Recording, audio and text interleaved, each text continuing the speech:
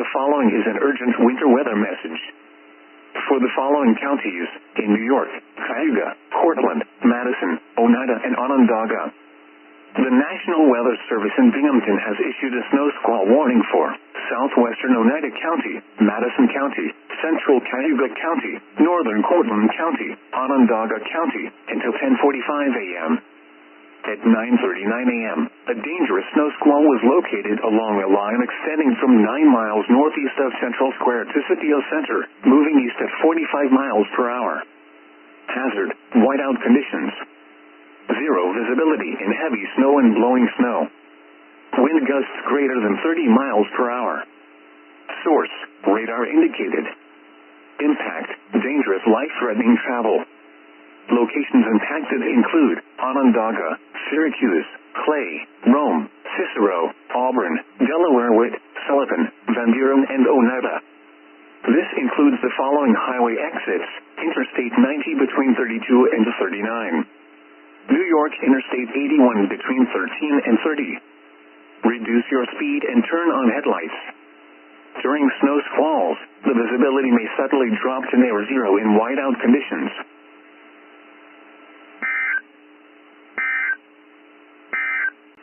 Gusty winds could bring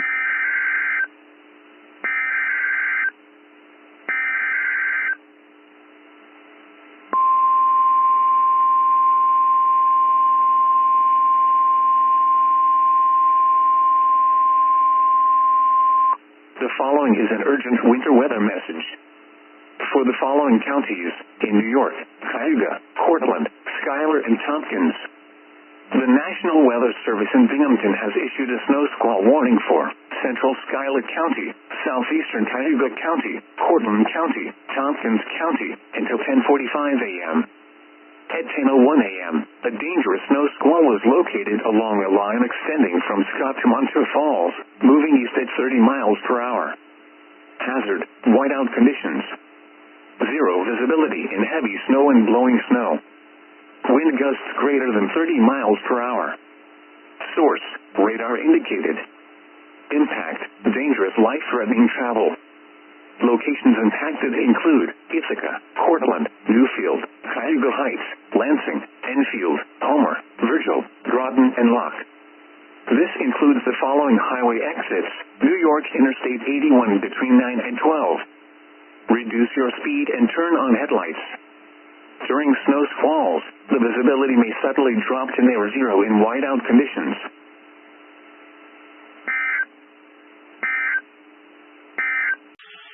Minor flooding is forecast from Merrimack River near Eureka.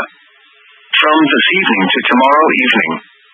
At 21.0 feet, West Spring River Road becomes inundated at this height. At 8 a.m. Saturday, the stage was 17.6 feet. Forecast: the river is expected to rise above flood stage this evening to a crest of 19.6 feet just after midnight tonight. It will then fall below flood stage late tomorrow morning. Flood stage is 19.0 feet.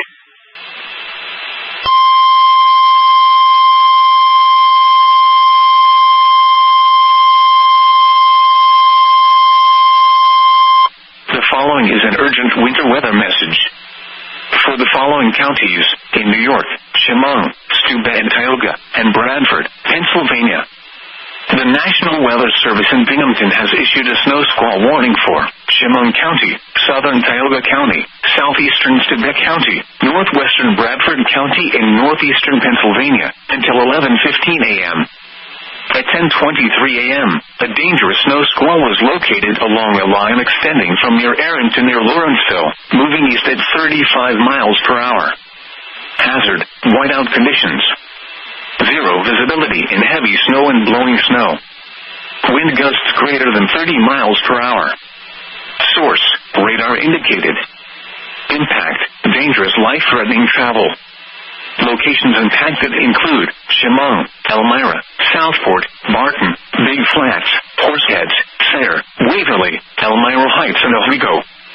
This includes the following highway exits: Interstate 86/Route 17 between 48 and 65. Reduce your speed and turn on headlights.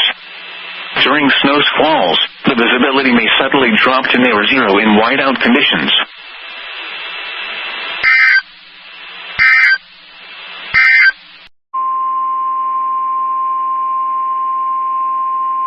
The following is an urgent winter weather message. For the following counties in New York, Madison, and Oneida, the National Weather Service in Binghamton has issued a snow squall warning for southeastern Oneida County, east central Madison County, until 11:30 a.m. At 10:38 a.m., a dangerous snow squall was located along a line extending from near Floyd to Georgetown, moving east at 40 miles per hour. Hazard: whiteout conditions. Zero visibility in heavy snow and blowing snow. Wind gusts greater than 30 miles per hour. Source: radar indicated. Impact: dangerous, life-threatening travel. Locations impacted include Utica, Rome, Kirkland, Westmoreland, Paris, Deerfield, Whitesboro, New York Mills, Yorkville, and Augusta. This includes the following highway exits: Interstate 90 between 31 and 32. Reduce your speed and turn on headlights. During snow squalls, the visibility may suddenly drop to near zero in whiteout conditions.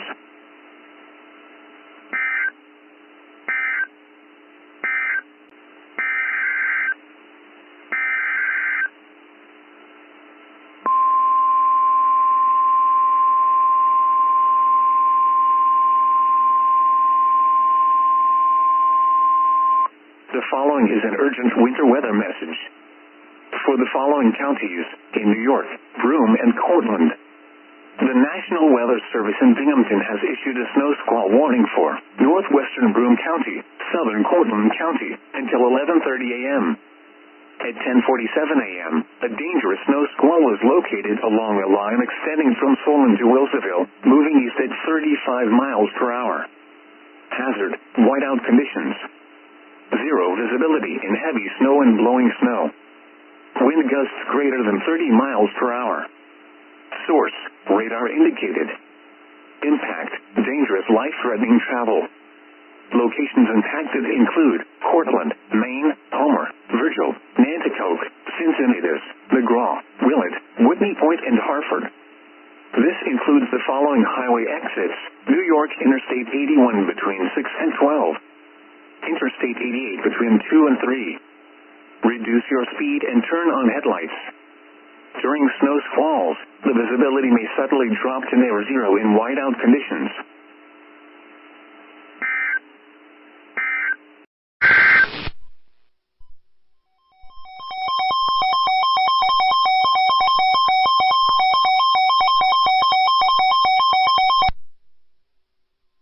The National Weather Service in Albany has issued a snow squall warning for southwestern Fulton County in eastern New York, southern Herkimer County in eastern New York, western Montgomery County in eastern New York, until 11:45 a.m. Eastern Standard Time.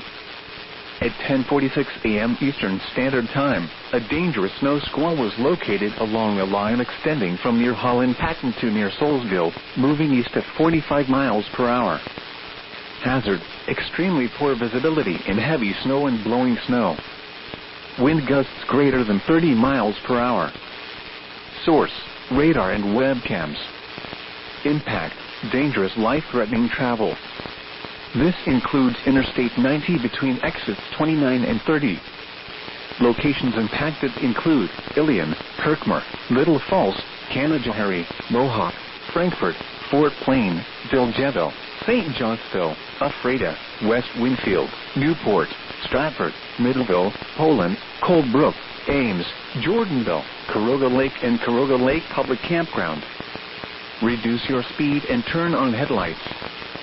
During snow squalls, the visibility may suddenly drop to near zero in whiteout conditions. Slow down. Rapid changes in visibility and road conditions are expected with this dangerous snow squall. Be alert for sudden whiteout conditions.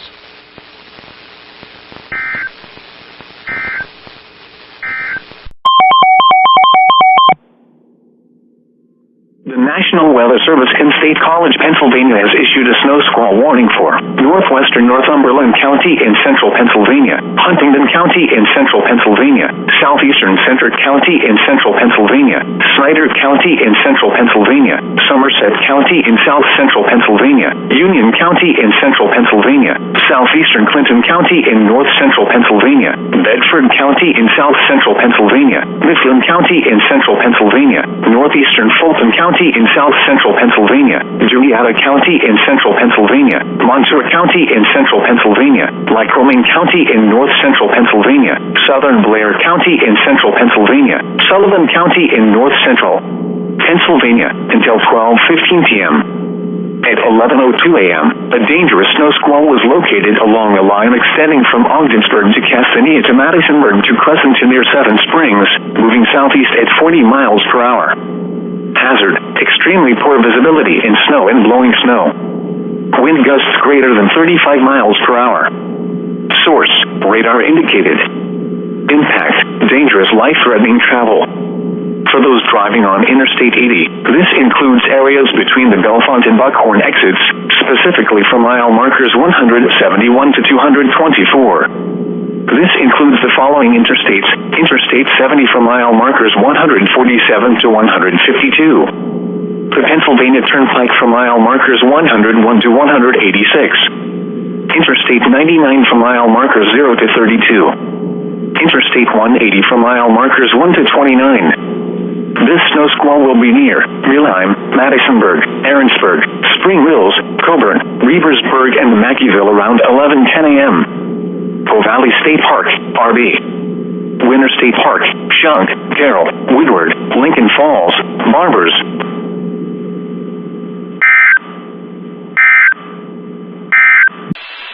The following is an urgent winter weather message.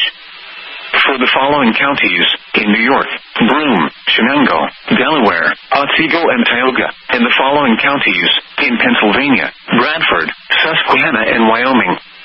The National Weather Service in Binghamton has issued a snow squall warning for southwestern Otsego County, Broome County, northwestern Delaware County, southeastern Tioga County, southern Shenango County, Susquehanna County in northeastern Pennsylvania, Bradford County in northeastern Pennsylvania, northwestern Wyoming County in northeastern Pennsylvania, until 12:15 p.m.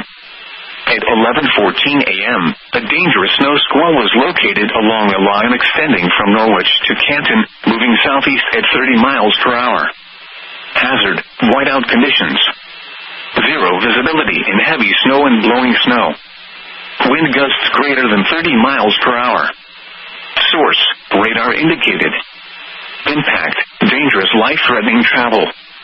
Locations impacted include Binghamton, Vestal, Johnson City, Endicott, Kirkwood, Conklin, Maine, Rush, Sydney, and Guilford. This includes the following highway exits: New York Interstate 81 between 1 and 6. Interstate 86/Route 17 between 65 and 84. Interstate 88 between 1 and 12. Pennsylvania Interstate 81 between 219 and 230. Reduce your speed and turn on headlights. During snow squalls, the visibility may subtly drop to near zero in whiteout conditions. The National Weather Service in Albany has issued a snow squall warning for southern Fulton County in eastern New York, southeastern Herkimer County in eastern New York, Montgomery County in eastern New York, until 12:30 p.m. Eastern Standard Time. At 11:46 a.m. Eastern Standard Time, a dangerous snow squall was located along a line extending from Caroga Lake to near Cerri Valley, moving east at 30 miles per hour. Hazard: whiteout conditions. Zero visibility in heavy snow and blowing snow. Wind gusts up to 30 miles per hour. Source: radar and webcams. Impact: dangerous, life-threatening travel. This includes Interstate 90 between exits 28 and 29. Locations impacted include Amsterdam, Gloversville, Johnstown, Canajoharie, Fonda, Fort Plain, St. Johnsville, Ephrata, Rhode Island, Hageman, Mayfield, Fort Johnson, Ames, Caroga Lake, Tribes Hill, Caroga Lake Public Campground, Perth, Glen, Oppenheim, and Berkshire. Reduce your speed and turn on headlights. During snow squalls, the visibility may suddenly drop to near zero in whiteout conditions. Slow down. Rapid changes in visibility and road conditions are expected with this dangerous snow squall. Be alert for sudden whiteout conditions.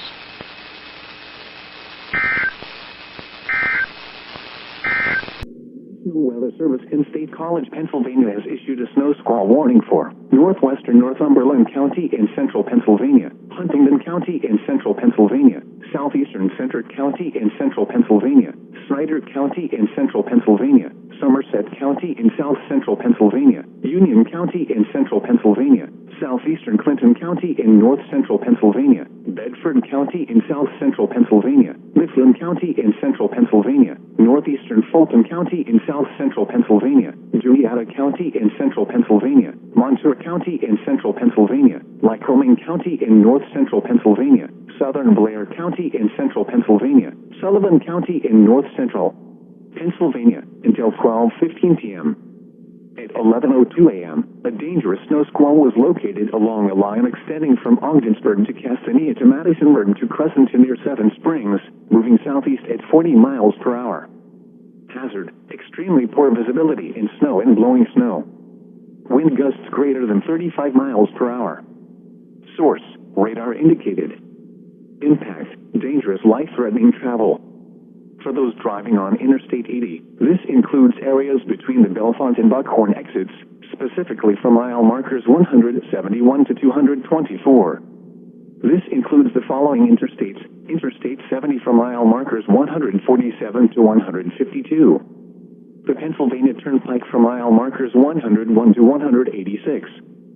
Interstate 99 from mile markers 0 to 32. Interstate 180 from mile markers 1 to 29.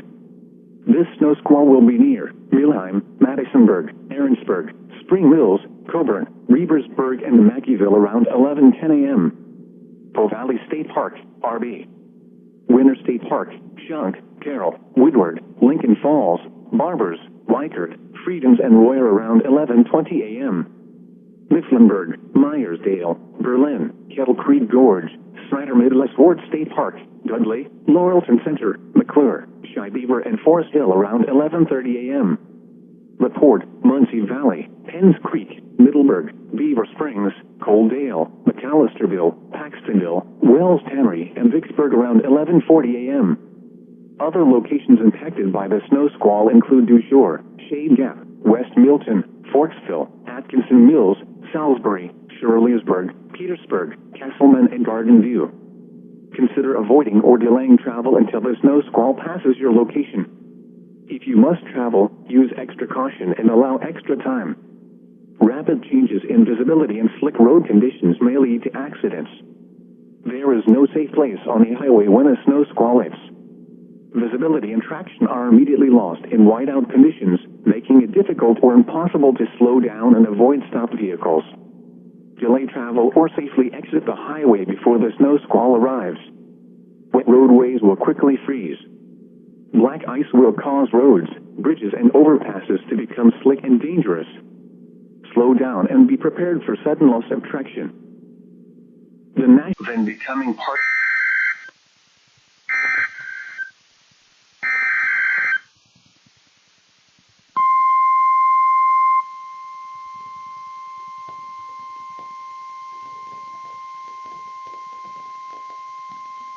The National Weather Service in Albany has issued a snow squall warning for northern Schoharie County and east central New York until 1 p.m. Eastern Standard Time.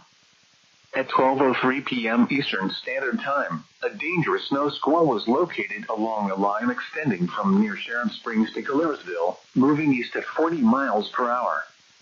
Hazard: extremely poor visibility in heavy snow and blowing snow. Wind gusts up to 30 miles per hour. Source: radar and webcams. Impact: dangerous, life-threatening travel. This includes Interstate 88 between exits 20 and 23.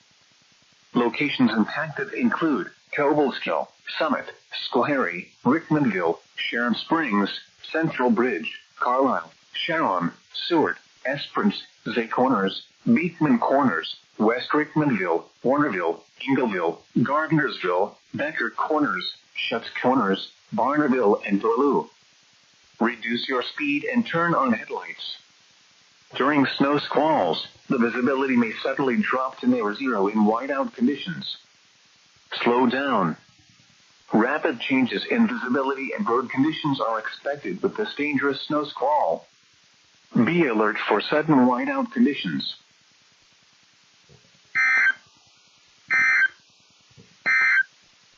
Then temperature.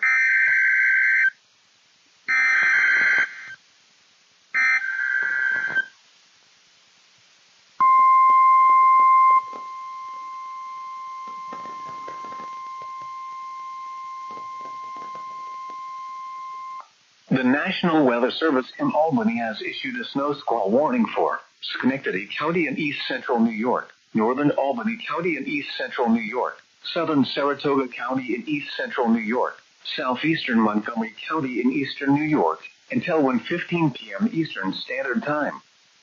At 12:16 p.m. Eastern Standard Time, a dangerous snow squall was located along a line extending from near Galway to near Amsterdam to 6 miles north of Kobelskill, moving east at 40 miles per hour.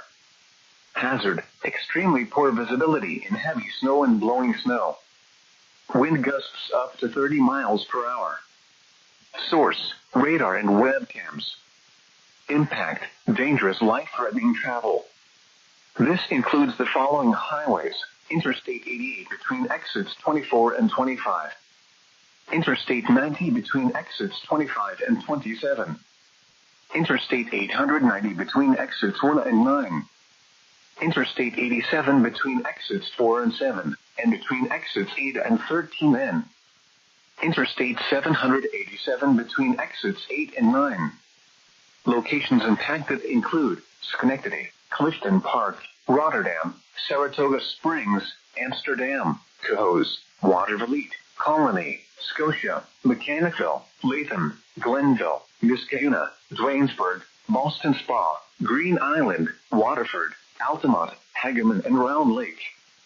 Reduce your speed and turn on headlights. During snow squalls, the visibility may suddenly drop to near zero in whiteout conditions. Slow down. Rapid changes in visibility and road conditions are expected with this dangerous snow squall. Be alert for sudden whiteout conditions.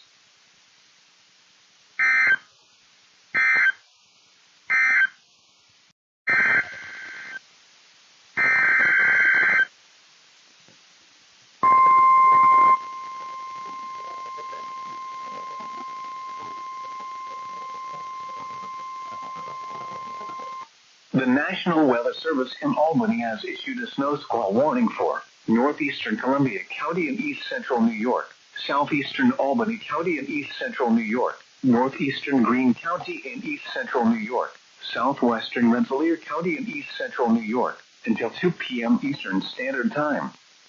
At 1:03 p.m. Eastern Standard Time, a dangerous snow squall was located along a line extending from near Center Brunswick to near Bern, moving southeast at 30 miles per hour.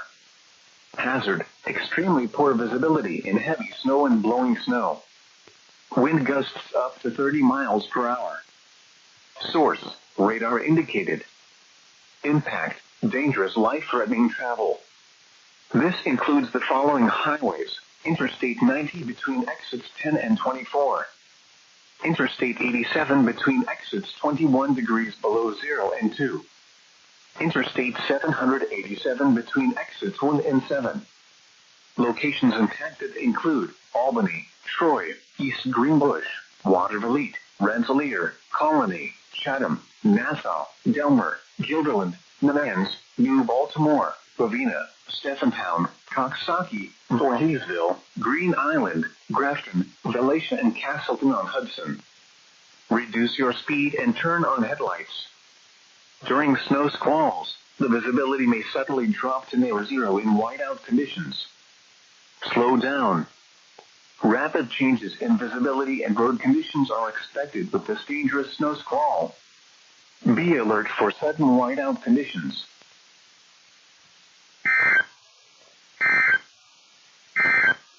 Thursday, mostly slightly.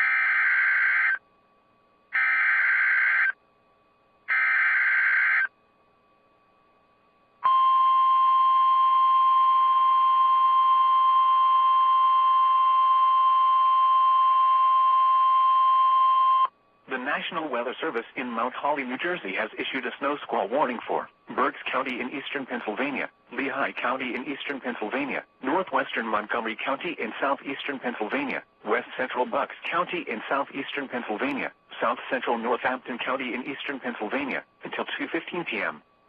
At 1:18 p.m., a dangerous snow squall was located along a line extending from near Snyder's to near Richland, moving east at 40 miles per hour. Hazard: snow and blowing snow. Wind gusts over 40 miles per hour. Source: radar indicated. Impact: expect hazardous road conditions. This includes the following highways: northeast extension between mile markers 45 and 62. Interstate 78 in Pennsylvania near mile marker 8, in between mile markers 10 and 67. Interstate 176 in Pennsylvania between mile markers 10 and 11. Locations impacted include Allentown, Reading, Bethlehem, Emmaus, Wyomissing, Hellertown, Kutztown, Hamburg, Fleetwood, Sinking Spring, Laureldale, East Greenville, Womelforth, Wernersville, Topton, Robisonia, Leesport, Shoemakersville, Valley and Burnville. Reduce your speed and turn on headlights. During snow squalls, the visibility may suddenly drop to near zero in whiteout conditions.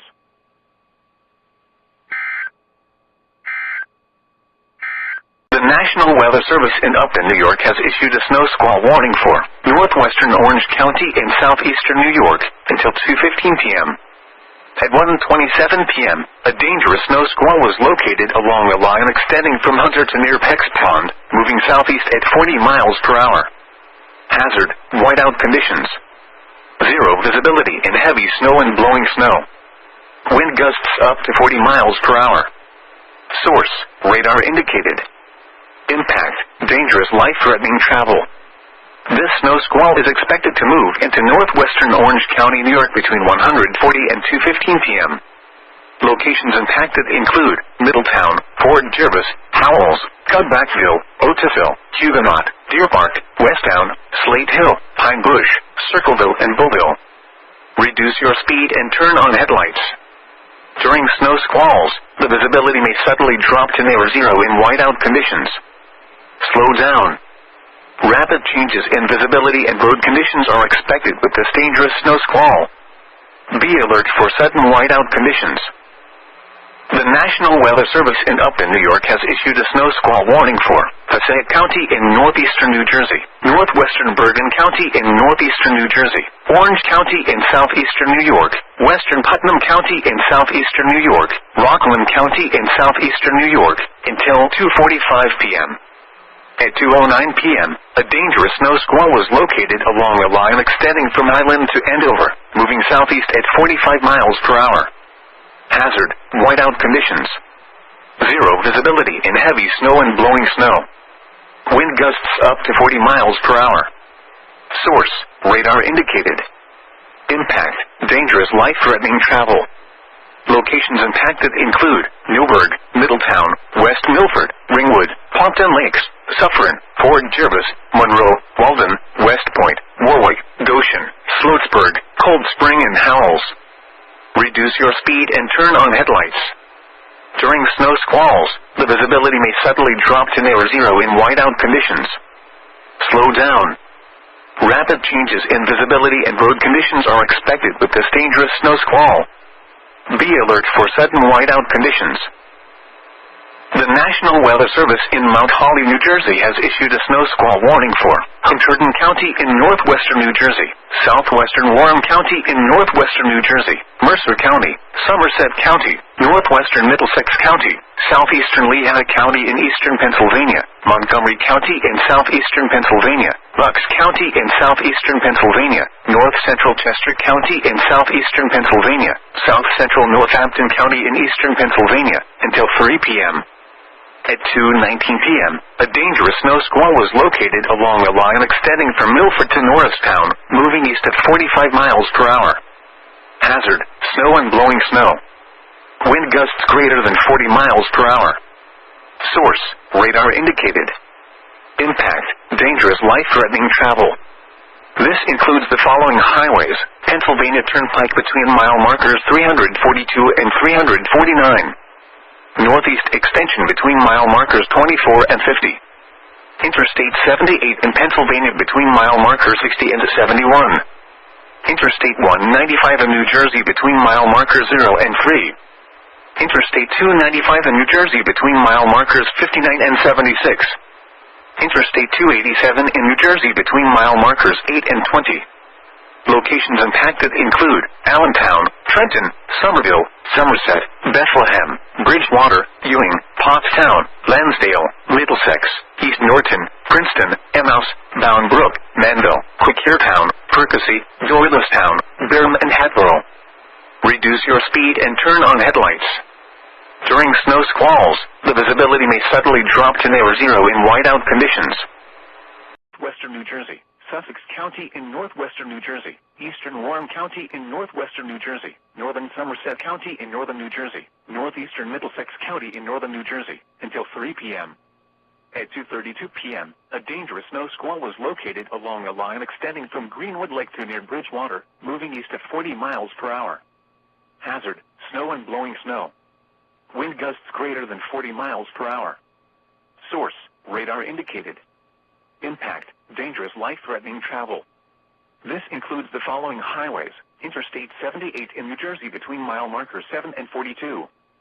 Interstate 80 in New Jersey between mile markers 15 and 48. Interstate 287 in New Jersey between mile markers 18 and 54. Garden State Parkway near mile marker 133.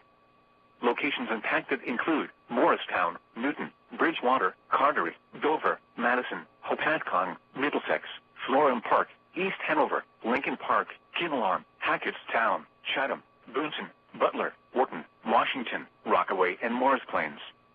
Reduce your speed and turn on headlights. During snow squalls, the visibility may suddenly drop to near zero in whiteout conditions.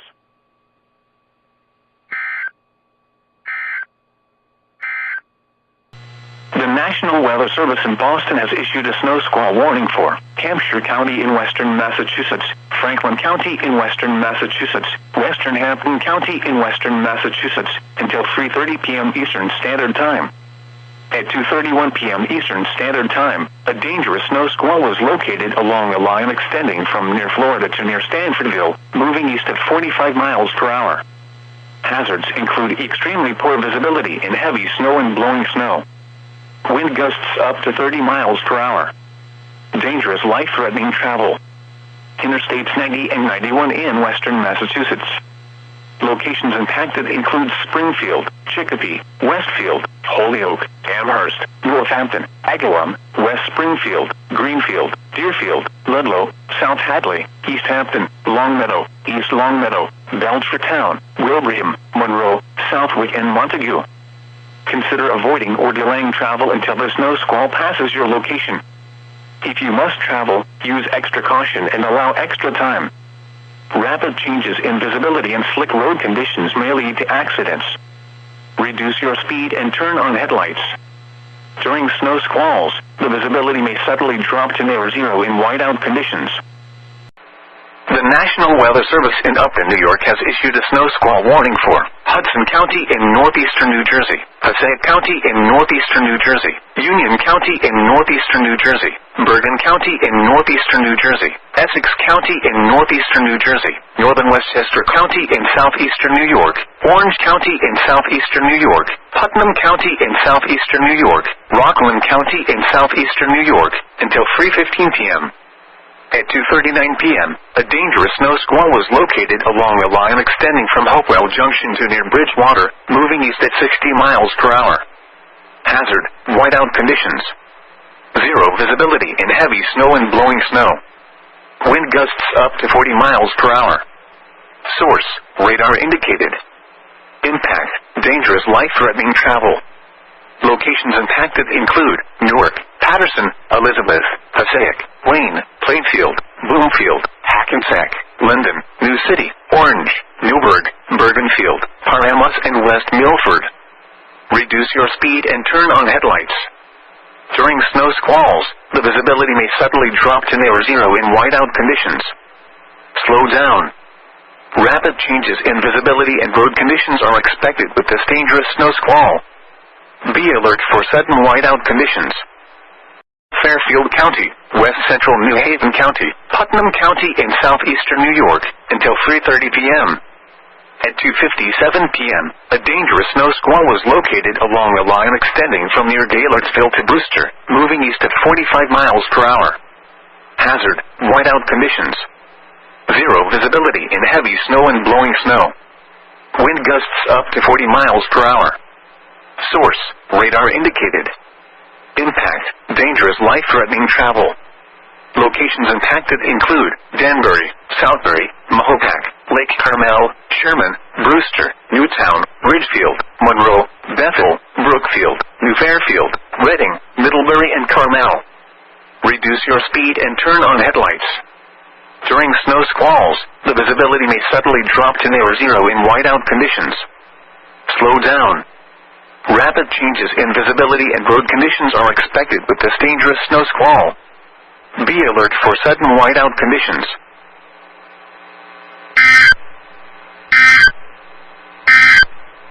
As of 3 p.m.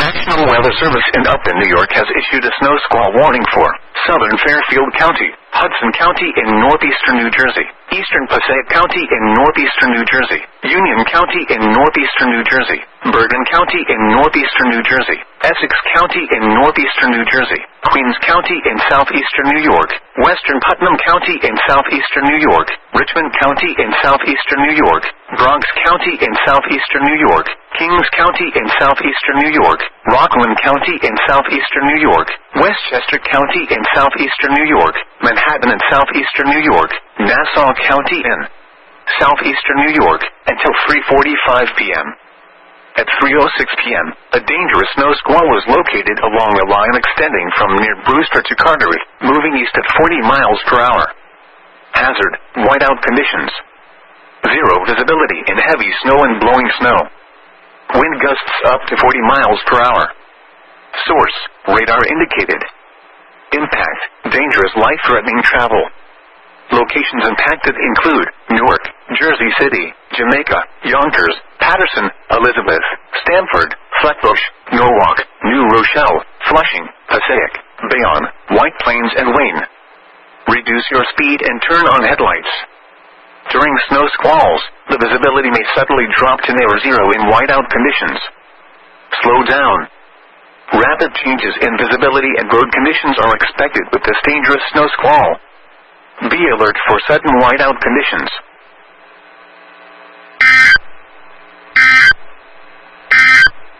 Chance of snow showers.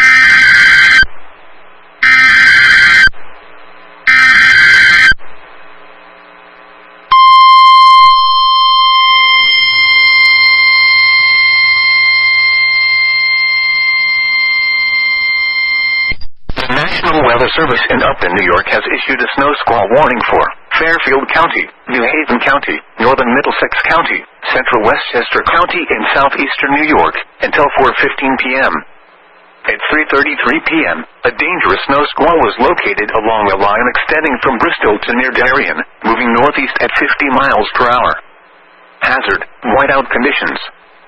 Zero visibility in heavy snow and blowing snow. Wind gusts up to 40 miles per hour. Source, radar indicated. Impact, dangerous life-threatening travel. Locations impacted include Bridgeport, New Haven, Stamford, Waterbury, Norwalk, Danbury, Meriden, White Plains, Milford, Middletown, Wallingford, Shelton, Naugatuck, Portchester, and Guilford. Reduce your speed and turn on headlights. During snow squalls, the visibility may suddenly drop to near zero in whiteout conditions. Slow down. Rapid changes in visibility and road conditions are expected with this dangerous snow squall. Be alert for sudden whiteout conditions.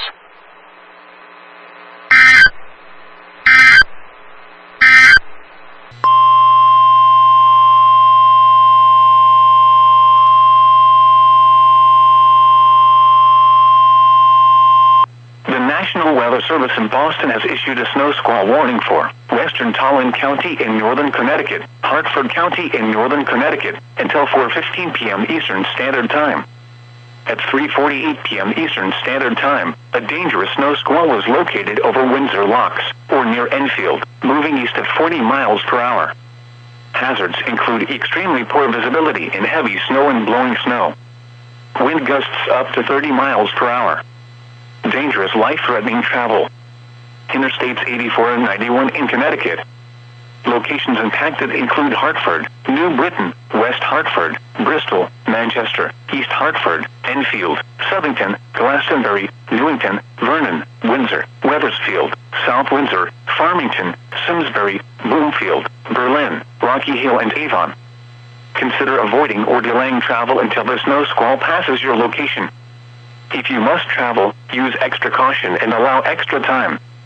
Rapid changes in visibility and slick road conditions may lead to accidents.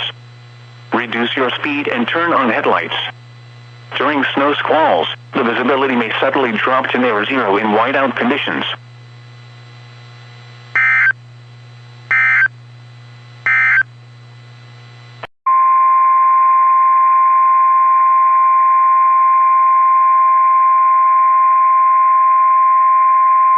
The National Weather Service in Gray, Maine has issued a snow squall warning for eastern Cheshire County in southern New Hampshire, Hillsborough County in southern New Hampshire, southern Merrimack County in central New Hampshire, until 4:30 p.m. At 3:51 p.m., a dangerous snow squall was located along a line extending from near Henniker to near Fitzwilliam, moving east at 35 miles per hour. Hazard, snow and blowing snow. Visibility dropping as low as 1/4 mile. Wind gusts up to 30 miles per hour. Source, radar indicated. Impact, expect hazardous road conditions. This includes the following highways: Interstate 293 between mile markers 1 and 11. Interstate 89 between mile markers 0 and 11. Interstate 93 between mile markers 18 and 38. Locations impacted include Manchester, Nashua, Concord, Jaffrey, Henniker, Merrimack, Bedford, Milford, Hooksett, Amherst, Litchfield, Hollis, Peterborough, Hopkinton, New Boston, Epsom, Antrim, Mount Vernon, Greenfield, and Lynnborough. Travel is not advised during this dangerous snow squall. Rapid visibility reduction and potentially icy roads are likely to lead to accidents. Consider delaying travel until the squall passes your location. If traveling, pull off to a safe location and turn your headlights on.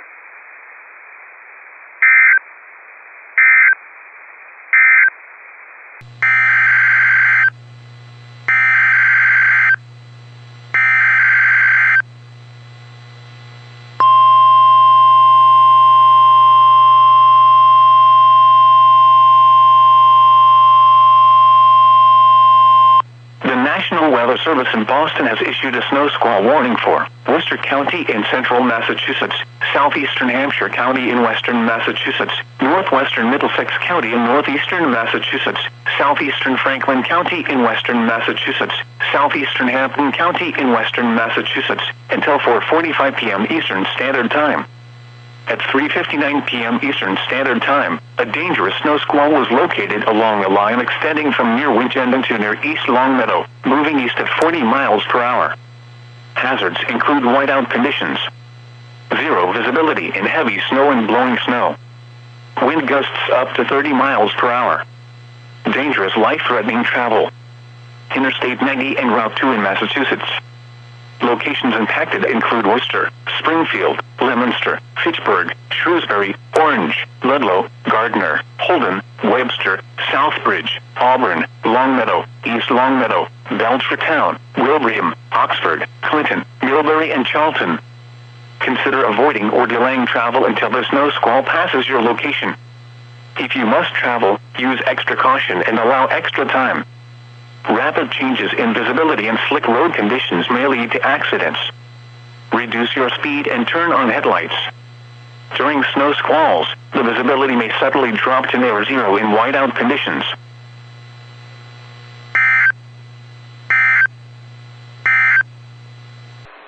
The National Weather Weather Service in Upton, New York has issued a snow squall warning for Suffolk County in southeastern New York, northeastern Nassau County in southeastern New York, until 4:45 p.m. At 3:58 p.m., a dangerous snow squall was located along a line extending from 7 miles southwest of Brantford to Deer Park, moving east at 55 miles per hour. Hazard, whiteout conditions. Zero visibility in heavy snow and blowing snow. Wind gusts up to 45 miles per hour. Source, radar indicated.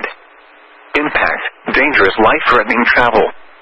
Locations impacted include Brentwood, Comac, Riverhead, Huntington Station, Central Reach, Shirley, Medford, Southold, Hauppauge, Ronkonkoma, Fawcett, Huntington, Manorville, Stony Brook and Patch Oak. Reduce your speed and turn on headlights.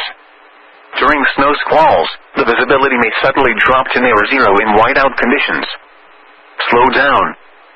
Rapid changes in visibility and road conditions are expected with this dangerous snow squall. Be alert for sudden whiteout conditions. The National Weather Service in Burlington has issued a snow squall warning for East Central Essex County in northern New York, South Central Caledonia County in northeastern Vermont, Orange County in central Vermont, Addison County in central Vermont, northeastern Rutland County in southern Vermont, northwestern Windsor County in southern Vermont, southern Washington County in central Vermont, until 8:15 p.m. At 7:25 p.m., a dangerous snow squall was located along a line extending from near Orange to Windermere Point, moving southeast at 35 miles per hour. Hazard, whiteout conditions. Zero visibility in heavy snow and blowing snow. Wind gusts in excess of 35 miles per hour. Source, radar and webcams. Impact, dangerous life-threatening travel.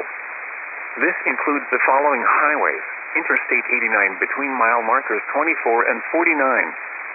Interstate 91 between mile markers 89 and 110. Locations impacted include Barry, Middlebury, Cornwall, Braintree Hill, Bradford, Weybridge, Orange, Salisbury, Websterville, Lincoln, Whiting, New Haven, Grahamville, Fairleigh, Addison, Tunbridge, Hancock, Horns Corners, Washington and Ripon. Slow down. Rapid changes in visibility and road conditions are expected with this dangerous snow squall. Be alert for sudden whiteout conditions.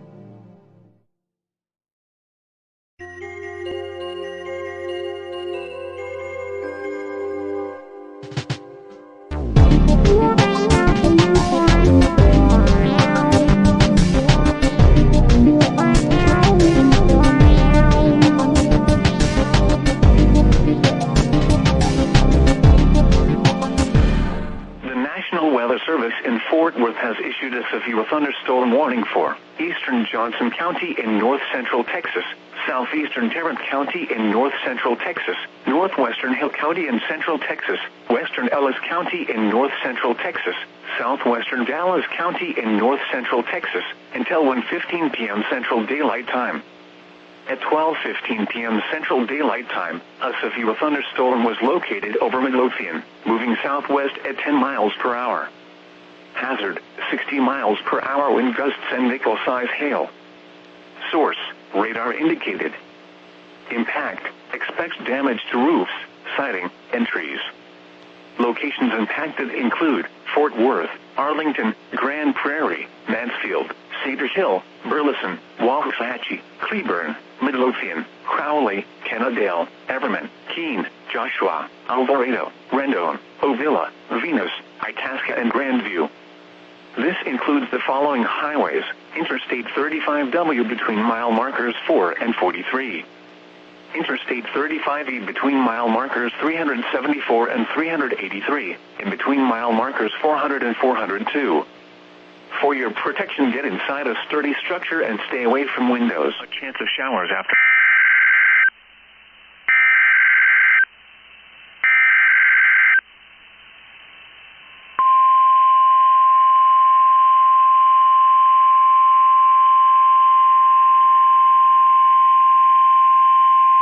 The National Weather Service in Boston has issued a severe thunderstorm warning for northwestern Barnstable County in southeastern Massachusetts, central Plymouth County in southeastern Massachusetts, central Bristol County in southeastern Massachusetts, until 5:30 p.m. Eastern Daylight Time. At 4:49 p.m. Eastern Daylight Time, a severe thunderstorm was located near Berkeley, or near Taunton, moving east at 30 miles per hour. Hazards include 60 miles per hour wind gusts and quarter-size hail. Expect wind damage to trees and power lines. Minor hail damage to vehicles is possible. Locations impacted include Plymouth, Taunton, Bridgewater, Marshfield, Middleborough, Wareham, Pembroke, Duxbury, East Bridgewater, Rainham, Kingston, Carver, Lakeville, Henson, Freetown, Halifax, Dighton, Berkeley, Rochester, and Plimpton. The National Weather Service in Mobile has issued a special marine warning for North Mobile Bay until 4:45 p.m. Central Daylight Time. At 3:58 p.m. Central Daylight Time, a strong thunderstorm was located near mouth of Mobile River, moving east at 10 knots. Hazard: wind gusts 34 knots or greater and small hail. Source: radar. Impact: small craft could be damaged in briefly higher winds and suddenly higher waves. Locations impacted include Gator Island, Pinto Island, Dog River Bridge, mouth of Mobile River, Battleship Park, and Fairhall Pier. Move to safe harbor immediately as gusty winds and high waves are expected. Frequent lightning is occurring with this storm. If caught on the open water, stay below deck if possible. Keep away from ungrounded metal objects. Repeating, a special marine warning has been issued until 4:45 p.m. Central Daylight Time for the following marine locations: North Mobile Bay. 5:17, a severe thunderstorm was located 9 miles southwest of Harmony, or 9 miles southwest of Holopaw, moving northwest at 15 miles per hour. Hazards include 60 mile per hour wind gusts and penny-sized hail. You could expect damage to roof, siding, and trees. This is impacting locations that include St. Cloud, Narcoossee, Harmony, Alligator Lake, and Pine Grove. For your protection, move to an interior room on the lowest floor of a building. Again, this is a severe thunderstorm warning in effect for northeastern Osceola County until 6 p.m.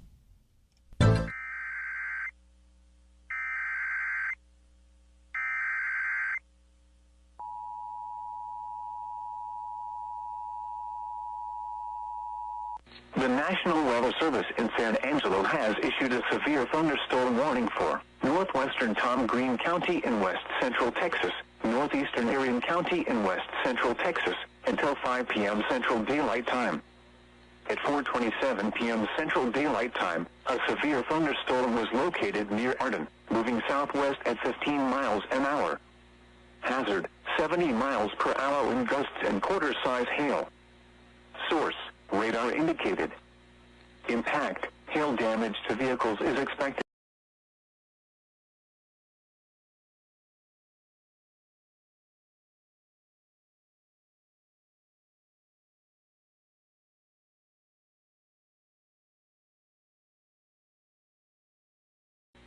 Expect considerable tree damage. Wind damage is also likely to mobile homes, roofs, and outbuildings. This severe thunder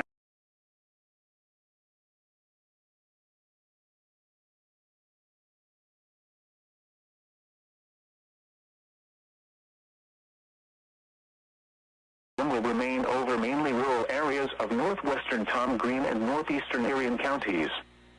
For your protection, move. Lightning can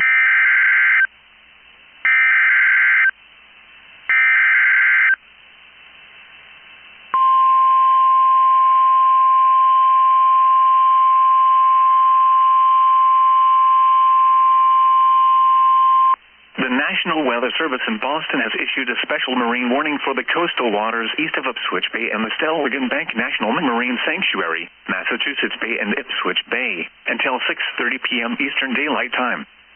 At 5:29 p.m. Eastern Daylight Time, a strong thunderstorm was located over Newburyport, or over the mouth of the Merrimack River, moving east at 20 knots. Hazards include wind gusts 34 knots or greater and small hail. Small craft could be damaged and briefly higher winds and suddenly higher waves. Locations impacted include Sandy Bay, Plum Island, the mouth of the Merrimack River and Ipswich Bay. Move to safe harbor until hazardous weather passes. Frequent lightning is occurring with this storm. If caught on the open water, stay below deck if possible. Keep away from ungrounded metal objects.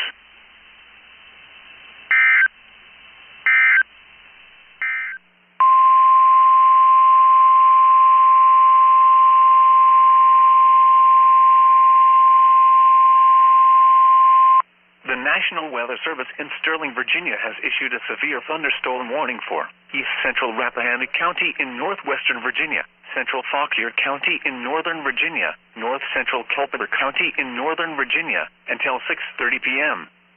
At 5:40 p.m., a severe thunderstorm was located 9 miles south of Hume, Oregon, 12 miles west of Warrenton, moving east at 15 miles per hour. Hazard, 60 miles per hour wind gusts. Source, radar indicated. Impact, damaging winds will cause some trees and large branches to fall.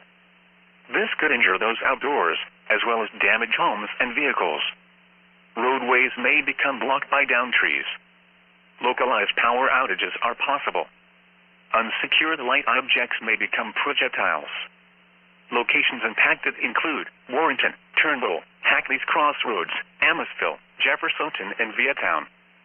For your protection, move to an interior room on the lowest floor of a building.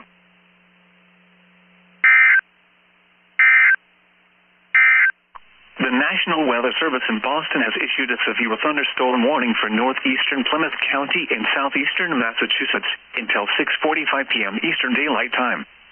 At 5:43 p.m. Eastern Daylight Time, a severe thunderstorm was located over Marshfield, moving northeast at 30 miles per hour. Hazards include 60 miles per hour wind gusts and quarter-size hail. Expect wind damage to trees and power lines. Minor hail damage to vehicles is possible. Locations impacted include Marshfield, Scituate, Pembroke, Duxbury, Hanover, and Norwell.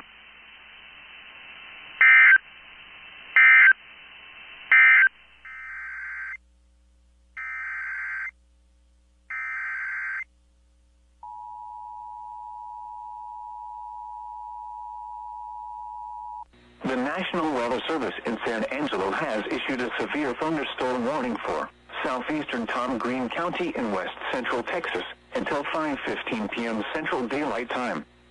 At 4:46 p.m. Central Daylight Time, a severe thunderstorm was located 9 miles northeast of Christovo, moving southeast at 10 miles an hour. Hazard, 60 miles an hour wind gusts and nickel-size hail. Source, radar indicated.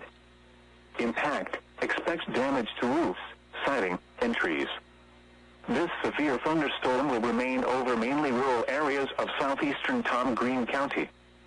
For your protection, move to an interior room on the lowest floor of a building.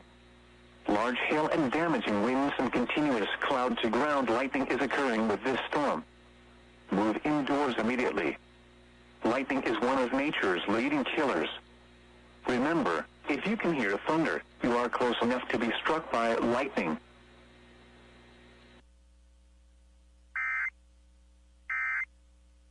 The National Weather Service in Boston has issued a special marine warning for the Cape Cod Bay, coastal waters east of Ipswich Bay and the Stellwagen Bank National Marine Sanctuary, Massachusetts Bay and Ipswich Bay, until 6:15 p.m. Eastern Daylight Time. At 5:07 p.m. Eastern Daylight Time, a strong thunderstorm was located near Duxbury Pier Light, moving east at 35 knots. Hazards include wind gusts to nearly 50 knots and small hail. Small craft could be damaged and briefly higher winds and suddenly higher waves. Locations impacted include Race Point, Plymouth Light, Duxbury Pier Light, Cape Cod Bay, Green Harbor, Manamet Point, and Gurnett Point. Move to safe harbor until hazardous weather passes. Frequent lightning is occurring with this storm. If caught on the open water, stay below deck if possible. Keep away from ungrounded metal objects. Cerri, Massachusetts Bay and Ipswich Bay until 6:45 p.m. Eastern Daylight Time. At 5:46 p.m. Eastern Daylight Time, a severe thunderstorm was located over Marshfield, moving northeast at 25 knots. Hazards include wind gusts in excess of 50 knots and large hail. Boats could suffer significant structural damage in high winds and hail. Small craft could capsize in suddenly higher waves. Locations impacted include the coastal waters east of Boston Harbor, Situate Harbor, Green Harbor, and Ocean Bluff Red Rock. Boaters should seek safe harbor immediately until the storm passes. Wind gusts in excess of 50 knots, large hail, high waves, dangerous lightning, and heavy rain are possible with this storm. Frequent lightning is occurring with this storm. If caught on the open water, stay below deck if possible. Keep away from ungrounded metal objects.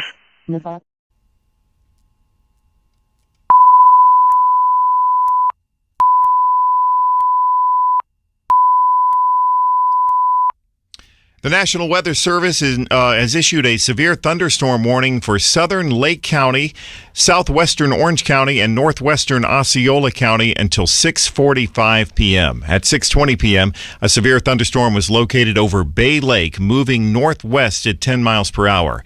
Hazards include 60-mile-per-hour wind gusts and quarter-size hail. Hail damage to vehicles is expected, and you can expect wind damage to roofs, siding, and trees. Locations impacted include Orlando, Kissimmee, Apopka, Ocoee, and Winter Garden. For your protection, it's recommended you get to the interior room on the lowest floor of a building. Once again, the National Weather Service has issued a severe thunderstorm warning for southern Lake County, southwestern Orange County, and northwestern Osceola County until 6:45 p.m.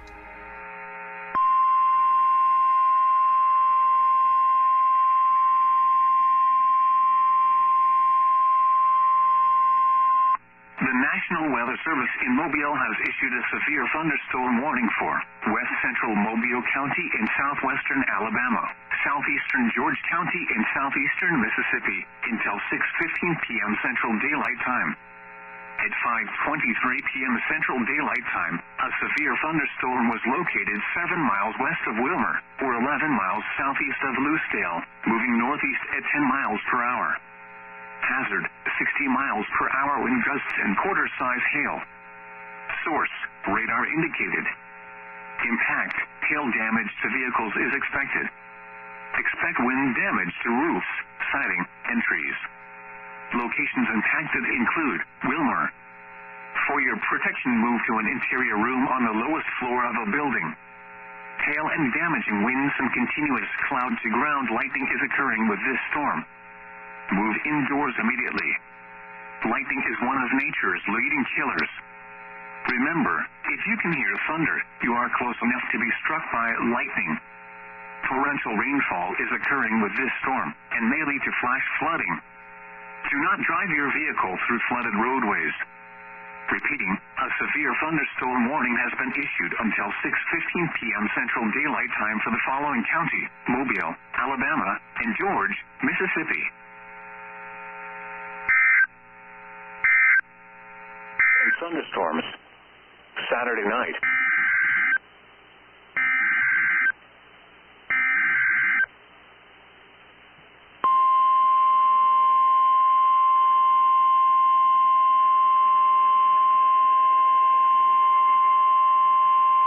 The National Weather Service in Upton, New York has issued a severe thunderstorm warning for western Suffolk County and southeastern New York until 7:15 p.m.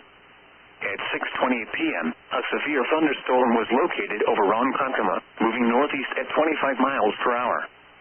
Hazard, quarter-size hail. Source, radar indicated. Impact, minor damage to vehicles is possible. This severe thunderstorm will be near Farmingdale around 6:35 p.m., Medford around 6:40 p.m., Coram and Mount Sinai around 6:45 p.m., Middle Island around 6:50 p.m., Rocky Point around 6:55 p.m., Brookhaven National Laboratory around 7 p.m., Wading River around 7:10 p.m., Calvert around 7:15 p.m. For your protection, move to an interior room on the lowest floor of a building. 23 p.m. Central Daylight Time, a severe thunderstorm was located 7 miles.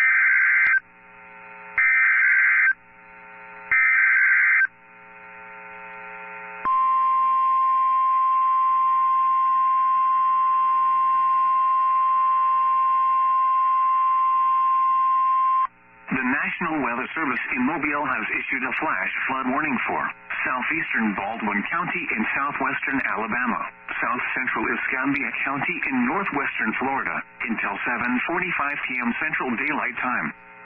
At 5:47 p.m. Central Daylight Time, Doppler radar and automated rain gauges indicated thunderstorms producing heavy rain across the warned area. Between 2 and 3 inches of rain have already fallen. Additional rainfall amounts of 1 to 2 inches are possible in the warned area.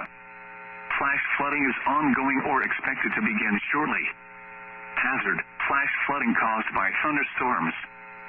Source: radar and automated gauges. Impact: flash flooding of small creeks and streams, urban areas, highways, streets and underpasses, as well as other poor drainage and low-lying areas. Some locations that will experience flash flooding include Pensacola, Ferry Pass, Brent, West Pensacola, Hensley, Warrington, Goulding, Lillian, Myrtle Grove, Perdido Beach, Millview, Ramsey Beach, Bellevue, Avondale, Beach Haven, Paradise Beach, Pleasant Grove, Perdido Heights, Coana Vista and Sea Glades. Turn around. Don't drown when encountering flooded roads. Most flood deaths occur in vehicles. Repeating, a flash flood warning has been issued until 7:45 p.m. Central Daylight Time for the following county: Baldwin, Alabama, and Escambia, Florida.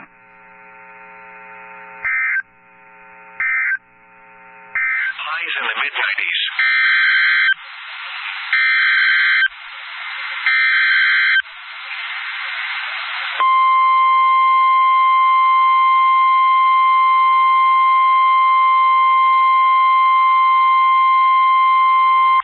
The National Weather Service in Salt Lake City has issued a severe thunderstorm warning for north central Juan County in central Utah, central Tuella County in northern Utah, until 5:30 p.m. Mountain Daylight Time.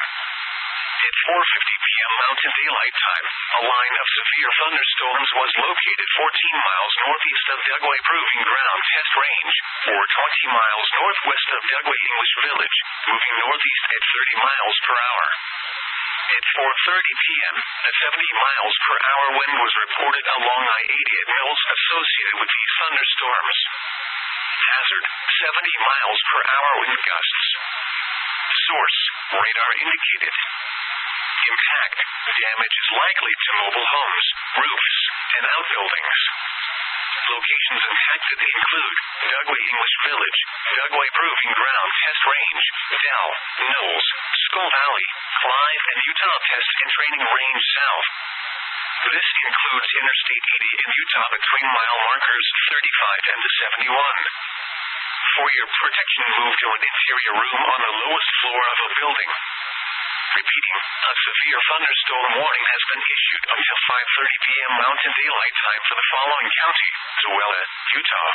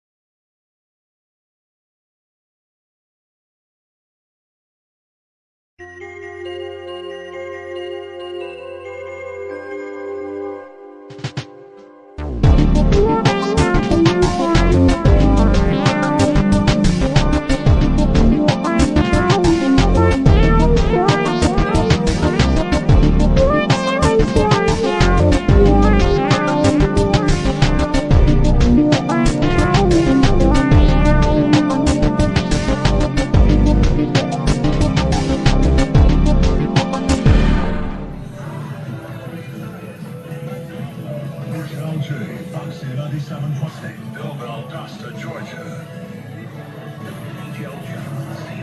Valdosta.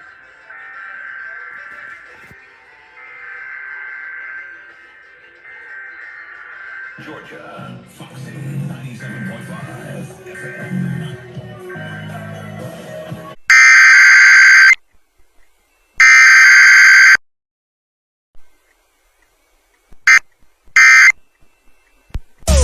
This is a weekly test of the emergency alert system. This station is testing equipment that can quickly warn you in the event of an emergency.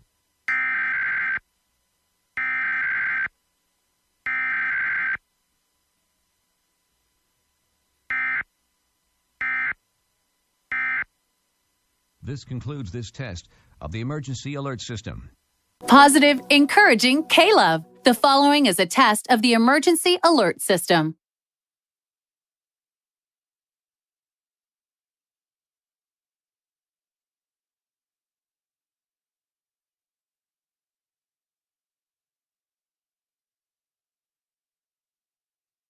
This has been a test of the emergency alert Just system. because it's the weekend designed to keep doesn't you mean the informed music in the stops. event of a national, Here's another state, or positive, local encouraging emergency. favorite Positive, on K-Love. encouraging K-Love. Positive, encouraging K-Love. The following is a test of the emergency alert system. The following is a test of the emergency alert system.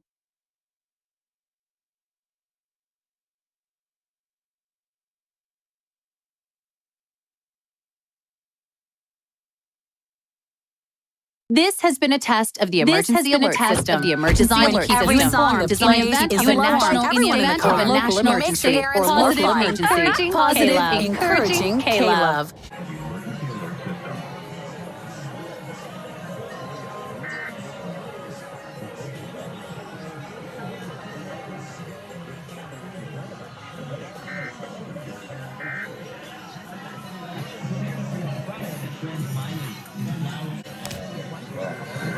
Yes, those guys. I love those guys.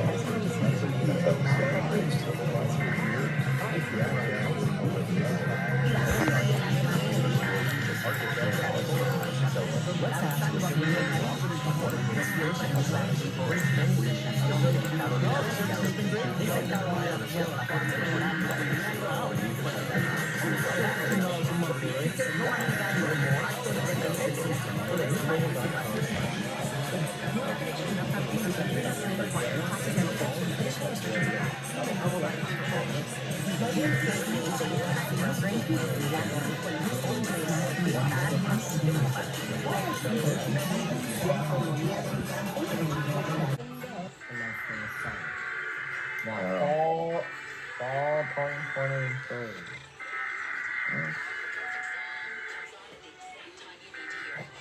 I did 111 and 112.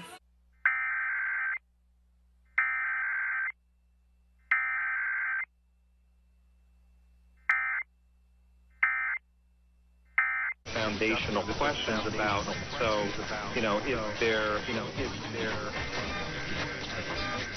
aspects to the phenomenon, namely involving participation with the or itself, what all is involved, in that kind of scenario, almost like an anthropologist, right? When you study another culture, you're studying something, right, is going to react to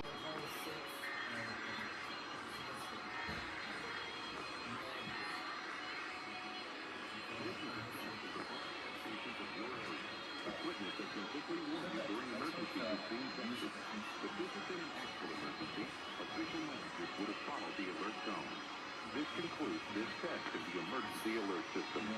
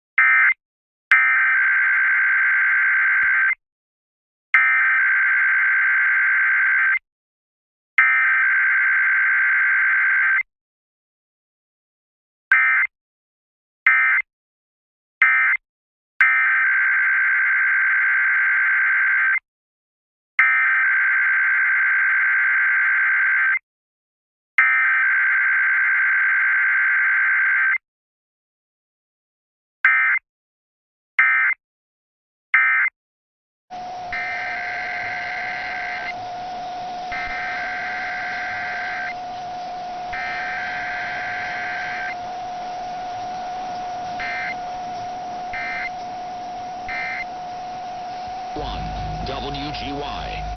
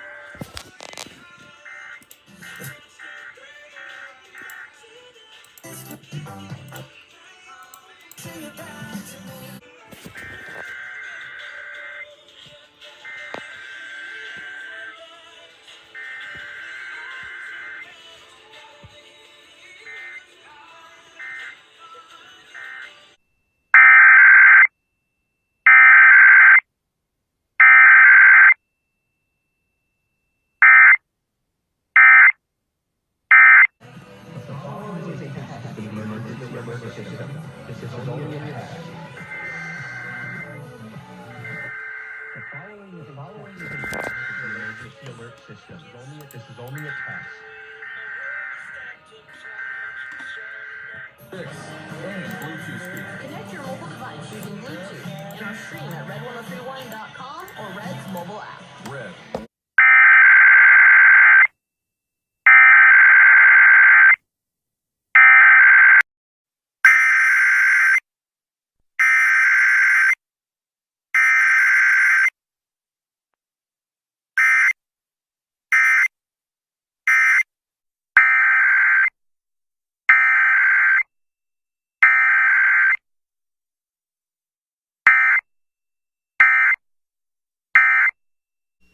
This is a test of the emergency alert system. This is only a test.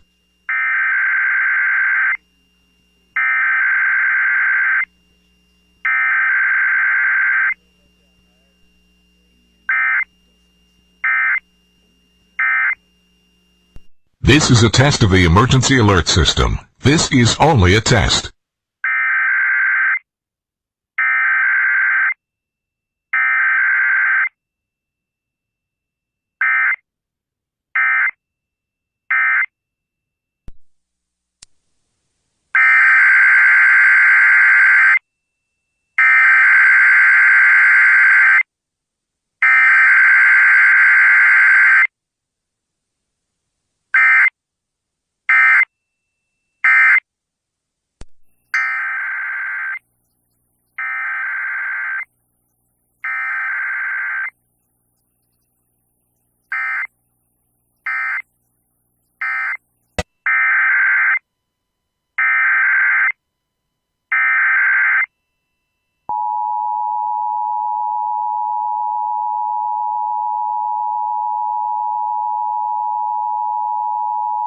This is a required weekly test.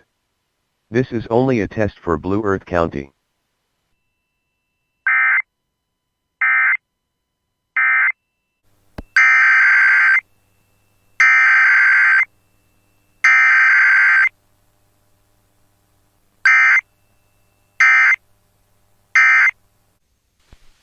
This is a test of the emergency alert system. This is only a test. Este es un test del sistema de alerta de emergencia. Es únicamente un test.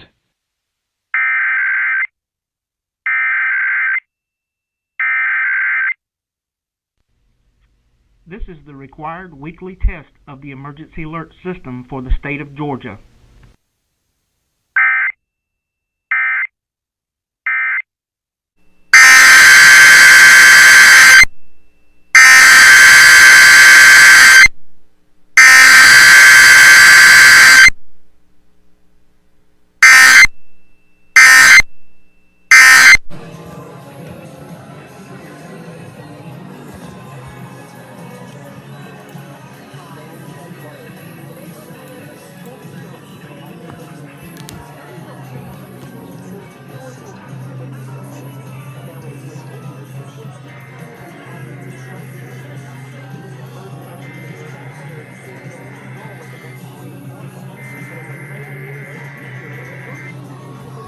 This is a test of the state of Idaho emergency alert system. In the event of an emergency, this system will bring you all information. This test must not be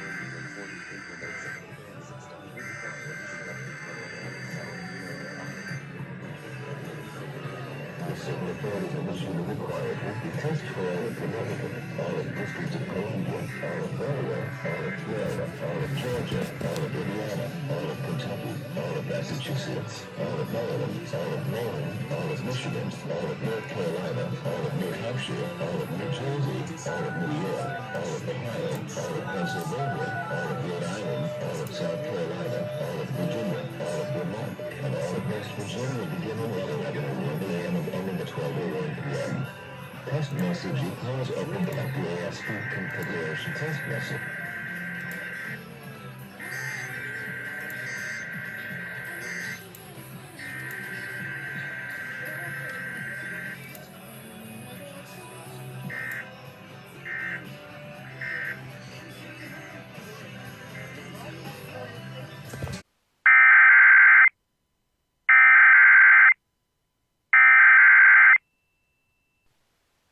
The civil authorities have issued a required weekly test for lice MN and steel MN, beginning at 11:05 a.m. and ending at 12:05 p.m.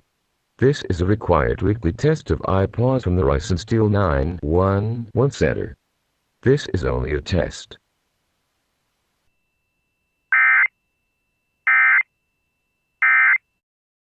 The test of the IPAWS system. If this was an actual emergency, further instructions would be listed.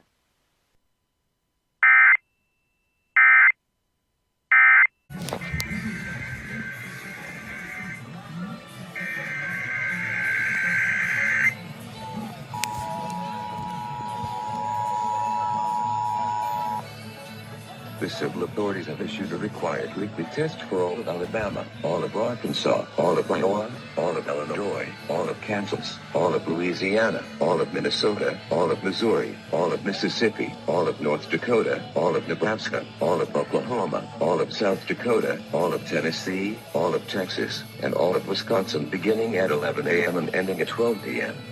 Test message equals open FairfaxCountyEAS feed configuration test message.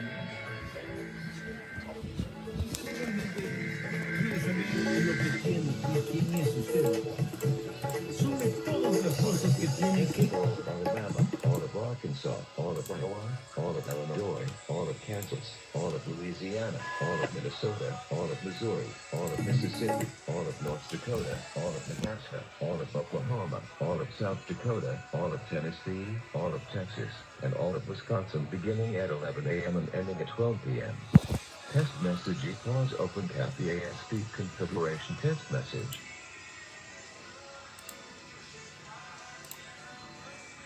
Ending at 1 p.m. Test message equals open FairfaxCountyEAS feed configuration test message.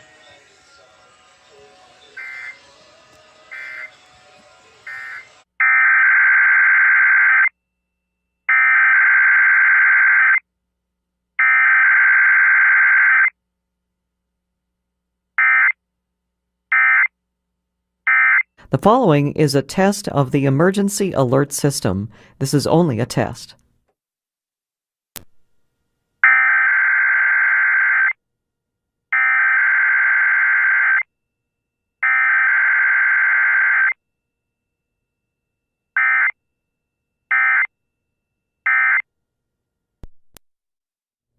This has been a test of the emergency alert system on Classical WFMT.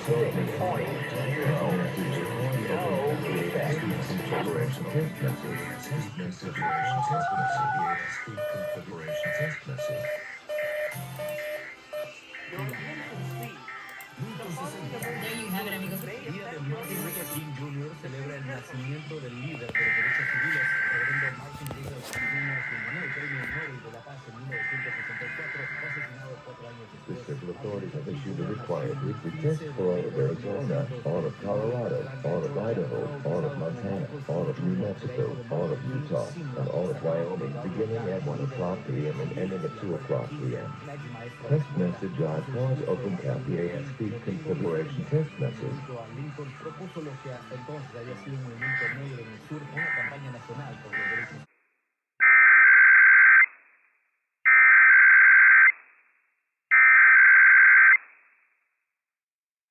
The civil authorities have issued a required weekly test for all of California, all of Nevada, all of Oregon, and all of Washington beginning at 11 a.m. and ending at 12 p.m. Test message equals open cap EAS feed configuration test message.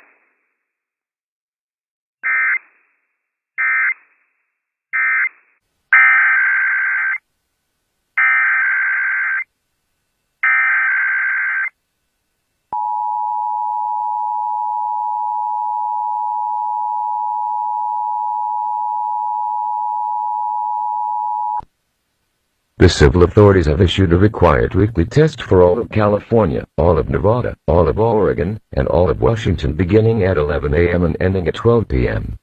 Test message equals open cap EAS feed configuration test message.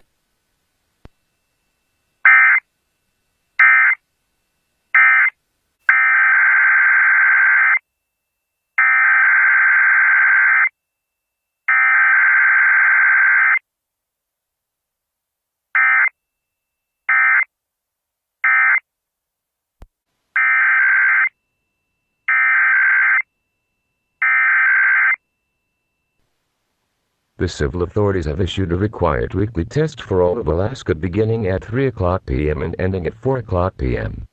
Test message I pause open cap EAS feed configuration test message.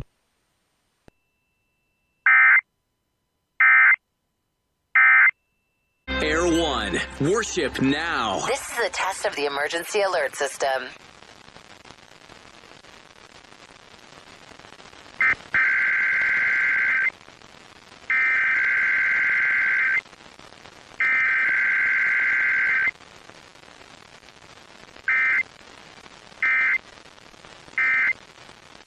The emergency alert system, designed to keep you informed of national, state, and local emergencies. Air 1, worship now. This is a test of the emergency alert system. This is only a test.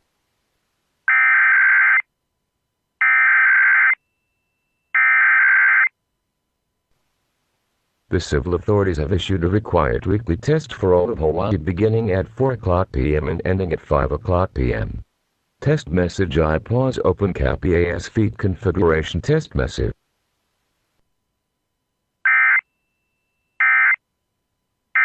This is a test of the emergency alert system. This is only a test.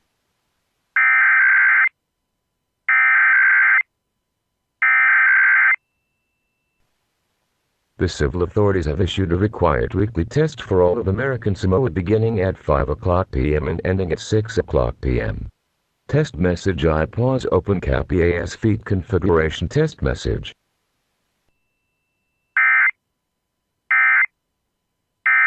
Positive, encouraging K-Love. The following is a test of the emergency alert system.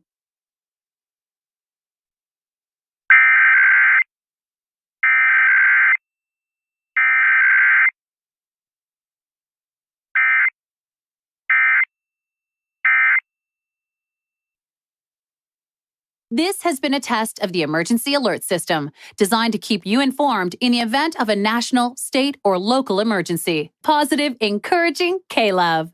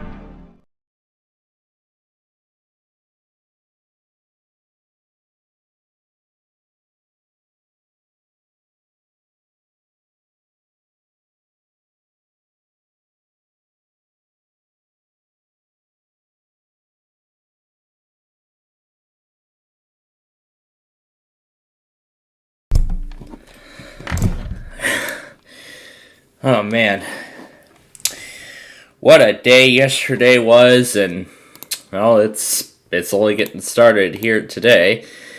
But anyway, good afternoon, ladies and gentlemen. We will begin our Minecraft program here in just a moment. Now, I was looking through today's slight risk, and I saw that I don't think there's going to be too much today. So, we're going to go ahead and we're going to go with Minecraft as intended. We're going to go along with Minecraft as intended, as we usually do. Something tells me I did not send that. And look at that. There's our first severe thunderstorm warning. It's for Crawford County, Missouri. Right as we get on. How perfect. But anyway, as I was saying, KTUI. St. Louis County on northbound I-170 south of I-70. 22-year-old Otis L. Adams Jr. of St. Louis was driving a 1999 Chevrolet Silverado. 29-year-old Harvey J. McGee of St. Louis and 39-year-old Crystal R. Bounds of Florissant were in the roadway. The Silverado struck the pedestrians. They were pronounced on the scene by the Berkeley Fire Department personnel. There was an accident in Franklin County at 12:40 a.m. this morning on westbound I-44 at the 229 mile marker. 35-year-old. They're talking about road accidents. But anyway, here's the day one outlook. Actually, let's refer to the latest one. Here's the new day one. Oh man, this has been...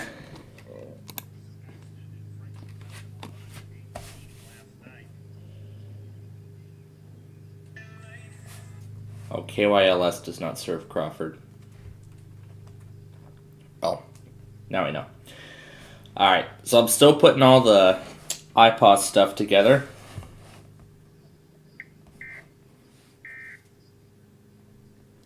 I'm still putting all the iPod things together, and I'm going through the complete list of everything that has happened up to this point.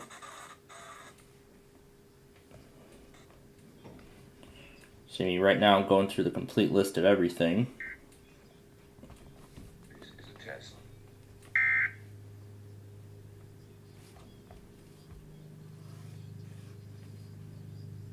Body. Yeah, 207 people. So yeah, I'm still going through everything that, every iPod test that's happened so far.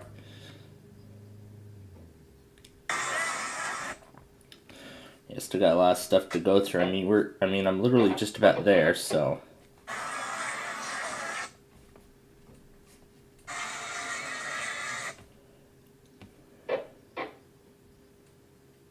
I had a recording of WWOS somewhere. I don't know where it went. Division of Emergency Management. I don't know where that recording of WSOS went.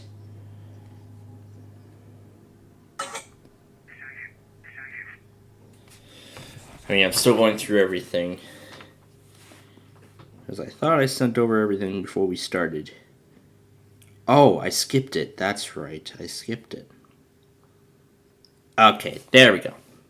Now we got almost everything. But I'll go through the whole thing again as we follow along with you all. So, before we get any further, let's do our Wordle word of the day.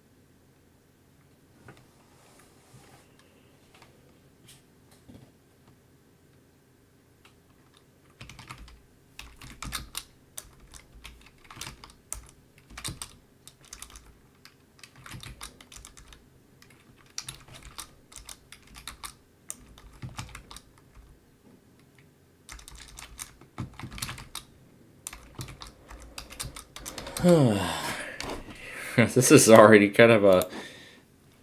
This is a pretty tough Wordle today.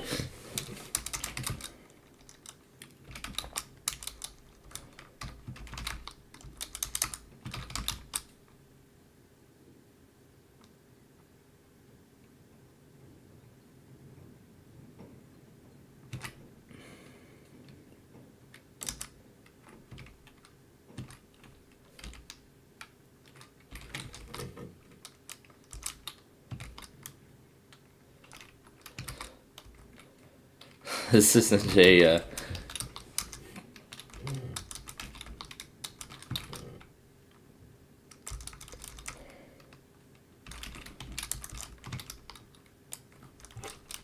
Yeah, that's not the proper spelling.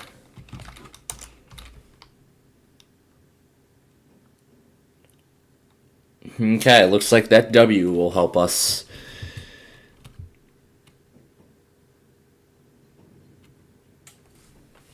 So let's see, I think we have all 5 letters.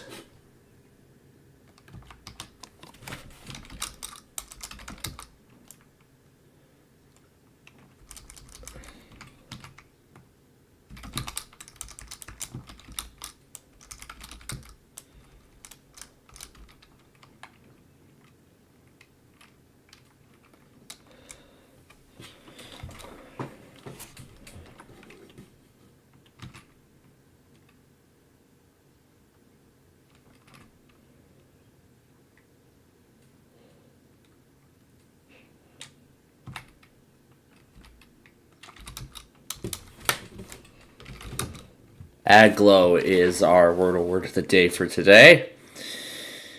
Well, at least it was the assistance of the letters that led me to the solution. Alright, so now with that done... Was doing the same. Not my words, hath one that judgeth him. The word that I have spoken, I'm still going through...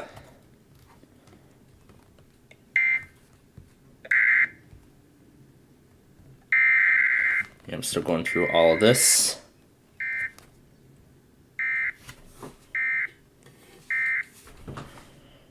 Alright, so...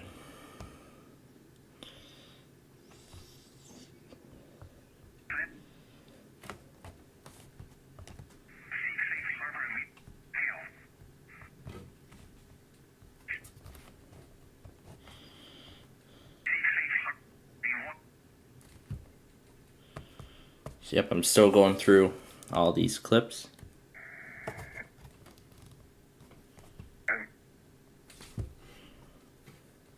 Of Kansas.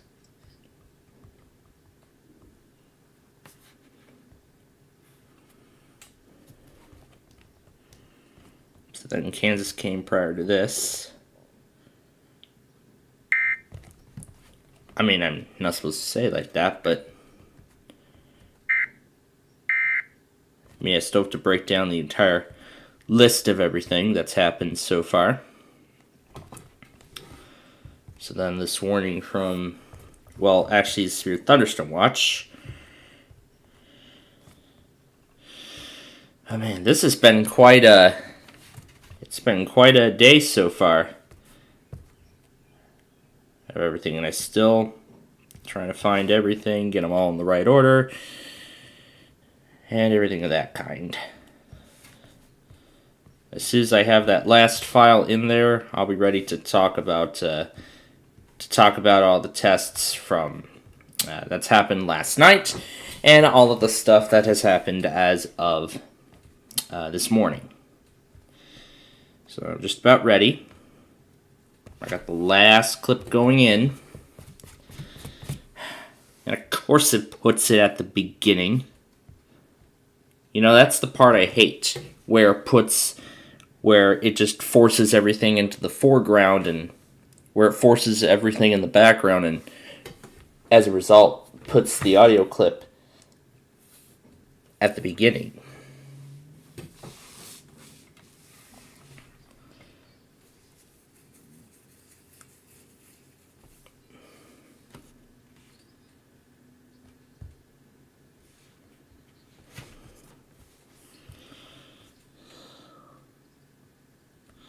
So I am about set with this. And there we are. Alright. Now we're ready to move right along. First, let's talk about the tests that's happened last night and everything that's happened into this morning. So, let's begin with the overnight stuff. So, we had quite an improvement from last week, which I'm very happy. We had an improvement from last week. So here's how it broke down. So here's how it went. Right after we left the air, this was right before as we were getting ready for KRMS Osage Beach. Of course, we got those stations in Michigan, those auto tests at 10 p.m. KRMS WSCF, we got those. And I saw Omaha was still issuing a few things. As W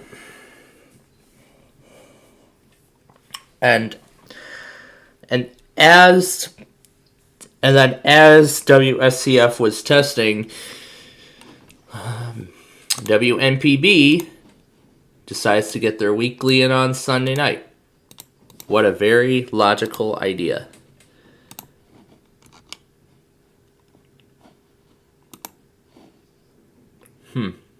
I've never seen an IPOS test get logged on that longer before. NPB runs a test. And at 11:10, we get the Indiana IPOS test, which now we know it runs at random. Kansas is the same story. This is at the same time. And then, yeah, pretty much the rest of the way through, it was just a whole bunch more severe thunderstorm warnings. I didn't miss too much, though, which actually is kind of a good thing. And then the Guam test, KWAW, came soon after. I don't know if this occurred at the same time or... Well, I know I still have the actual video. I had to delete all those clips to save space, so maybe if I go back on the... Gabriel is live at Eastern Missouri. He's the only one on the... Now, here's the thing. I only join Gabriel's streams if the severe weather is for... If the severe weather is going to be affecting my area, that's going to be the only reason I would come onto the stream. If it's for anywhere else, then I'm not. Unless I want to. It's optional for me. Alright. Here are the Sunday tests. That was the test. So Guam actually happened. That Guam station, that tested immediately after WUSH. And then there were a few more things from... There were a few more things from San Angelo, but that's just no big deal. Got that station in Georgia. We got WTTR, and then WHAS, which was another, and then WHAS, which was another close call. What was that? Let me play that again. Not sure if that was an editing error or not.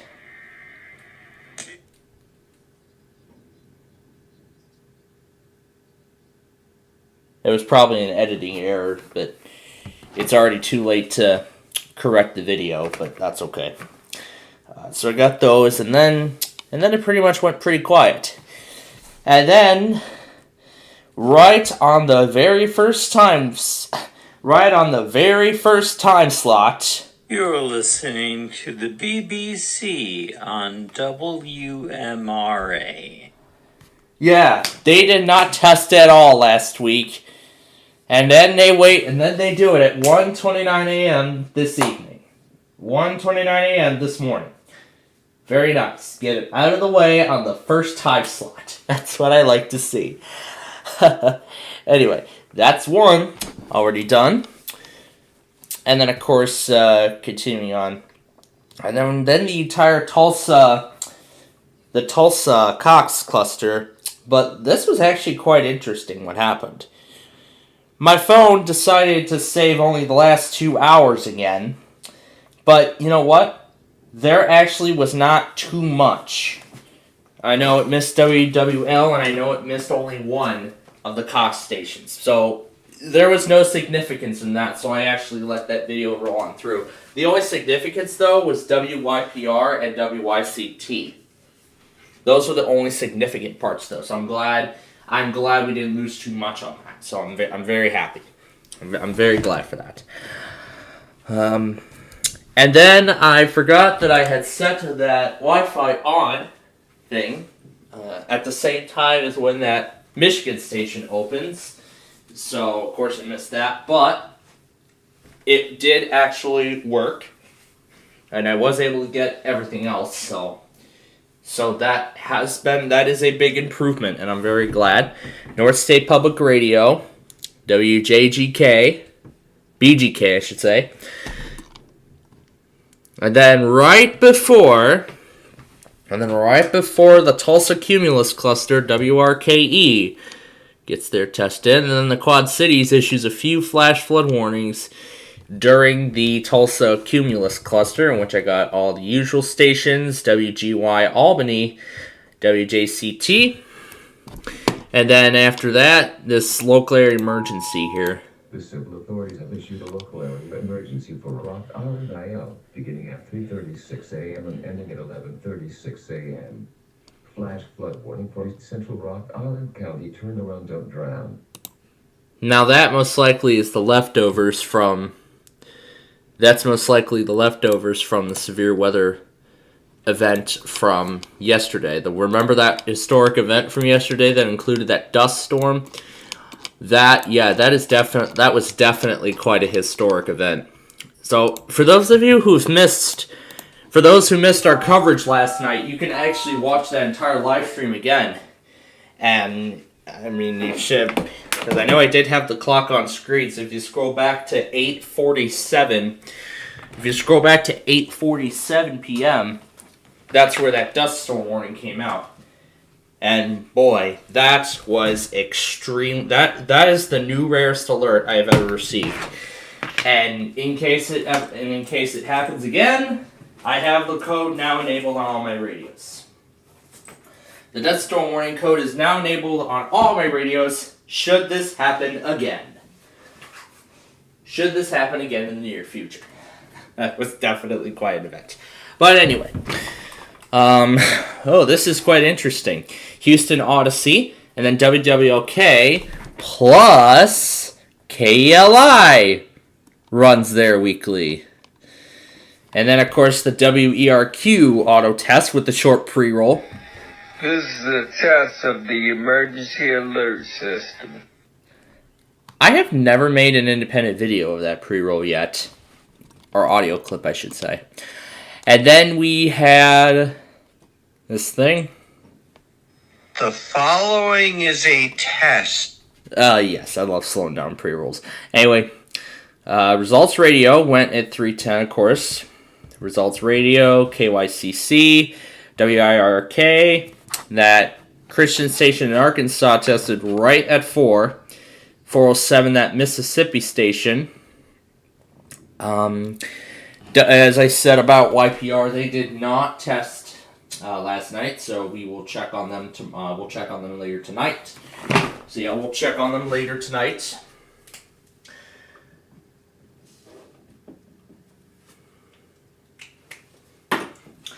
And then this is interesting. This is brand new. I think this one is brand new as well. Frederick, Maryland. This one is WFRE. So it says it's at 4:23. Now I know John is actually logging this one, so we're gonna keep watching that log. So what we're gonna do is we're gonna keep watching that log. We'll watch that log again next week, and if it comes up again at that same time, then we will consider it automated. Then it will be a new auto test joining our family. Oh, that's going to be a lot of fun. I mean, we've had a WYND test on a Monday, but who knows. And then here is today's KWRE sign-on. They did the tuba. Kind of the little tuba-ish anthem. And then, and unfortunately, we did not get a WNRP test this morning either. So we'll check on them later tonight as well. And then these warnings came in, even more. These are from Louisville. And then look who runs a weekly at a very unusual time. It is WAMU, DC Public Radio. That is just nice, isn't it? Yeah, I did go back on everything and get all that. And then, of course, the usual, WYAB. But then KZRG did something weird.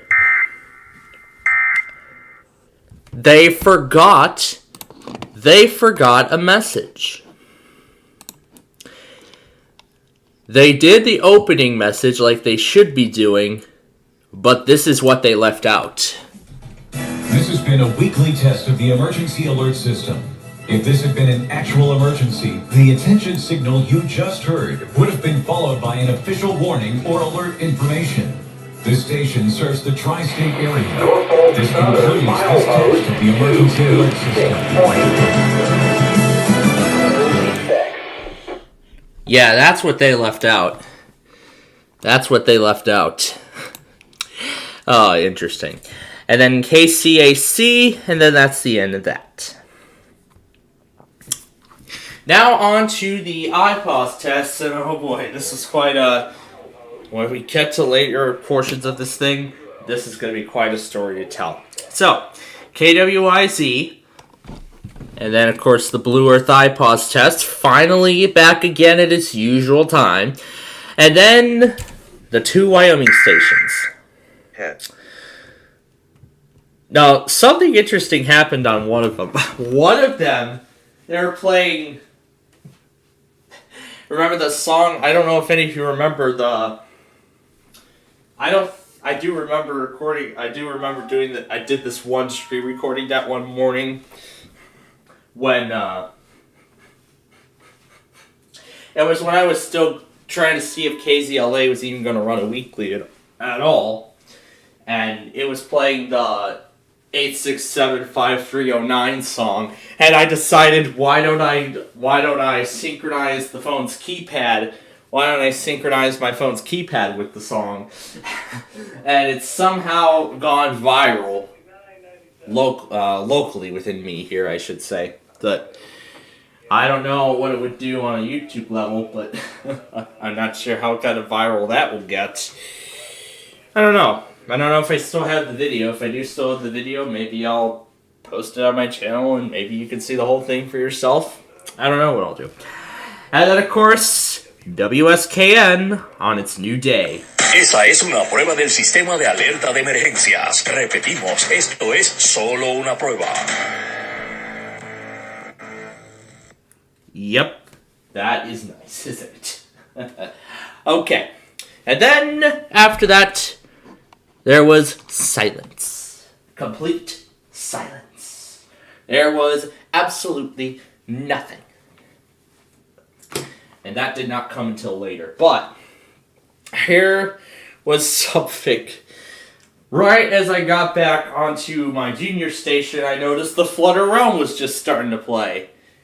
Unfortunately, I never got a chance to, but I also decided, why don't I try canceling that out with my 294 Street View video that we finished over the weekend. That has to be the best one. That has to be the best one I've ever done, personally, myself. Well, yeah. Then anyway, we got the North Country Monthly, and the Fillmore IPAWS test. And then look who runs a weekly right before Virginia. I'm saying that. But look who runs a weekly. WKWI or whoever that is. 15 or... Oh, that's not right. And then Georgia IPAWS test. And that was half an hour to this. Yep. Apparently VDM was right. They did indeed postpone their monthly test to this week. A bit again because of the tornado that happened in Virginia Beach last weekend. So that most likely could have been the reason why. So of course I did get the Virginia monthly test. And then the usual IPAWS stuff. Bannock County, Idaho, Puerto Rico, East Coast, and then, of course, the... Oh, here come a whole bunch of this stuff. Oh, my gosh. And there are still tornado warnings going out. Oh, my gosh. There are still tornado warnings going out. I don't think I can get any of this stuff, but...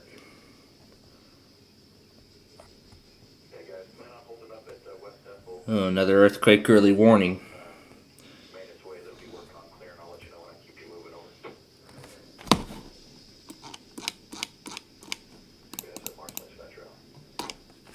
Yeah, it's probably too late.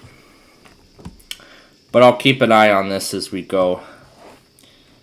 Fayette, Texas.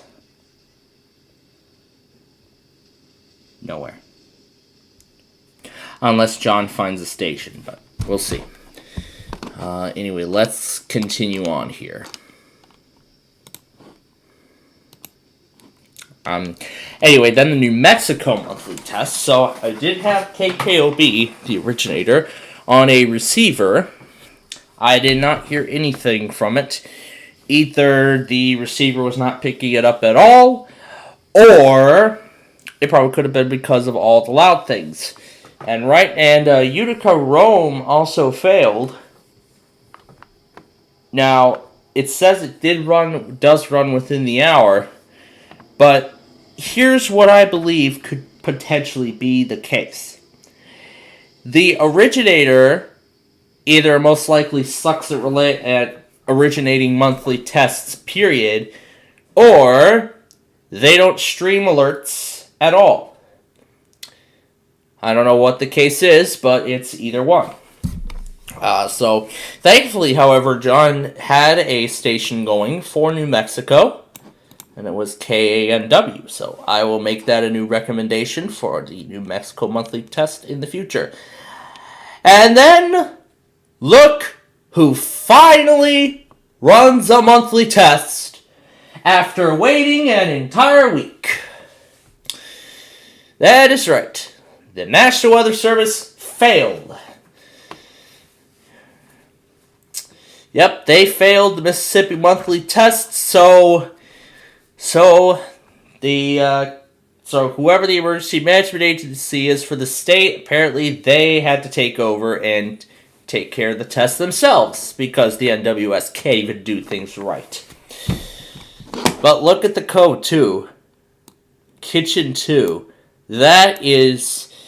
Remember the one time we had a code like that? I think it was the first time in a long time. I think we've seen the Kitchen 2. But anyway, continuing on. And then, of course, AVA waits a whole hour to broadcast the Virginia monthly test. And then the Central IPAWS test.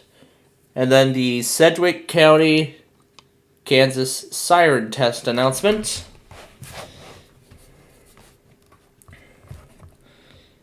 Yep. And then the Sedgwick County, Kansas siren test announcement.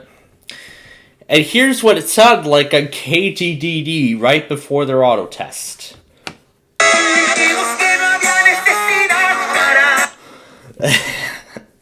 That has to be the best one yet. That honestly has to be the best one yet. Personally. Oh, that's so good.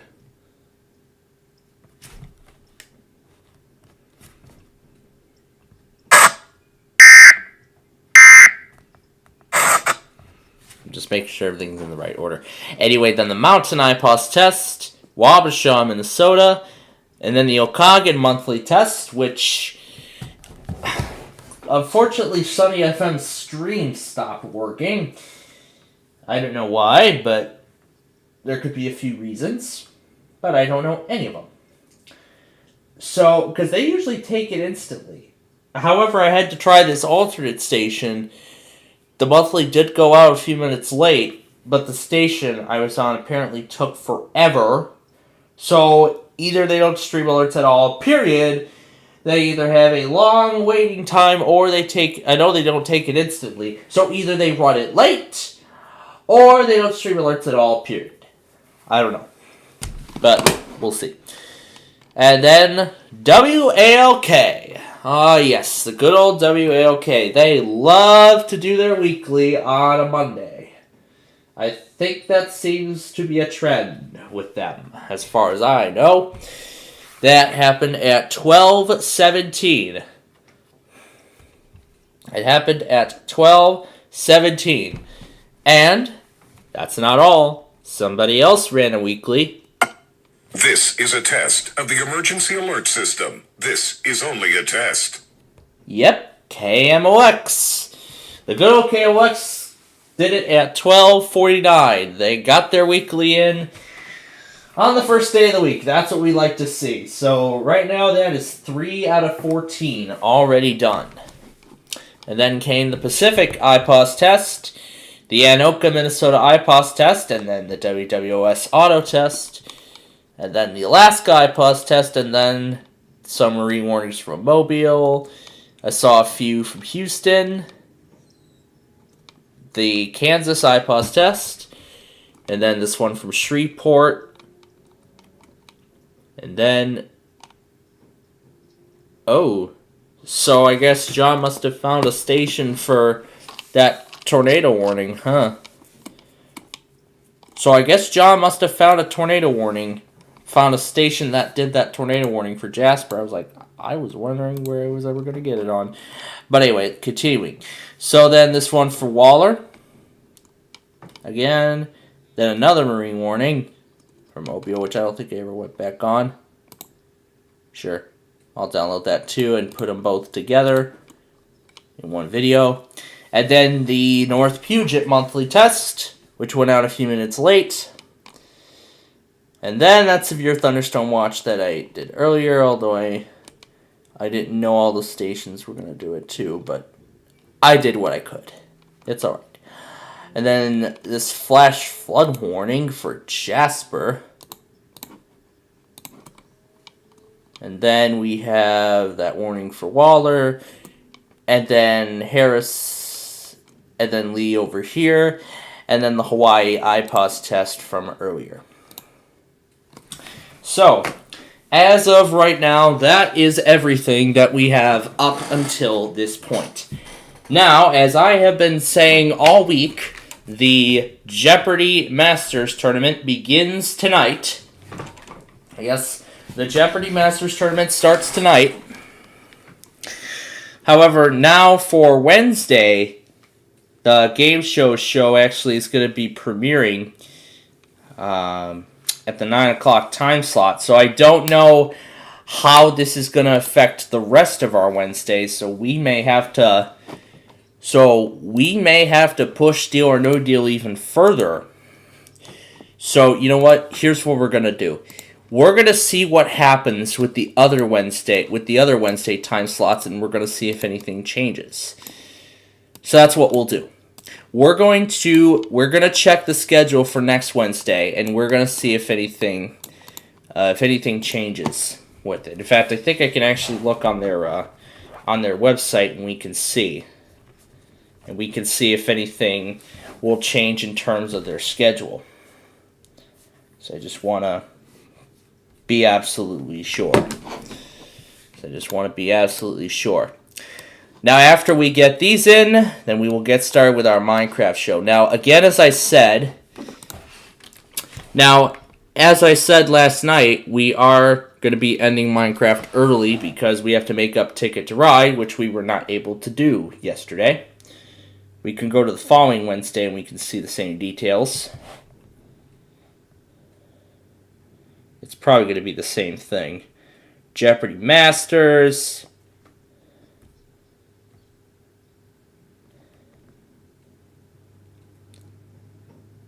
Celebrity Wheel. Next Wednesday is going to be a repeat. So, okay. So, Celebrity Wheel next Wednesday is going to be a repeat. So, we will get Split Second taken care of then, and then we're going to do Deal or No Deal immediately afterwards. Then we'll do Deal or No Deal immediately afterwards, and if time persists, we will do Wheel of Fortune. Otherwise, I'll have to find a different time slot. I'll probably do it... I know we're not going to do it during Millionaire. Oh, and speaking of Millionaire, that is what we are going to be starting here in a few minutes. Today's episode of Who Wants to Be a Millionaire. Where were we at? Let's see. One player we were at. I've already forgot. I already forgot. I mean, it's just been so long and I've been digging through a whole bunch of other Millionaire episodes. So, I already forgot. Oh, look at that. Bates, Missouri. Fayette, Texas. So, this is so good. Yeah, let's just see if we have a... Let's just see if we can actually get Fayette, Texas. And this time I'm going to use their... this time I'm going to use their new map. So, Austin should be right at... Oh, no, it's not right at the top because it goes... Because the office call sign goes in alphabetical order.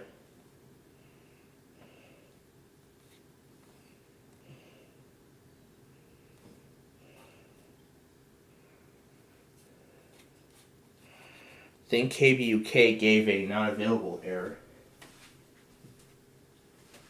Oh, it does work actually. 312-9970. Stanley from New York owed $93,000. The IRS placed a levy on his bank account. Coast 1 released the levy and settled with the IRS for $2,000. Mark in Michigan.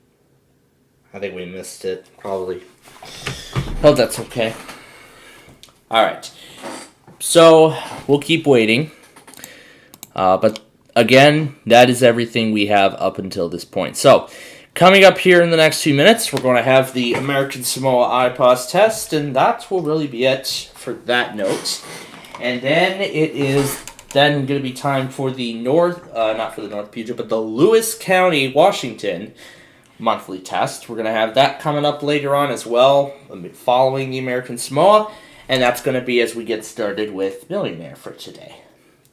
And, of course, we're going to have Switch, then we're going to have Wheel of Fortune, and then the Jeopardy Masters Tournament, which, again, as I said, begins tonight. And then we're going to be taking care of Split Second. It should be about 15-20 minutes. And then after that, we will be back up here. We'll continue with Minecraft further. So it's probably going to be, at this point, partial work. So it's going to be partial work show, partial work show, partial work show, partial work show, partial work show.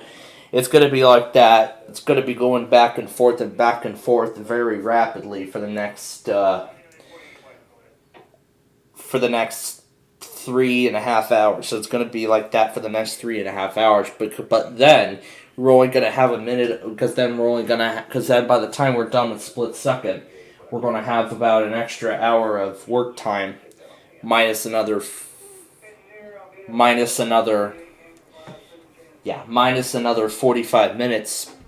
Well, minus another 15 minutes for my nightly popcorn, which does. I didn't do the popcorn last night because of the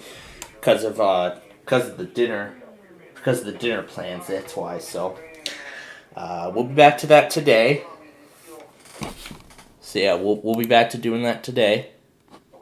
I think only one memory-intensive program can run at a time. Alright.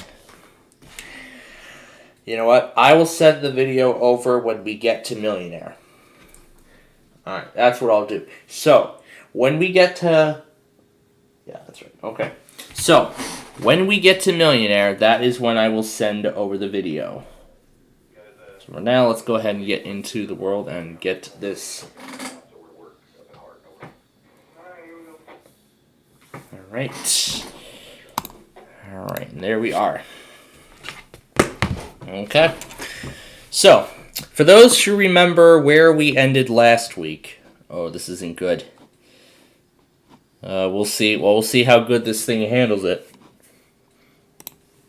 I'm especially not going to like the way Femora will be acting when we do this, but I'm going to let it go as much as possible. Alright, so where did we end last week? So last week we finished up construction of the Una River corridor, as I like to call it. The Una River that will be stretching from Unaville all the way over to Lakeland. However, our next big project is another extension, this time to Interstate 1. So Interstate 1 is the next big extension coming up. Oh yeah, that's right, and we have to check KHPR as well. So we're going to have to... So we're going to kind of serve this as a little head start, and then we're going to... And now, actually, I do want to actually get a head start. I guess whoever was here was trying to finish this house, but never... But I think I ended the game before they can even finish it, but I don't want any pieces of it left. I only want it there when it's fully done. So this is going to be the I-56 extension. Now, this is where we're going to be doing I-56, and the other section will be I-256. So we're doing an I-56 and a 256. A 156 already exists. However, this will become... Oh my. Oh yeah, this already crosses the river. That's a good start. Okay, that will be a start.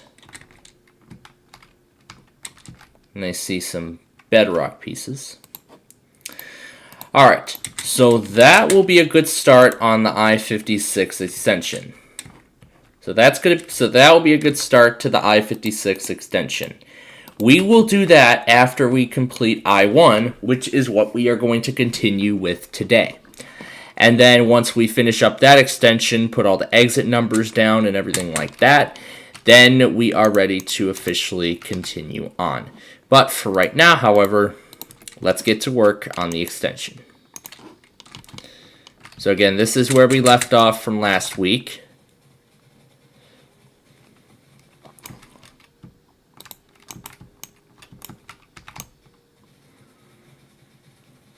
So we're going to go direction by direction, and etc., etc. So this is going to kind of be like our pre-show kind of thing, because then we have to go see if KHPR will test this hour and whatnot.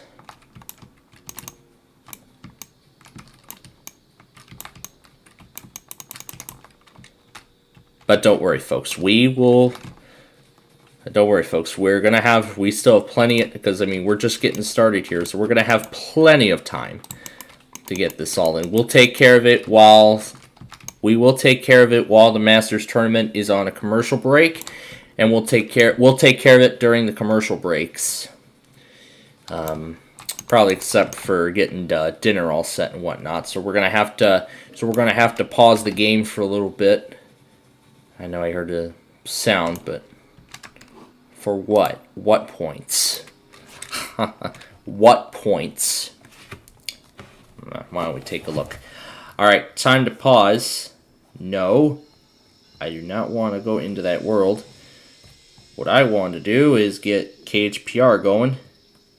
Here we go. Will they test right the... Support for HPR streaming comes from Alright, where did it say about points? Learning Institute for ages 50 and older, with virtual courses such as art, film, history, and gardening. Classes begin May 22nd. More by searching Osher, Hawaii. 8792-8217. Missed something and want to listen back to something you heard today? You can find the Conversation Podcast on Spotify, Apple, or anywhere else you tune in. I'm Catherine Cruz. We will be back tomorrow with more of the conversation.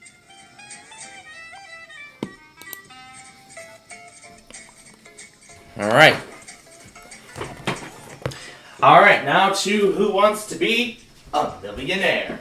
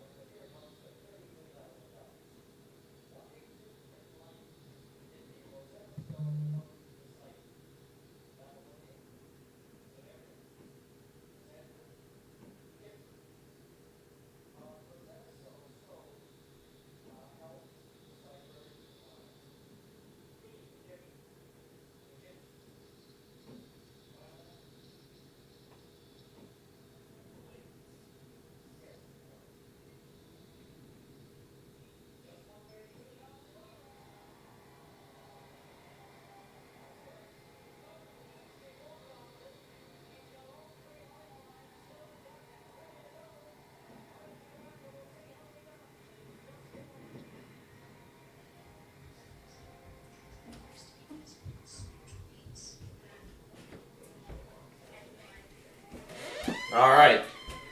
Lewis County, Washington is up next. We'll come back to this in a little bit.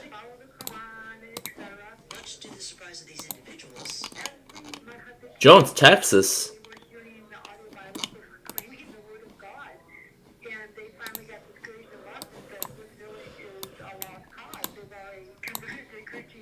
Kenya Hope can only provide these audio Bibles with help from believers like you.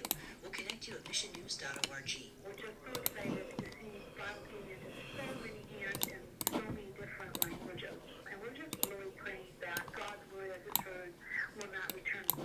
Thanks for listening to Mission Network News, a daily news service of the ministries. The Southern Gospel Association is making available the free book, Much Prayer, Much Power by Peter Deinicke Sr., founder of the ministry. It's a testimony to the power. We're waiting for Lewis. Get your copy when you fill the banner ad at missionnews.org. Kramer. Now let's see. Norwich GM tested today, so we'll check in with them tomorrow. Here's what the National Weather Service is predicting for us all throughout western Washington, whether along the I-5, around the Sound Hills, out to the coast. We've had some sunshine breaking through this afternoon, but also scattered showers and even a passing thunderstorm or two this side of the Cascades. Highs this afternoon in the low 60s, dropping tonight on average down into the low to mid 40s.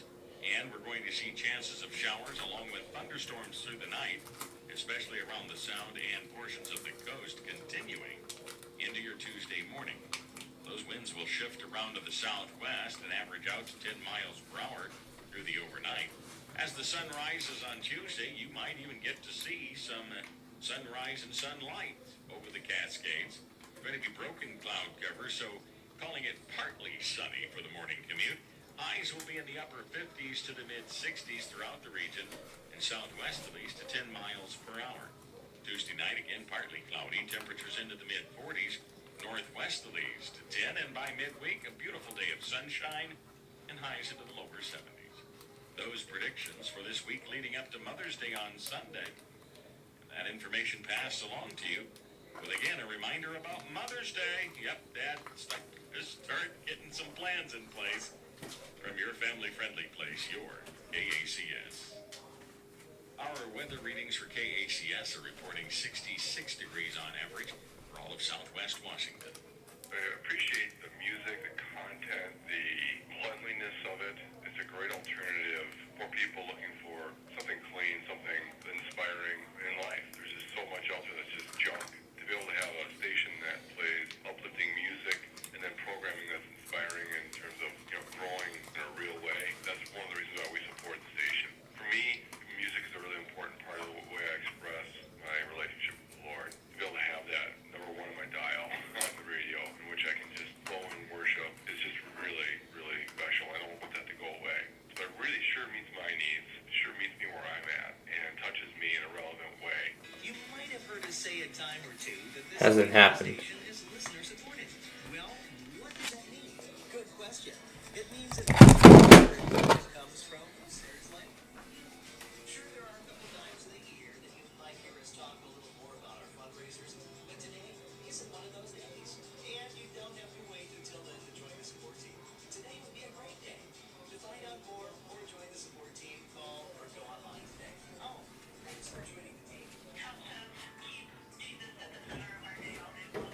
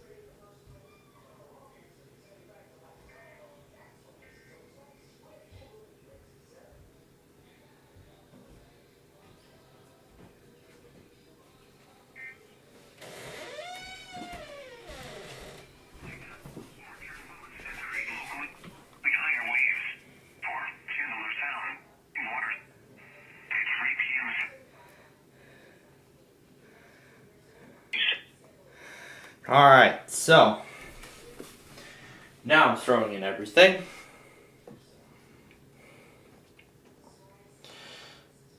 Updated list of everything. And then we'll get back to our game. South Central Jasper County, Western Orange County, night time at 3:23 p.m.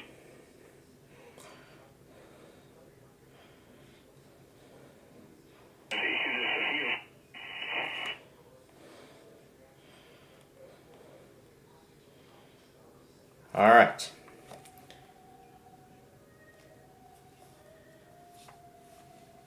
That's everything that's been issued up to this point. And also, let's not forget, folks, WTOP's Weekly returns later this evening, 6 p.m. Of course, that's when it'll start. KHPR did not test, so we'll check tomorrow. We'll check next hour, this hour. All right. Now, with that done, back to the game. Now, with that done, back to the show.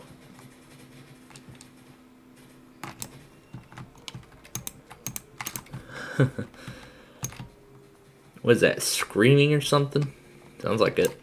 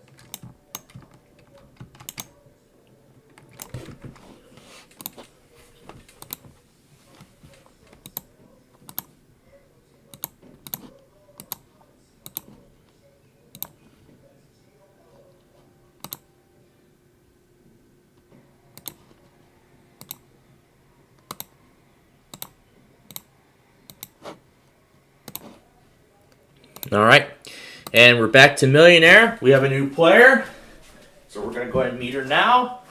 We're going to see if she can win $1 million.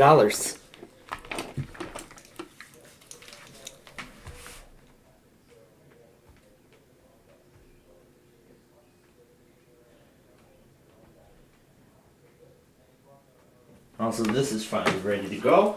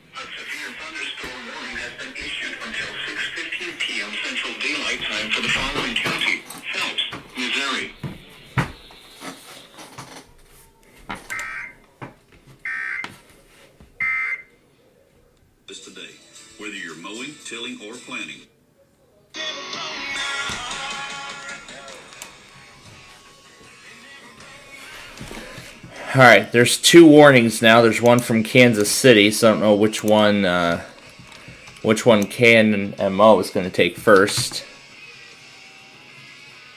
Don't know which one's it's going to take first.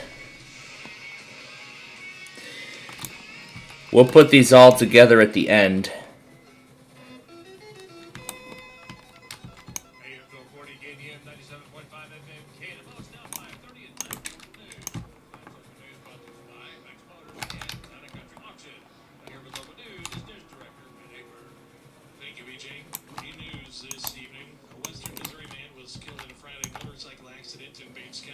According to the Missouri Highway Patrol, the crash occurred at 6:45 p.m. Friday on Road WM and Pierce County Road 14-243. 2004 Harley-Davidson Heritage Softail, operated by the 58-year-old Ronald Nash of York, Missouri, traveled off the roadway and overturned before Nash was ejected from the vehicle. Nash was pronounced dead Saturday morning at a Kansas City hospital. The Missouri Highway Patrol reports this was the 24th...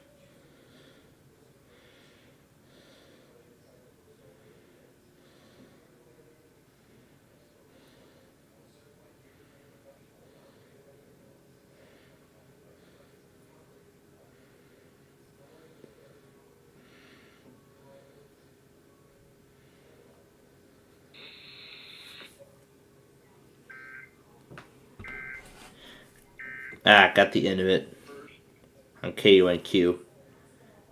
I didn't know that.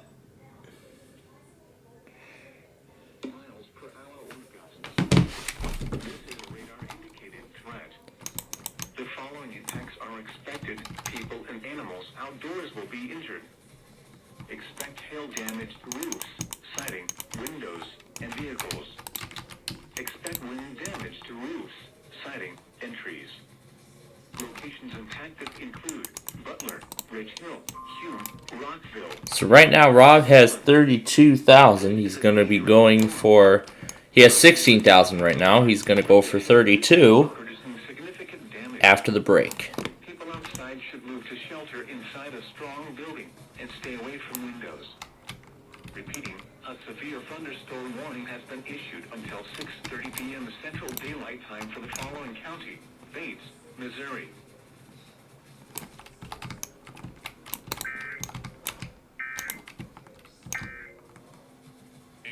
Cooperative Agreement Award from the U.S. Department of Agriculture.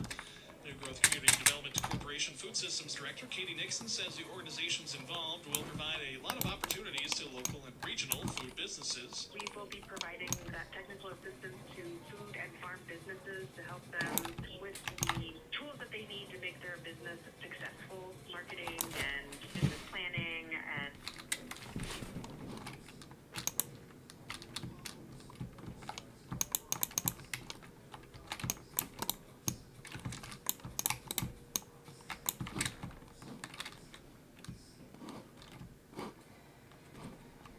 Hey, we got through that whole section just in time.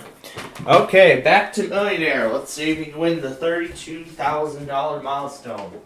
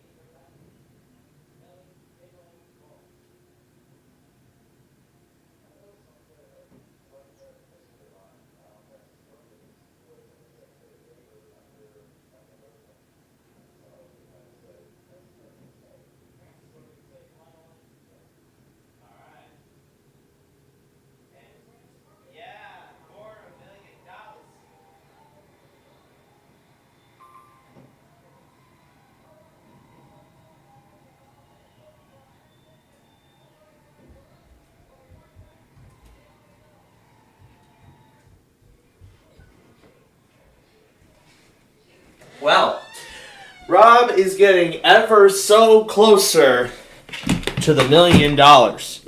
So right now, he has just won $250,000. The next question he is going for will be worth $500,000. So his very next question will be worth $500,000.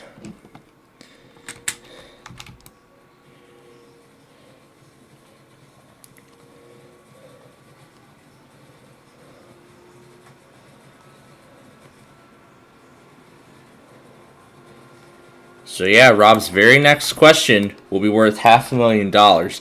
And here's the good part though. He still has 2 lifelines. He still has the phone a friend and 50-50. He's still got those 2 lifelines to help him out with these last 2 questions. And that last question will be for $1 million. It happened last week. Can it happen again? I am just hoping.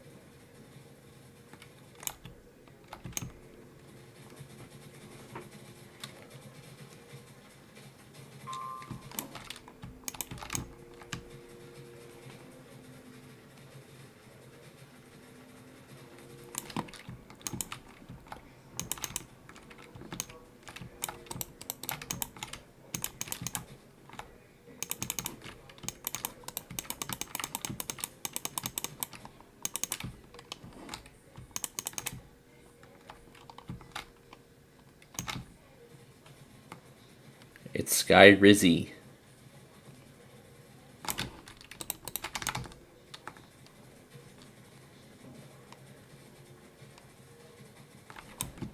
The thing that says nothing is everything.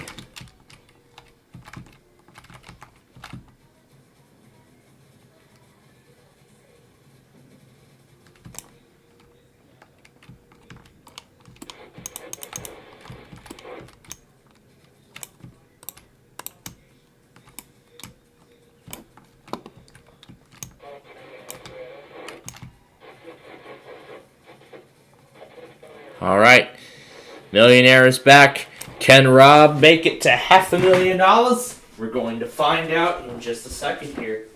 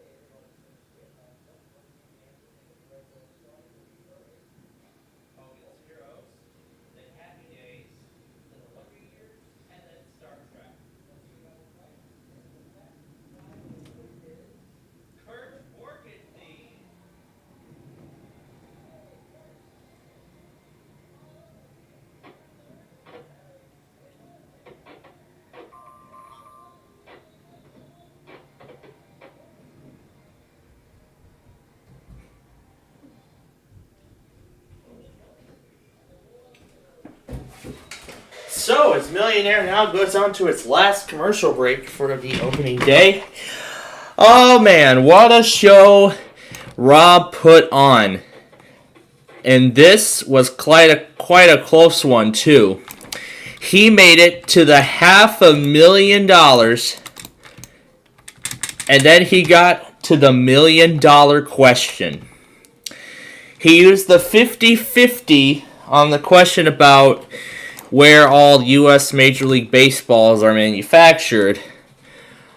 It was like Dominican Republic and Cuba. Those were the two choices that were eliminated from the question after he used the 50-50 lifeline.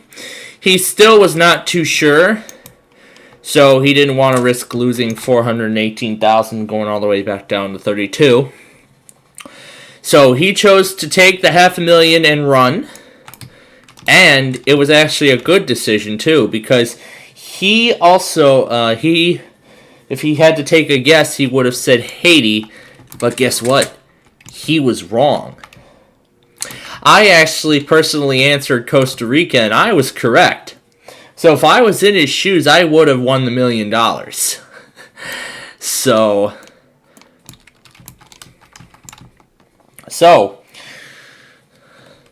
now we have working theme coming into the hot seat next. We will be starting his game in just a little bit. However, with the only 10 minutes remaining, I'm not sure how much farther we're going to be able to go.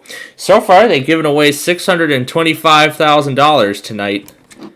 So that's quite a big total for one show. And Rob, by the way, is only the 5th contestant in the entire program to win $500,000. I mean, really, there's no sweat in taking the $500,000 and walking away, even if you don't know the answer. I mean, personally, I wouldn't know the answer myself too until the 50-50.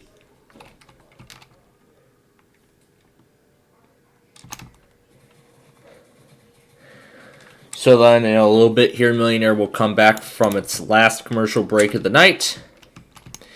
And then we'll be back. And then afterward, we'll be back with Millionaire. We'll be back with Regis tomorrow. And we will continue. And then after the program there, we'll come back to Regis. We'll come back to Millionaire with Regis Philbin tomorrow. And we will continue this game from wherever it ends. But then as I go in and erase the recording, of course, we'll see a brief appearance by the Buena Vista Comet logo. That's going to be a lot of fun.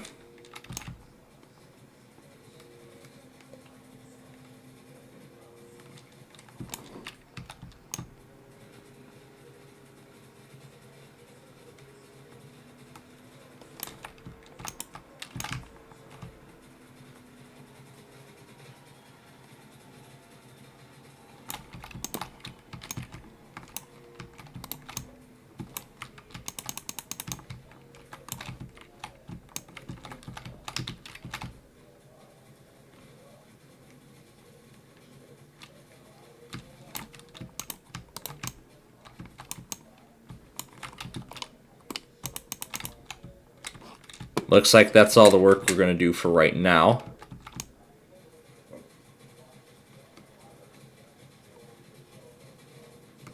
Looks like this is all the work we're going to do for right now. So, back to Billionaire. Let's see how this game starts and where this game will stop.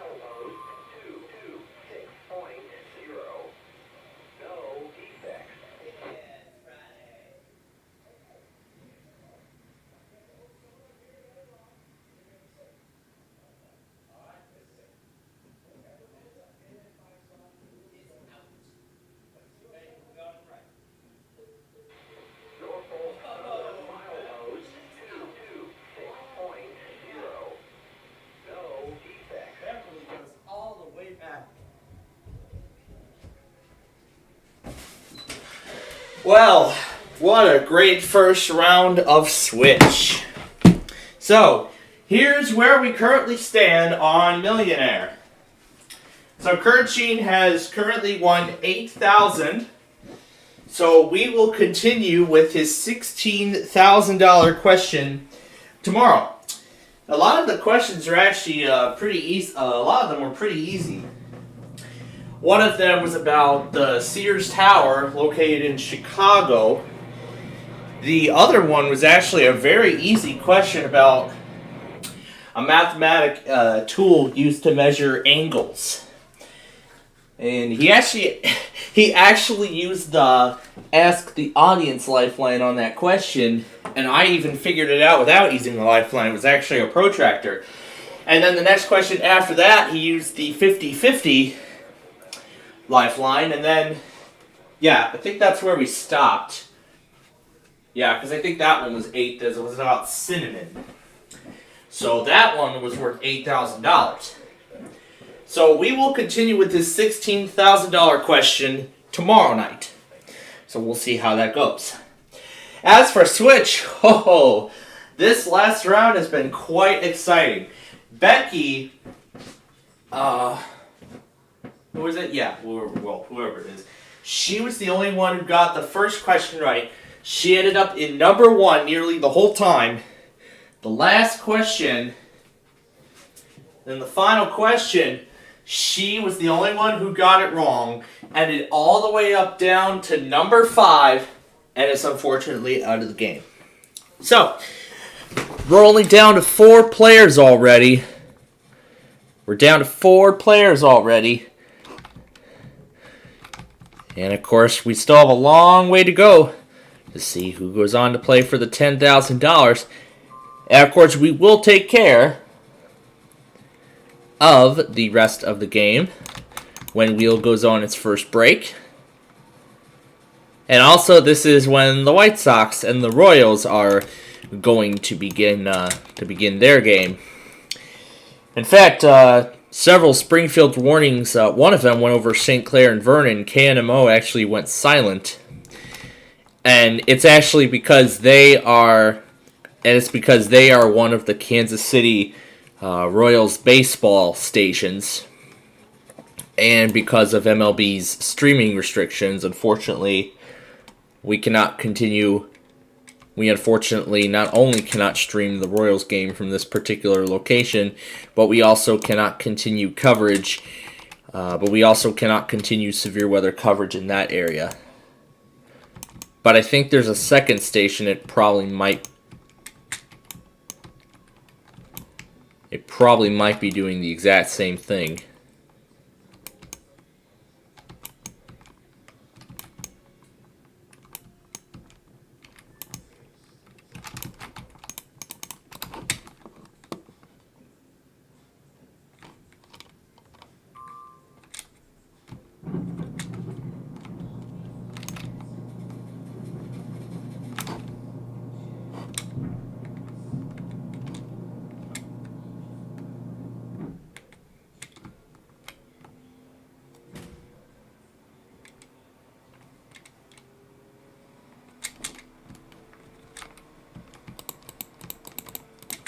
Alright, we are back to Switch.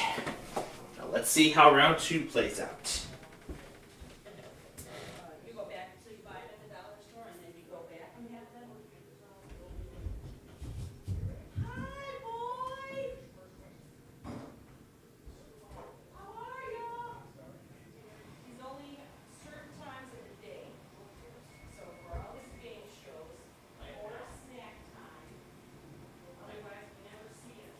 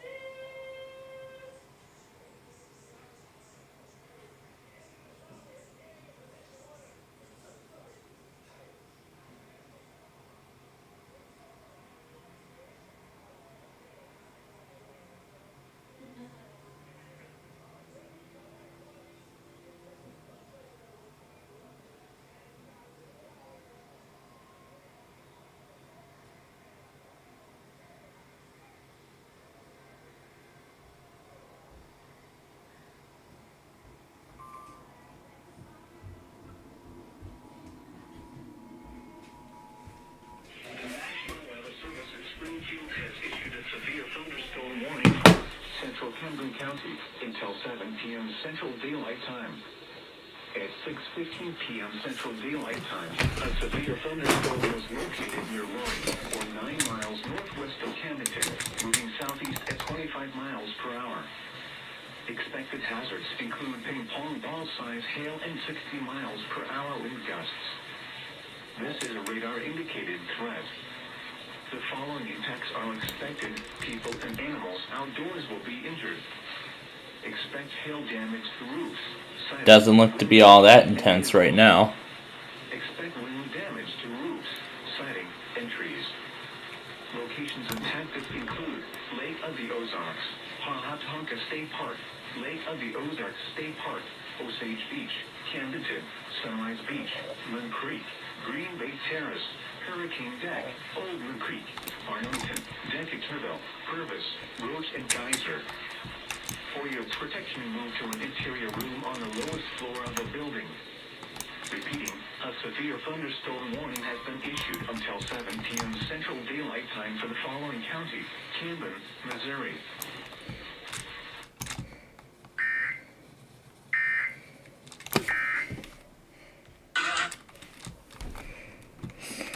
Alright, so now for the third and final round of Switch. We're going to see who goes on to play for $10,000.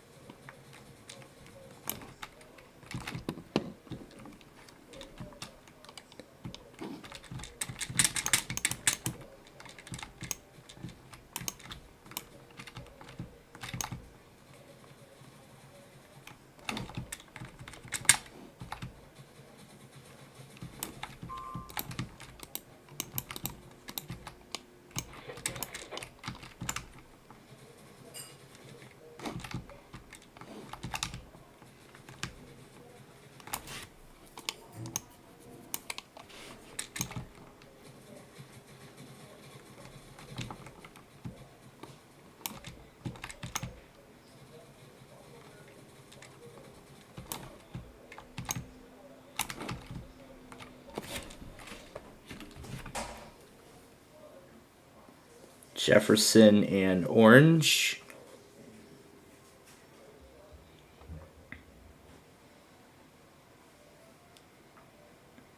Did it just crash? It just did. Let me try to get it back on.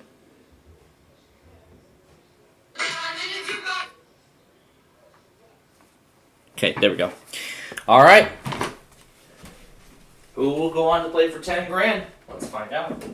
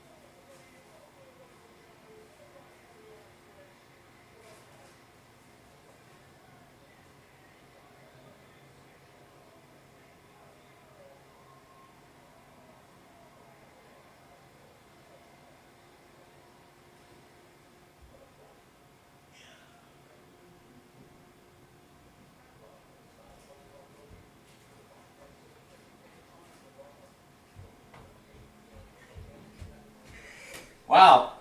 Danny gets to the top spot at the last second and wins the game, wins $1,000, and he's going to try to turn that into $10,000 in the big switch, which will be coming up following the commercial.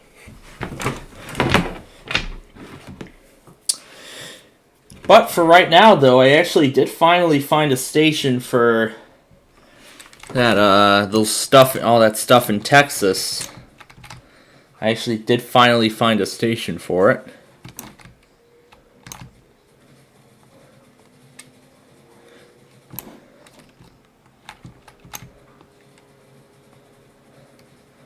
If I ever set up my own IP radio station, I'll monitor all of my recommended AM/FM stations for possible weekly.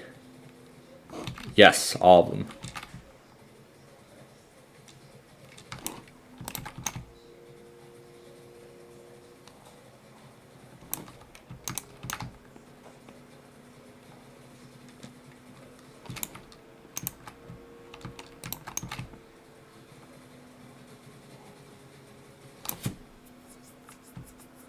All right.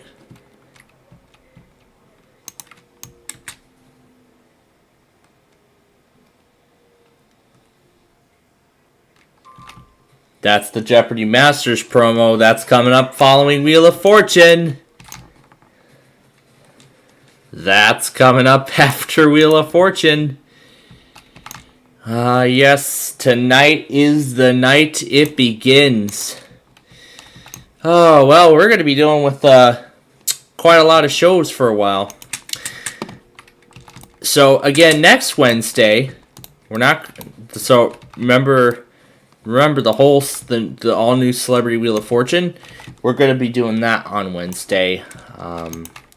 Our Deal or No Deal show will now take place at 8 p.m. So, again, Deal or No Deal with Brandon will now take place at 8 p.m. starting next Wednesday. Because there is a... Well, let's try it with next Wednesday first. We'll see what happens there. And then depending on what the schedule is for the coming weeks, then that will determine whether we will continue to... Oh, for goodness sakes. Not again.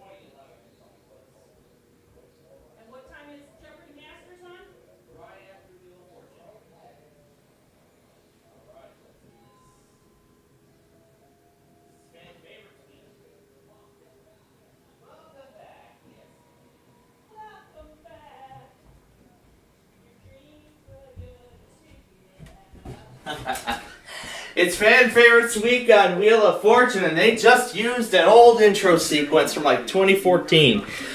Alright, I'm going to go ahead and bring these down. We'll keep watching over the coverage. And now for America's game. Contact Julie before you dig to request utilities locate their underground lines for free.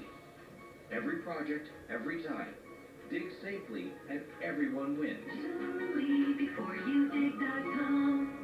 Why? Just think about it. Why is the #1 selling brand of chainsaws not sold at Lowe's or the Home Depot? We can give you over 10,000 reasons. That's how many authorized local steel dealers you can find across the country. Visit one and you'll find a range of dependable gas and battery-powered tools, from trimmers to blowers. And you'll find service from experienced professionals. Real steel. Find yours at steelusa.com. Lowe's and Home Depot are trademarks of their respective companies. Now we just need some real good White Sox baseball here today.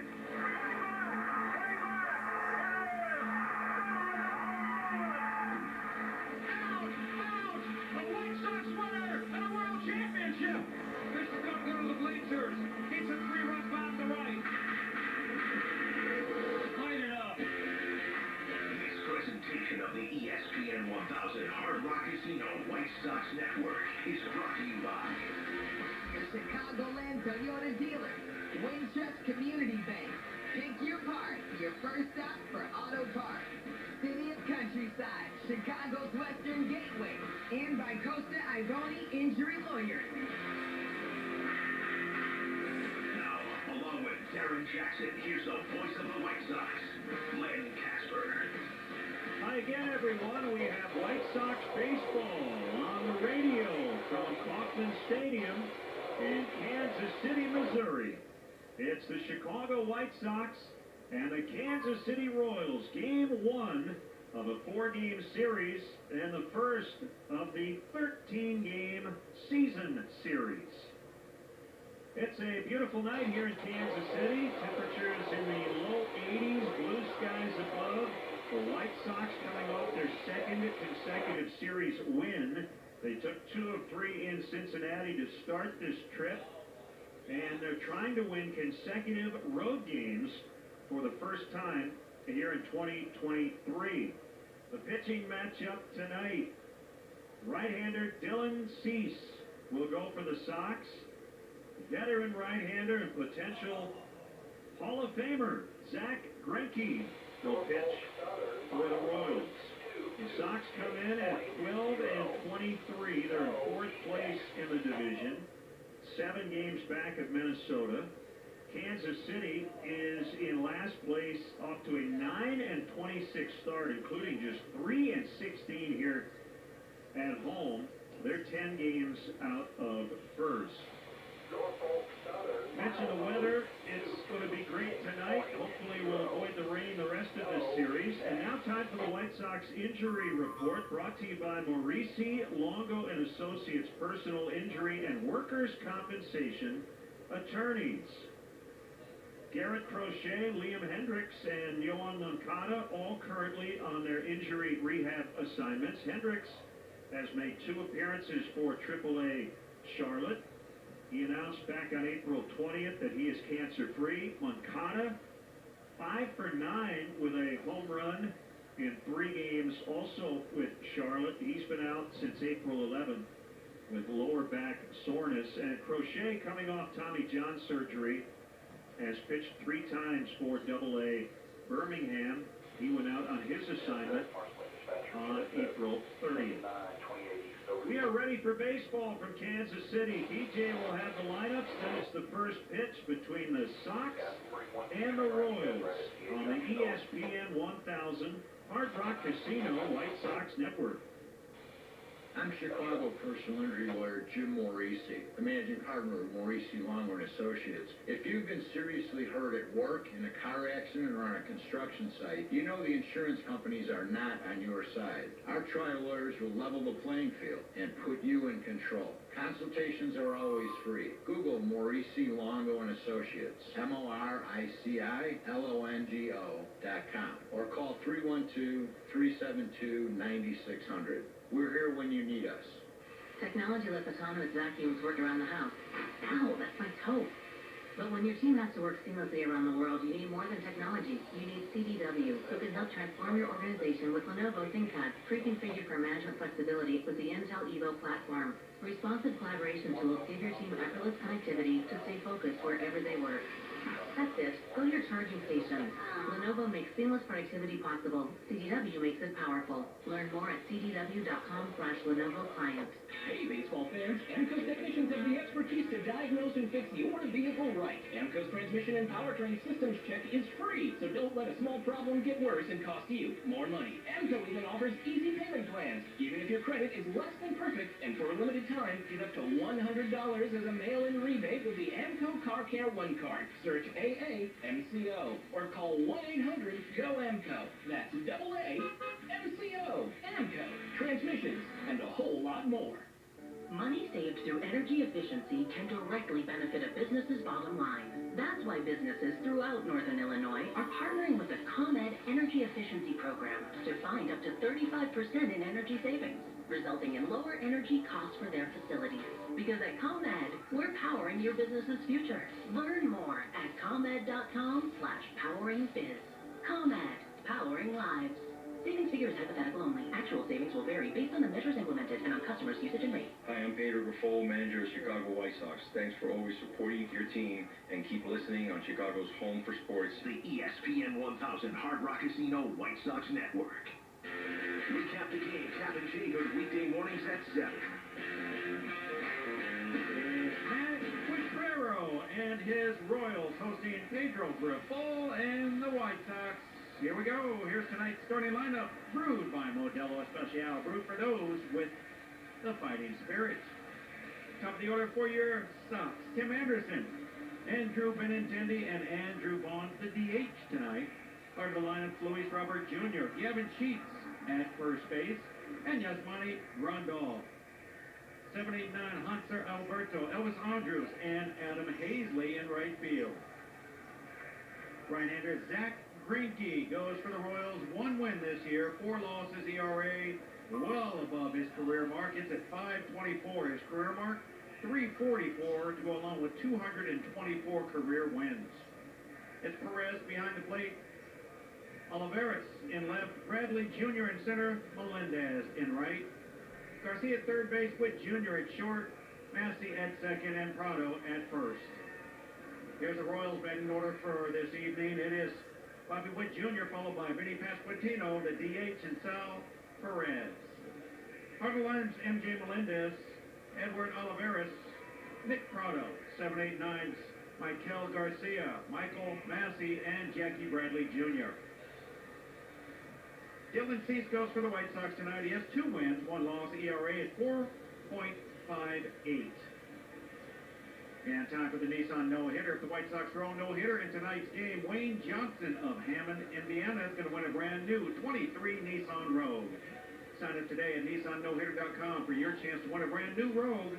Brought to you by your Chicagoland and Northwest Indiana Nissan dealers. At Nissan, we make cars that thrill. Experience the thrill for yourself today. Shop NissanUSA.com. Umpires for tonight, Manny Gonzalez at home plate, Junior Valentine at first, Adrian Johnson at second, and Quinn Walcott third base umpire. Your 2023 White Sox are presented by Guaranteed Rate. Did you know you can be ready to close on your home in as little as 1 business day? Get a same-day mortgage and start moving fast. Visit Rate.com to get started. And join us at Guaranteed Rate this Friday, May 12th. The White Sox take on the Astros at 12:10. Be sure to stick around for post-game fireworks show presented by He Gets Us. And listen to every MLB game live or on demand with At Bat. New for 2023. Watch live look-ins and big moments 7 days a week on MLB Big Inning. Plus watch the minor leagues in the MLB app. Visit MLB.com/at-bat for details. And fans, join us at Guaranteed Rate Field this Friday. I already told you that. How about this? Join us for a 10-game ticket plan. That's better. Yeah. The ultimate flexibility. You get to pick your games based on your schedule and your budget. Don't miss any of the action in 2023. And for more information, visit WhiteSox.com/ticket plans. You know, I don't want to be redundant and just keep saying the same thing, Glenn, so I'll start it and then I'll shut it down quickly. Anyway, here we go. We're ready for some baseball from KC. A beautiful evening for baseball. Here is Len Casper with the play-by-play. Thank you, DJ. And tonight's look at the uniforms brought to you by True Work. Unparalleled workwear that lasts longer, works smarter, and looks sharper. Explore the True Work system at truewerk.com. Sox are donning the road gray outfits. The Royals wearing their main white home ensemble with the royal blue lettering. 39-year-old Zach Greinke coming back to the Royals on a free agent deal. He returned last year and made 26 starts for KC. This will be number 8 here this season. Sun still shining out on center field, and that batter's eye wall. Lights are on. Tim Anderson will step in to lead things off. 2 out of 13 on the road trip for Tim. And the first pitch is a sinker off the inside corner.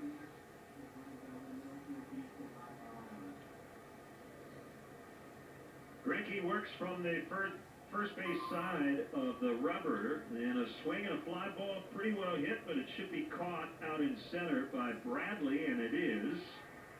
Jackie Bradley Jr. in his first year with Kansas City. And it's old home week for Andrew Benintendi. Just finished a series in his hometown and now back where he played the last couple of years, Kansas City. Yeah, these are tough hitting conditions, as you mentioned, with a bright backdrop, but Greinke's not overpowering. They've got a chance because of it. And a called strike, top of the zone fastball at 90, according to Manny Gonzalez. Garcia plays in on the grass at third against the lefty Benintendi. Here's the pitch. It's just off the outside. And Greinke wants a new baseball.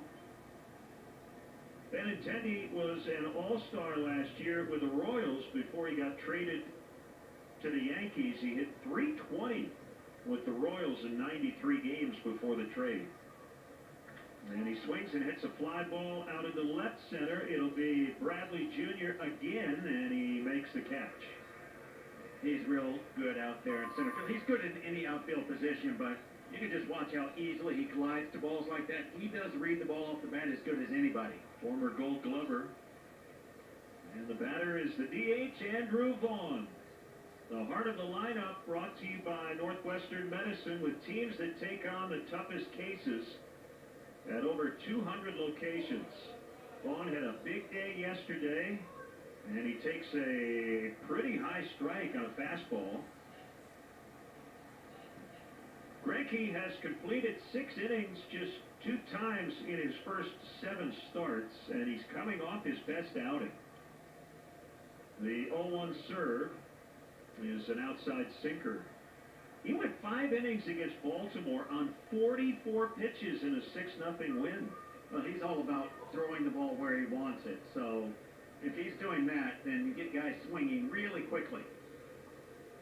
Vaughn takes a strike on a cutter. Andrew hitting .248. Busted out of a slump yesterday. 3 for 5 with a triple, a double, and 4 knocked in. The 1-2 is shag foul off to the right. You know, it's interesting because Greinke will just tease the strike zone. So as a hitter, you don't want to help him out when he's doing that, but he doesn't really walk anybody. So you've got to be ready to hit everything. Prado at first off the line. 1-2 coming, and it's low on a slider. Sox are very familiar with Zach Greinke. This is his 29th career start against the White Sox. 2 balls, 2 strikes on Andrew Vaughn. Here comes the pitch, and it's in the dirt on a slider. And it's full, and the red-hot Luis Robert Jr. waits on deck. He was robbed. He was robbed of the player of the week.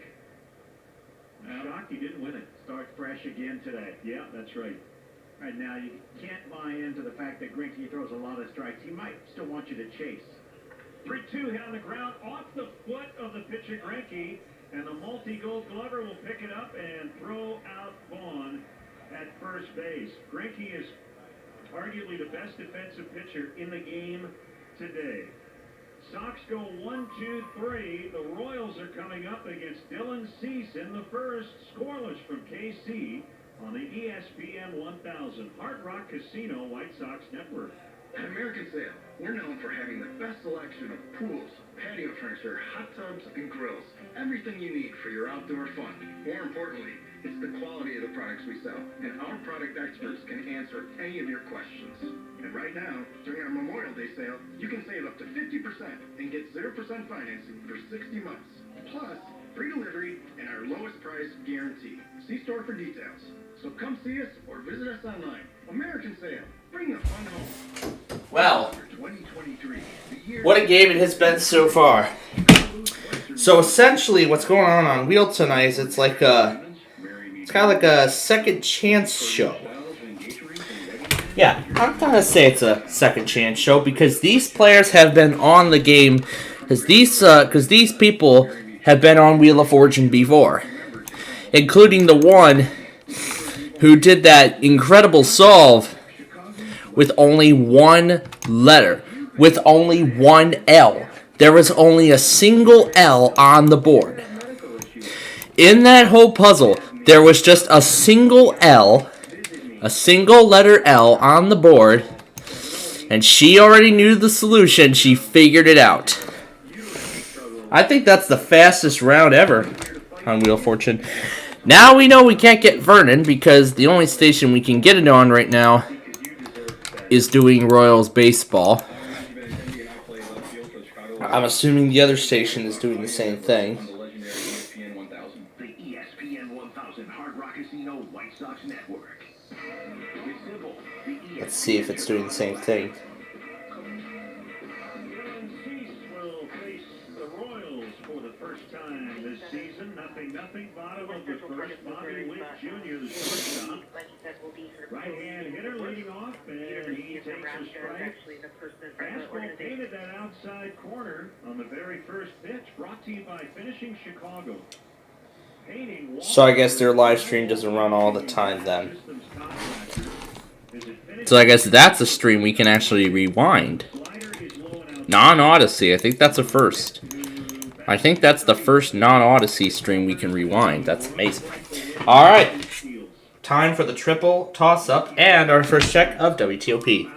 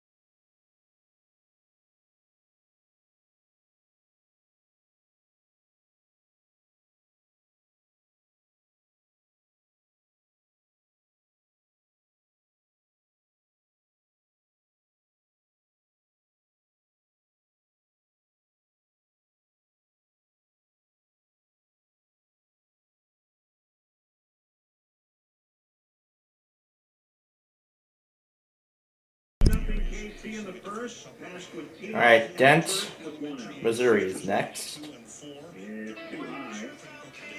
If you miss the manager to go ask Gabriel for a So our winner tonight is now going to try for a new car, or maybe even $100,000 in the bonus round, which will be coming up in a few moments. There's the I-21 Superhighway.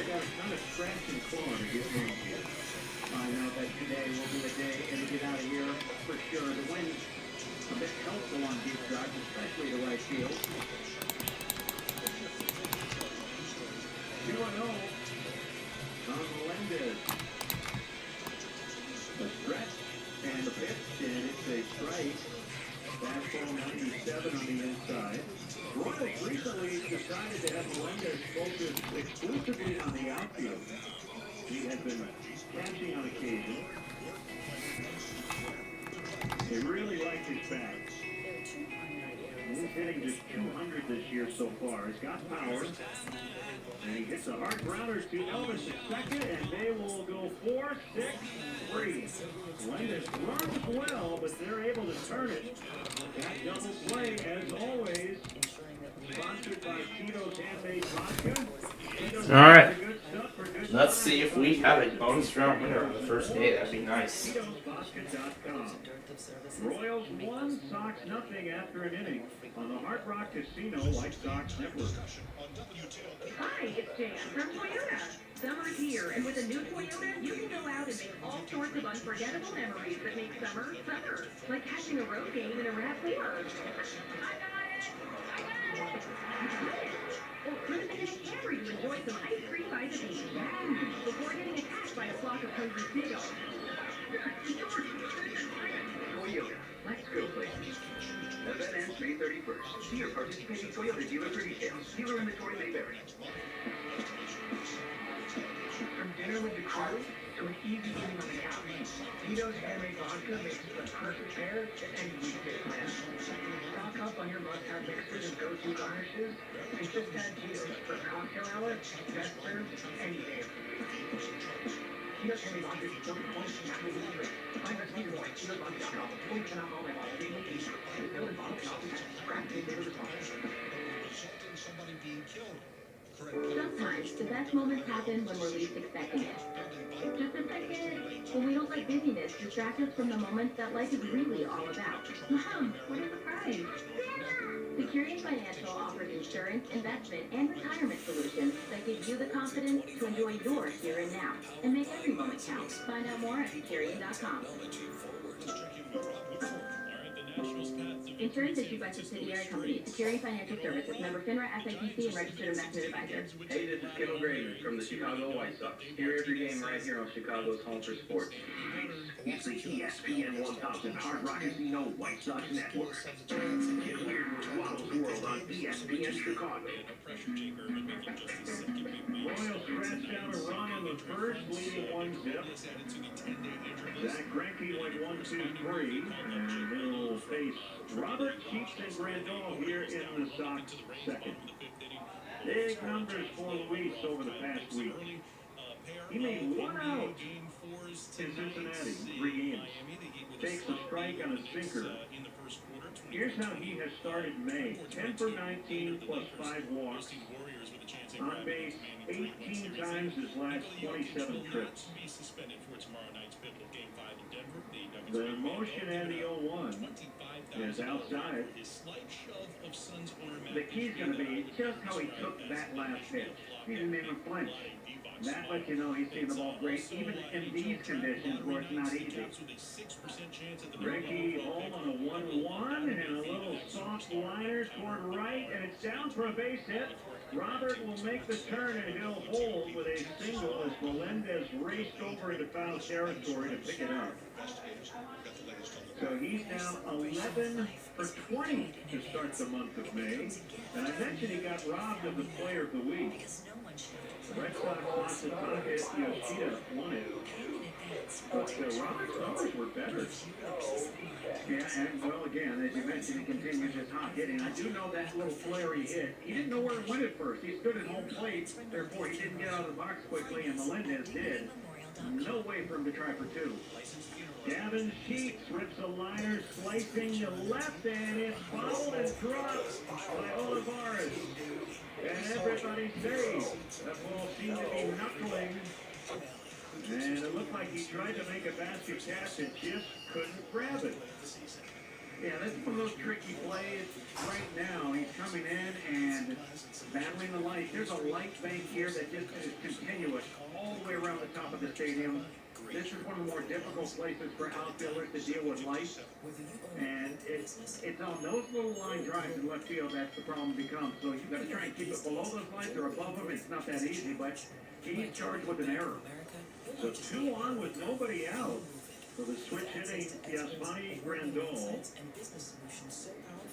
First pitch by Greinke is fouled back out of play. Yaz has faced Greinke a lot. Career 296 average.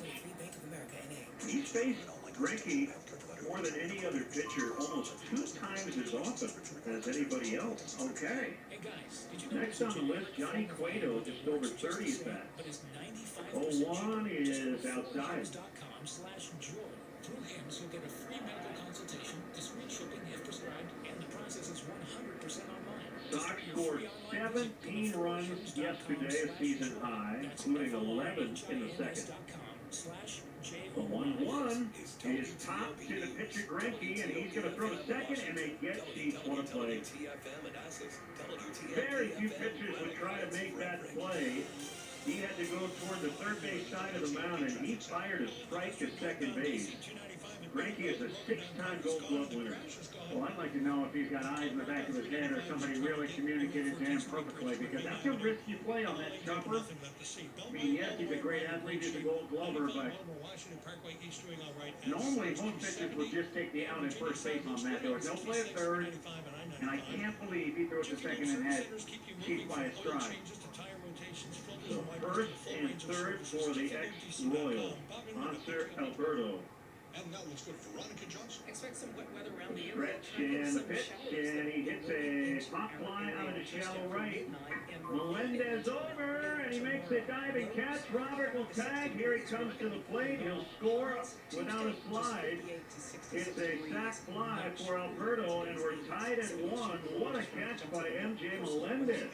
Yeah, you're not kidding. Who needs to catch when you can play the outfield like that?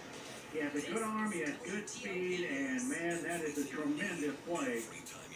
You know, there's those times where somebody might ask, if that's foul, do you catch it? And the guy tags it wasn't foul. So he just took away extra bases. Before Elvis bats, 10 for ID on the Hard Rock Casino White Sox Network. Live from the Old National Bank Beach Street Studio is WABC's WSHEHC2 Chicago, a good Karma Brands radio station. First pitch from Greinke up and in for ball 1. Elvis has had his numbers, 344 lifetime against Greinke at 32 at bats. 1-0 is hit on the ground, base hit, right field, and Elvis, after that ball got through, just looked over his right shoulder at Salvi, kind of smiled, so they were having a conversation. Grandal holds at second, 2 on with 2 out for Adam Hazley. Yeah, I mean, I think Greinke just woke Elvis up after throwing that one up and in, and after that hit. So we had a winner of an infinity in the bonus round. And then the banter turned even more. We're going to find out what kind of other prizes we'll give away tomorrow. The lefty Hazley takes a high curve. Sac fly for Alberto, an RBI, bringing a run home, just like American. I didn't check HPR, didn't I? Well, we were dealing with warnings still, so. Here in the second. 1-0 pitch. Swinging a bounce, hit backhanded by Massey, and the slide in the grass, and the throw to first is in time. Probably not going to be for a while until I get a KHPR weekly again. Now, the Jeopardy Masters tournament is actually starting. However, we're pausing for a moment because my mom wants to see the intro as well. Casino White Sox Network. Buying a home is certainly a taxing process. What's up is Jonathan Hood. My wife Michelle and I are on the path to a new home. With our crazy schedules, we couldn't do it without the help of our friend Lenny File at Heartside Realtors. We are getting you education on so many parts of the process. Check out the latest listings at lennyfile.com. From Heartside Realtors, with 30-plus years of experience to get you into the home of your dreams. I'm Lenny File, and I go the extra mile. Go to lennyfile.com. As of March 2022, Hyundai has won more total IIHS Top Safety Awards than any other brand over the past 8 years, with optional front crash prevention and specific headlights. And here's another reason to feel safe. Every new Hyundai comes with America's best warranty. It's your journey. Own every mile with Hyundai. All right, she's back from that break. Now it's showtime. See your local Hyundai dealer today, or visit buyhyundai.com to find the dealer nearest you. Call 562-314-4603 for details. Zone ahead. Slow down. Obey signs. And proceed with caution to advance. If you're a pro at navigating your favorite game, you shouldn't have any trouble when it comes to work zones. Failure to obey work zone speed limits can put lives at risk, whether workers are present or not. And remember, in real life, you can't just hit the reset button. It's not a game. Visit it'snotagameillinois.com to learn more. I'm Lucas Giolito for the White Sox. Swing and a missed strike 3. 7 punch-outs for Giolito. And you're listening to the Hard Rock Casino White Sox Network. Follow Chicago's Home for Sports on Twitch, ESPN 1000 Chicago. 1-1 tie, bottom 2 from Kansas City. Hey, happy 40th anniversary, Christine O'Reilly Reardon. On this date in 1983, she joined the White Sox as a full-time employee. She must have been in diapers. This fastball to Olivares is high from Dylan Cease. I mean, she looks 40, so, I mean, congratulations to her in multiple ways. Community Affairs Guru. Foul on the screen back of the plate. Head of our White Sox charities, and, yeah, Christine, happy anniversary. Congratulations on 40 wonderful years. 1-1 on the right-hand hitting Olivares. Pitch, swinging a roller right to Tim at short, and he's got it, and the throw is in time. That brings up Nick Prado, the first baseman. This is not just another series for Pedro Grifol. Obviously, when the game starts, it is. But he was here for a decade. And a lot of that is a bench coach.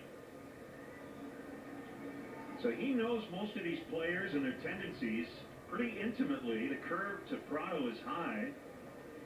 The question is, how much advantage does that give the White Sox? Well, he knows that they know that he knows. So it goes back and forth mentally. Swing and a pop fly down the left field side. Foul. Little bloat, but Prado probably gets a double if that's fair. We'll reload, so Sox fans, join us for Miller Lite Baseball and Brews. Started at just $19. This offer includes 1 ticket and 2 beers to new and expanded seating locations across the ballpark. You must be 21 and over with a valid ID.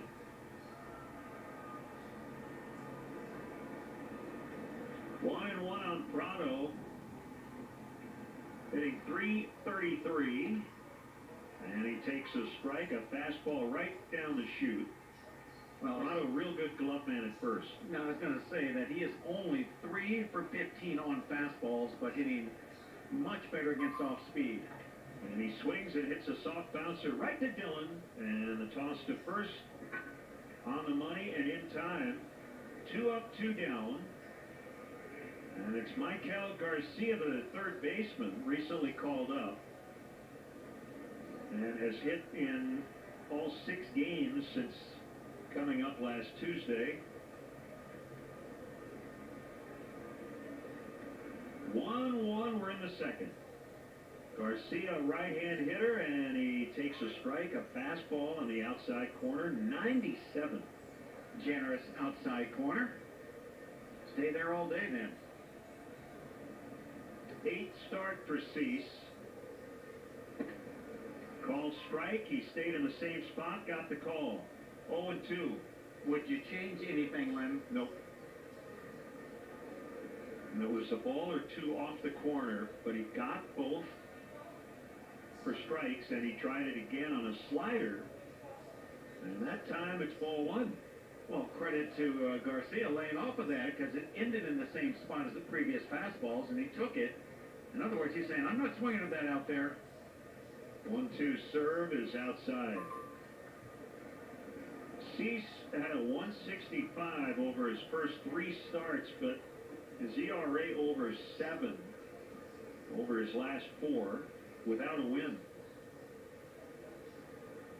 2-2 coming, a swing and a ground ball off the end of the bat to Andres at second. Short throw in time. 3 ground outs as the Royals go in order in the second. After 2, Sox 1, Royals 1 on the ESPN 1000 Hard Rock Casino White Sox Network. Hey, baseball fans, AMCO's technicians have the expertise to diagnose and fix your vehicle right. AMCO's transmission and powertrain systems check is free, so don't let a small problem get worse and cost you more money. AMCO even offers easy payment plans, even if your credit is less than perfect, and for a limited time, get up to $100 as a mail-in rebate with the AMCO Car Care One Card. Search AAMCO or call 1-800-GO-AMCO. That's AA-MCO. AMCO, transmissions, and a whole lot more. Every day is an opportunity for success, and the team of wall covering, drywall finishing, signage, glass systems, and painting contractors at FinishingChicago.com always deliver.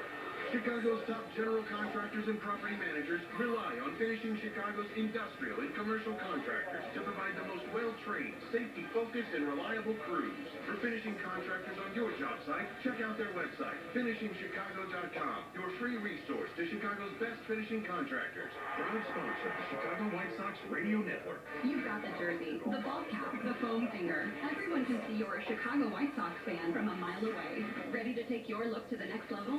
Upgrade your wallet with an exclusive Sox debit card, which you can get when you open a Wintrust Sox checking account with no monthly fees, free ATMs nationwide, and a $300 bonus when you open your account with qualifying activities. Start showing your Sox pride with every purchase. Sign up at wintrust.com/Sox. Only $100 required to open. No monthly minimum balance and no monthly maintenance fees. Member FDIC and equal housing lender. Hey, this is Andrew Vaughn from the Chicago White Sox. That's a 3-run homer. Thanks for always supporting your team, and keep listening on the Hard Rock Casino White Sox Network. Allow me to attend a new weekend. ESPN Chicago. Great to have you with us. Gorgeous night from Kansas City. First of 4. Tied at 1. Tim Anderson leads off the third and takes a low fastball from Zach Greinke. 82 degrees at first pitch. Just a perfect night. 1-0 on the way. Sinker on the outside corner. Tim's 0 for 1. Hadn't really thought about this, but we're probably witnessing a Hall of Fame battery with these two. Could be. There's a rollover grounder foul toward third. Greinke and Salvador Perez. Greinke, to me, should be a shoo-in. Yes. I don't think that's actually a question. Perez, one of the more dominant catchers of his era. I mean, and he's got some accolades to go along with that. He's got the World Championships, or one of them. I believe he's got a home run title. Obviously an all-star. Yep. Best throwing catcher for some years. 1-2 is hit foul off to the right. I think Yadier Molina's case will be instructive. Sometimes a little tougher for catchers, right? Yes. Don't expect the same offensive numbers from catchers as you do at some other defensive positions due to the demands. There's a comebacker base hit in the center. On a 1-2 offer, it was a slider, and Tim is aboard to lead off the third. Well, that's a good sign. We need him on to set the table. When the top of the order gets things going, I mean, it just relaxes everybody behind him. Now Benintendi for the second time. So some notes on Greinke. He is one of 3 pitchers with 6 Gold Gloves and 6 All-Star selections. Bob Gibson, Greg Maddox, Zach Greinke. That's it. Benintendi fouls out of play. One of 3 pitchers with a Cy Young, a Gold Glove, and a Silver Slugger Award. Fernando Valenzuela, Oral Hershiser, Zach Greinke. Well, I think you've already said enough. To me, I mean, I don't think it's questionable. I think the guy's a Hall of Famer. Throw to first, Tim back safely on his feet. I believe he's got a WAR that's 77. I was going to say in the 70s. I was looking at that today. I was actually looking at Baseball Reference. They show those faces in the crowd there, basically, and I was looking at Greinke's numbers today, and there's no question his WAR is good enough. Swing and a miss on a changeup. Greinke's changeup at 87. It's maybe just a couple ticks off his fastball. Yeah, basically with a little more movement. But I was looking at the lowest WAR numbers in the Hall of Fame, and it's shocking. Yeah, a lot of them are in the way back machine, right? There's a ground ball off the glove of Greinke, picked up on a bare hand by Massey, and the throw is late to first. Greinke not happy with himself. He just threw his hat down to the turf. He's mad that he got a glove on it. But we told you how good he is defensively. And that ball was basically ticketed right to Massey. I don't think they turned 2 there. It wasn't hit that hard, but they do get an out. There's no doubt they'll get an out on that had he not deflected it at all. But how, as we're just talking about his defensive prowess, is he not supposed to try and field the ball back in his area? That's what he does. He is truly a defensive player, so it's normal for him to want to help himself. Well, this is encouraging. Back-to-back hits to start the inning, and the batter is Andrew Vaughn. Sox trying to grab their first lead. Greinke has Tim picked off. Throw to second late. Oh, he had him leaning toward third. But I don't think Massey was close enough to second. It looked like Greinke hesitated before he threw. Well, it wasn't a set play. Massey wasn't quite there. Greinke did the right thing. He went ahead and threw it right over the base, but Massey was more focused on just catching that ball because it wasn't quite there yet, let alone trying to apply a tag. Thank goodness Tim, his awareness to just slide the hand underneath the tag. The pitch to Vaughn is a called strike. Yeah, that's a huge break. Cannot get picked off there, obviously, as you're trying to start a big rally. Well, Tim actually just wasn't even trying to run. He just fell for the spin move from Greinke. 0-1 is inside. But those Hall of Famers I looked at today, the lowest WAR in the Hall of Fame is 14.6. And you're right, every one of these guys is from the way, way back machine. We're talking latest name was probably in the 30s. Strike called on a cutter at the belt, 1 and 2. The top 10 lowest WARs start at 33.2 with Ray Shaw. Yeah, it is interesting to go back and look. And the players of today statistically stand up pretty well in that regard. As Vaughn bounced one off his foot, still 1 and 2 on him. You know, of all the superstar names that shocked me how low his WAR was, I think it was like 47 or so. Just, I can look it up. But anyway, Lou Brock was really low for a guy that you look at and go, oh, that's Lou Brock. Wow.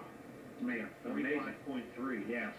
But wow, that's amazing to think about Lou Brock being that low. Stole 938 bases. There's a ball ripped out into the alleyway. Left center field. It's going to get to the wall. Anderson scores. Benintendi's right behind him. It is a 2-run double for Vaughn.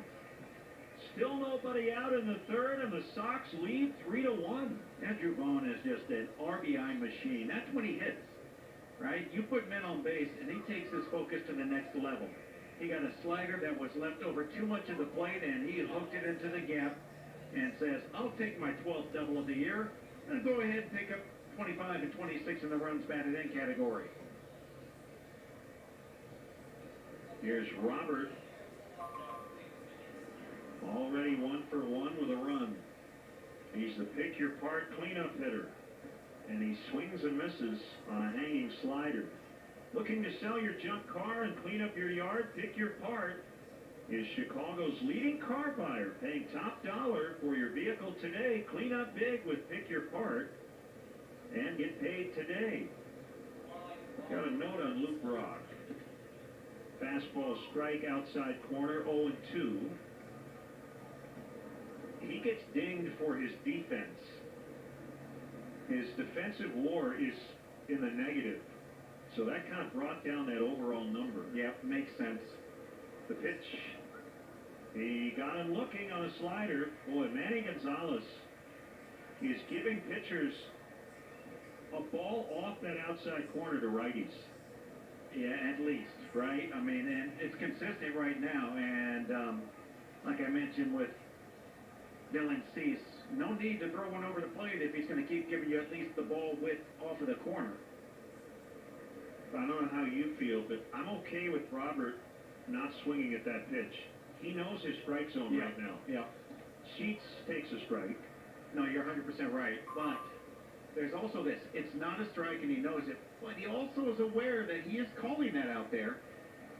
So it's a balance. Do you just look out there and can see the inside corner in those rare occasions?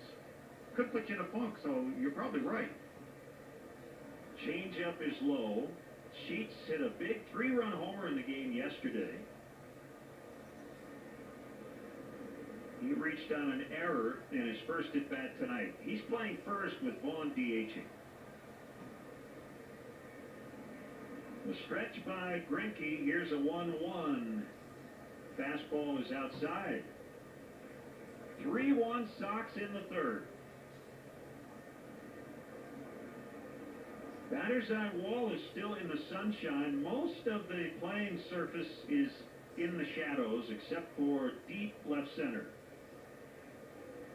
2-1 is golfed high in the air, foul ground near the tarp down the right field line, and it hits that high net. Hey, bring your group out to a White Sox game and receive specially priced tickets along with a great experience. We have private areas for corporate outings, family get-togethers, and more. For more information, visit whitesox.com/groups. Now, once again, the heart of the lineup, brought to you by Northwestern Medicine, with teams that take on the toughest cases at over 200 locations. 2-2 on Sheets. Here's the pitch. It's fouled upstairs. Almost every pitcher now uses PitchCom. Saw a story today, I want to say Eduardo Rodriguez of the Tigers has ditched PitchCom. He just feels comfortable going with the old-fashioned signs from the catcher. Low on a fastball, it's 3-2. I guess in some ways it's like we're in the computer age, and some people just still like to have a pen and a notebook. Thank you, that's me over here. Yeah. You're welcome. I wasn't referring to you. Oh, you pointed right at me. 3-2 bounces for ball 4. So Sheets draws the walk. Well, you know what? Mark Burley can pitch today without any of that, because all he did was have the catcher put down a sign and he threw that pitch. So Rodriguez might be that exact same guy. Put down, even if there's a guy on second base, second sign after 3, whatever. And, okay, and he throws the pitch. It's not complicated. Some guys, others like to know and be in charge of what they're throwing. So I'd say the majority of pitchers want to be in charge of the decision of the pitch. Ryan Sweeney, the Royals pitching coach, out for a visit. They've got a new manager, just like the Sox. Matt Quattrero, replacing Mike Matheny, who was let go after last season. He had been Kevin Cash's bench coach in Tampa Bay. If Quattrero has a specialty, it's hitting.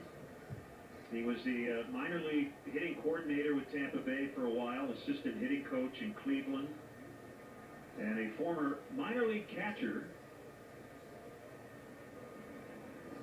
And so far, he's getting really good reviews, even though his team has a bad record. 2 on with 1 away. The pitch to Grandal is fouled back. 0-1. 3-1 White Sox. We're in the 3rd inning. I think it's interesting when managers, they take over new teams, and they're first-time managers, and the team struggles, how much pressure is put on them, but everybody that's working with those managers goes, these guys are great. They've got to figure it out. I like what they do. People are going, yeah, but they're losing. Outside miss on a curve.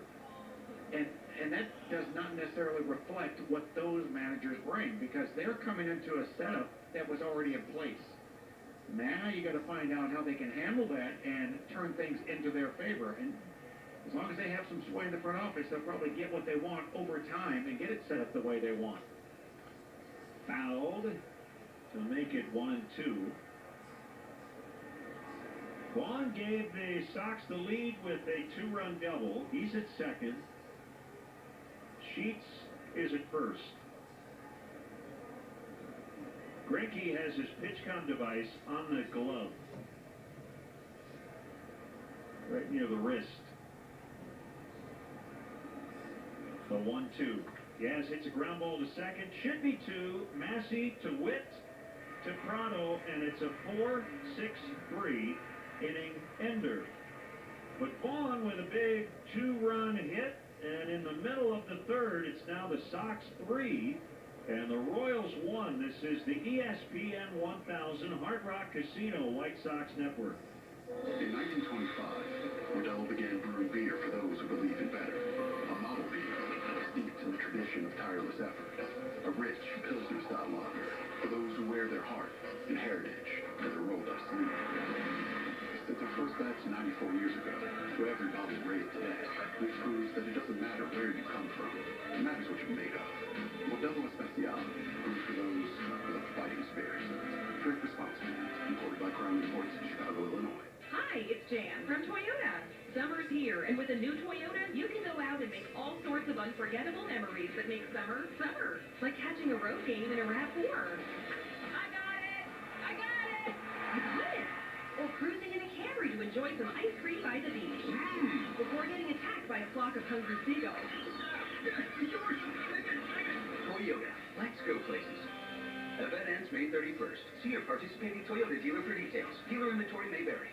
Money saved through energy efficiency can directly benefit a business's bottom line. That's why businesses throughout Northern Illinois are partnering with the ComEd Energy Efficiency Program to find up to 35% in energy savings, resulting in lower energy costs for their facilities.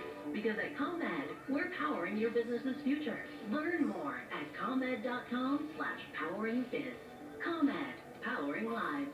Savings figure is hypothetical only. Actual savings will vary based on the measures implemented and on customers' usage and rate. Hi, I'm Jimmy Lambert, and I pitch for the Chicago White Sox. Thanks for always supporting your team, and keep listening on Chicago's Home for Sports. This is the ESPN 1000 Hard Rock Casino White Sox Network. The ESPN Chicago Triple Play AM, FM, HD, and app. Bottom of the third, Dylan Cease working with a lead at 3-1. And it's Michael Massey leading off, swings away, and he pops it up. Over near the second base position, it's Elvis Andrews to make the catch. 1 pitch and 1 out. Now the veteran Jackie Bradley Jr. This copyrighted broadcast is presented by authority of the Chicago White Sox and may not be reproduced or retransmitted in any form, and the accounts and descriptions of this game may not be disseminated without the express written consent of the Chicago White Sox. Curve is over for a strike on the left-hand hitting Bradley. 0-1 is fouled down behind the plate. It's 0-2. That was a curve.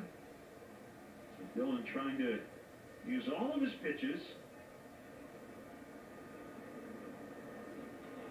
Well, that's a good thing. I mean, establish everything you have, especially with these conditions still that aren't favorable to help the batters.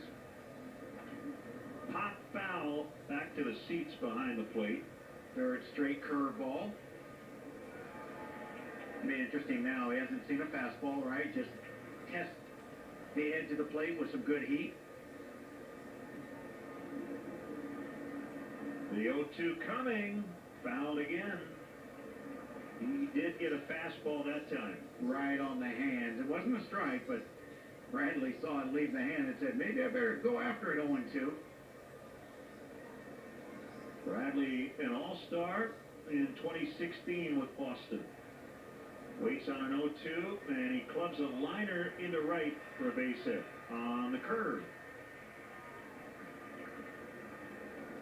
Well, he figured it out on the fourth one that he had seen in the at-bat. And obviously it was a hittable pitch because, well, he hit it hard. Bradley went into that at-bat at just 164. But he's 1 for 1 tonight and back to the top, and one of at least 3 juniors in the game. Bobby Witt, Luis Robert, Jackie Bradley, they're all juniors. Yeah, I was looking to see. I'm thinking, is there any more? And I almost missed Jackie Bradley, who just hit. I'm like, oh yeah, he is a junior. Swing and a miss. Best slider so far from Dylan. Well, even though he got a base hit on that slider last time up, hooked it into right field, yeah, he's still, the stats aren't going to lie. His batting average very low on breaking balls. 1 strike to count. Here's the pitch. Fouled back. Another slider, perfectly located at the knees, away. He tried to dive out there again and punch that one to right field. That time he failed. Witt hitting 239. There's some thought that his slow start might be due to being on Team USA in the WBC, and he didn't get a lot of at-bats. 0-2 coming, and it's hit high in the air, foul toward right, and no play for Hazley. Isn't it crazy how many doctors there are out there trying to come up with a cure for someone's failed swing? Well, it's probably because this. What do you think? What do we give him for? I mean, who knows what really is the cause? Is it just good pitching?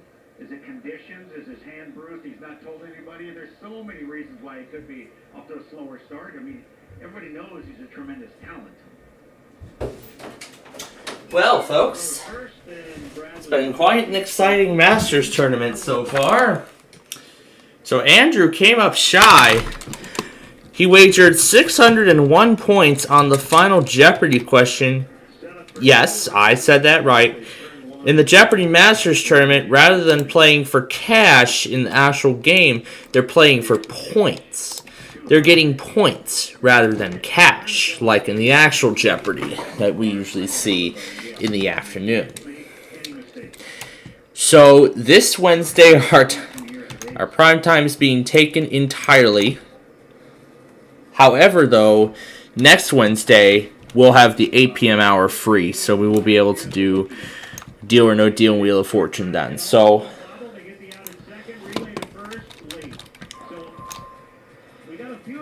I'll make note of that as we go.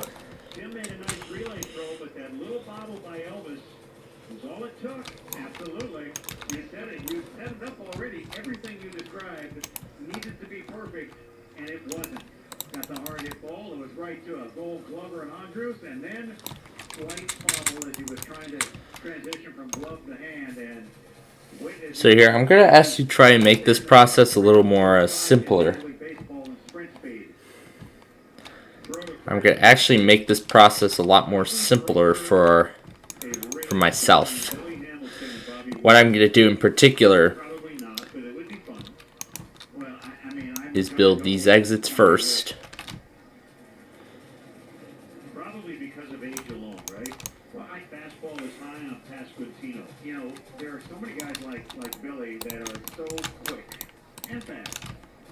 There are other guys that are just fast once they get going. You know, everybody thought Ricky Henderson was super fast. No, he was really explosive and quick, and there are a lot of guys in baseball faster than him. The 1-0, Pasquantino chops it foul. And I know that because you remember the show that used to be on Saturdays, Superstars? Yeah.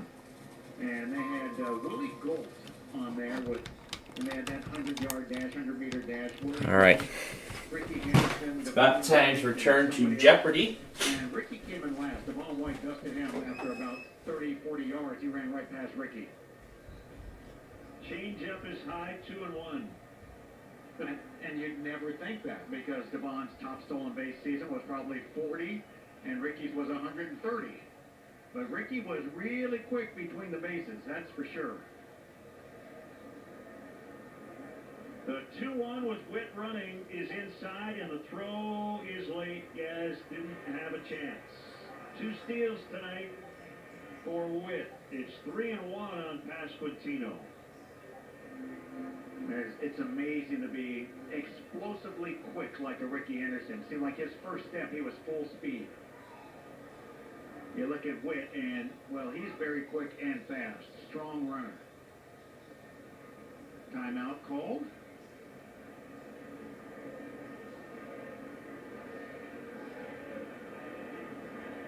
Three and one on Pasquantino.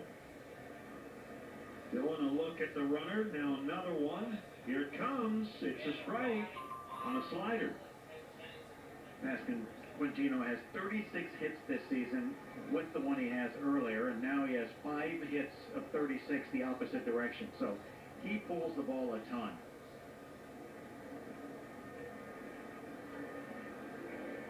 Full count on him with first base open, and he strikes out swinging on a slider. So they leave Witt at second, and we head to the fourth. Sox 3, Royals 1 on the ESPN 1000 Hard Rock Casino White Sox Network. As of March 2022, Hyundai has won more total IIHS Top Safety Awards than any other brand over the past 8 years, with optional front crash prevention and specific headlights. And here's another reason to feel safe. Every new Hyundai comes with America's Best Warranty. It's your journey. Own every mile with Hyundai. Hyundai all-wheel drive SUVs come standard with complimentary maintenance and America's Best Warranty. See your local Hyundai dealer today, or visit buyhyundai.com to find the dealer nearest you. Call 562-314-4603 for details. For me, retirement means spending as much time as possible on the golf course. I'm Sydney, and when I was diagnosed with prostate cancer, researching treatment options that could help me stay active led me to the Northwestern Medicine Proton Center. Proton therapy is an advanced form of non-invasive treatment that uses precise doses of radiation to minimize exposure to surrounding healthy tissue, with the goal of reducing side effects.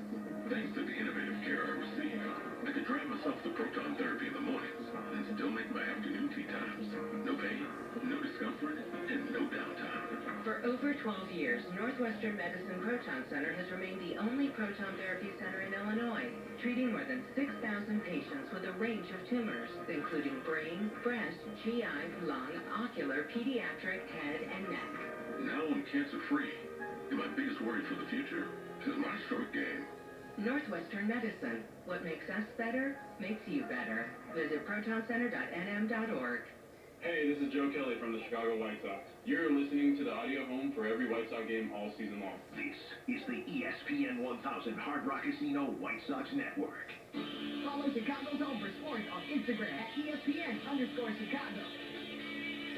Time for the last fourth inning. Summer starts here, so it's time to enjoy savings going on at Toyota. Shop online at Toyota.com or visit your local Toyota dealer today. Toyota, let's go places. Alberto bunts to third. Barehanded pick by Garcia. Out at first. What a play by Michael Garcia to get Alberto. Well, you're not kidding now. Hunter's not the fastest, so it's really important that he puts down the perfect bunt. He made sure that Greinke couldn't field it, but he did bunt it almost toward the shortstop direction, which meant that Garcia had a really good angle to run, grab, and throw, and he did just that. 3-1 Sox here in the fourth. Now Elvis Andrus, who's 1 for 1. The wind-up and the pitch, and Elvis shows bunt, takes a cutter up and in. That play by Garcia, the IDOT save of the game. If you're a pro at navigating your favorite game, you shouldn't have any trouble when it comes to work zones. Slow down and move over. It's not a game, Illinois.com. Sinker is over for a strike. Tigers have a 6-2 lead at Cleveland. They're in the 8th inning there. Twins are off tonight. 1-1 is fouled back. I don't know what happened. Did that ball hit the bat twice? That was something very strange. I couldn't tell what happened, if it hit the bat and then just kind of skimmed off of Salvador's helmet, or it was something strange, right? The way it came back to the screen. Very odd. I have not seen a replay. Can we go replay that, please? Oh, that's right. We're not on TV. 1-2 is inside on a changeup. At the mercy of the monitor, and we don't have control of it. I'm betting you hit the bat twice. Yeah, it kind of looked like it rolled up the bat a little bit. I don't know what it did. Swinging a bouncer back to Greinke. What a snag. That ball was over his head, and he grabbed it and throws to first to get Elvis. Well, they probably had the play up the middle behind him, but it doesn't matter. You hit it to him, usually he's going to field it, except for a little earlier where he deflected one and gave us an infield hit because of it. Now Hazley, retired by Massey on a great play. Adam came in hitting .412 in limited time. Fastball is high. Now Greinke's already been involved in 3 defensive plays and one that he didn't help out on the deflection, but 4 balls back at him. Swinging a grounder back to Greinke, and he knocks it down and flips to first. I said it earlier, I mean, you hate seeing what he's doing against the Sox, but he is fun to watch. There are very few pitchers who field that position like he does. Yeah, you know what, it is fun to see that. I just wish he'd get off the field. It's a 1-2-3-4. It's 3-1 Sox on the ESPN 1000 Hard Rock Casino White Sox Network. Why? Just think about it. Why is the #1 selling brand of chainsaws not sold in Lowe's or the Home Depot? We can give you over 10,000 reasons. That's how many authorized local steel dealers you can find across the country. Visit one and you'll find a range of dependable gas and battery-powered tools, from trimmers to blowers. And you'll find service from experienced professionals. Real steel. Find yours at steelusa.com. Lowe's and Home Depot are trademarks of their respective companies. At American Sale, we're known for having the best selection of pools, patio furniture, hot tubs, and grills. Everything you need for your outdoor fun. More importantly, it's the quality of the products we sell, and our product experts can answer any of your questions. And right now, during our Memorial Day sale, you can save up to 50% and get 0% financing for 60 months. Plus, free delivery and our lowest price guarantee. See store for details. So come see us or visit us online. American Sale, bring the fun home. Every day is an opportunity for success, and the team of wall covering, drywall finishing, signage, glass systems, and painting contractors at finishingchicago.com always deliver. Chicago's top general contractors and property managers rely on Finishing Chicago's industrial and commercial contractors to provide the most well-trained, safety-focused, and reliable crews. For finishing contractors on your job site, check out their website, finishingchicago.com, your free resource to Chicago's best finishing contractors. Proud sponsor of the Chicago White Sox Radio Network. Meet True Work, unparalleled workwear that lasts longer, works smarter, and looks sharper. Explore the True Work system at TrueWERK.com. Carmen Yurko's new weekdays, ESPN Chicago. Special welcome to our listeners on KWQC 95.7 in Webster City, Iowa. Last of the 4th, 3-1 Sox. Salvador Perez takes a strike on a fastball from... It's been quite a game so far, and it's actually, more importantly, been quite a show. So, James Holzhauer is back on the James Holzhauer is back on the Trebek stage. So James Holzhauer is back on the Trebek stage, and he is going... And so far, he's going up some pretty stiff competition here. He was the super champion back in 2019, and even I was following his incredible progress. I think it was while I was in middle school, if that was correct. Yeah, I was following his unbelievable run.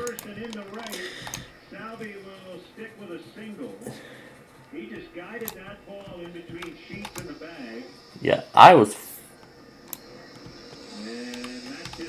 I was following his unbelievable run on Jeopardy.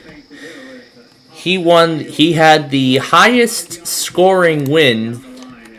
He had the highest scoring winnings in a single game on Jeopardy. A single game. Yeah, a single game. Where do you see stats like that? Nowhere else on television do you see anything like that. And also another thing too, I've also noticed, this is the first time I have seen Jeopardy do this in its nearly 60-year run. What they're doing now is they're showing the folks at home, they're showing the home viewers where the daily double or daily doubles are on the game board before the round even starts. Where the round even starts. And I have a feeling that this is kind of going to be the same pattern too, because I feel like this is a pattern because the very first pick I keep seeing daily doubles come on up. So now, you know what that reminds me of? That reminds me of, remember what was it? Remember last night's classic concentration? That remember how for like a few, I think it was like a few episodes or so, I think that idea didn't last too long. I don't think it lasted too long on classic concentration at all. It didn't last too long on classic concentration, however. So basically, the home viewers would get, the home viewers would get to find out the solution to the puzzle before the round even starts. And I like the way how Alex Trebek would say, if you don't want to see the solution, turn away, cover your ears, something like that. And, well, essentially that's 1980. This is 2023. So all Ken Jennings says for the Daily Doubles is look away. That's all. Okay. All right. Let's go back to Jeopardy and see how the Double Jeopardy plays out. Swing and a miss by Olivares.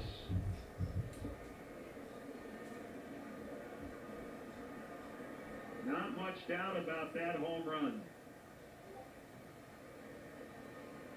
Still nobody out. Foul on the netting, back of the plate, 0-2 on Edward Olivares.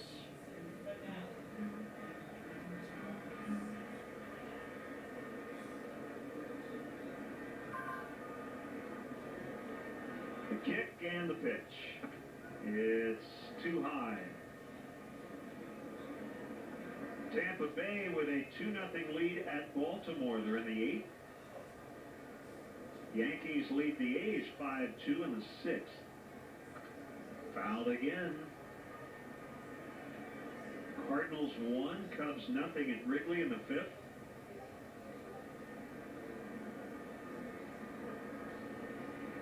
Cardinals 11-24. The pitch is low.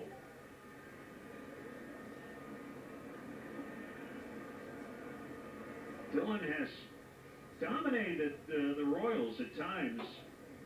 12 career starts at 2.58 ERA against this club. They've gotten 3 off him so far tonight. Swing and a miss, strike 3 on a slider. His second punch out, and that's the first out here in the 4th. Well, you mentioned that they've been stacking up some runs lately, averaging over 5 per game, so apparently, even against guys that have dominated them in the past, they're going to get their good swings in. Now Nick Prado, second stint with the big league club this season, takes a low slider.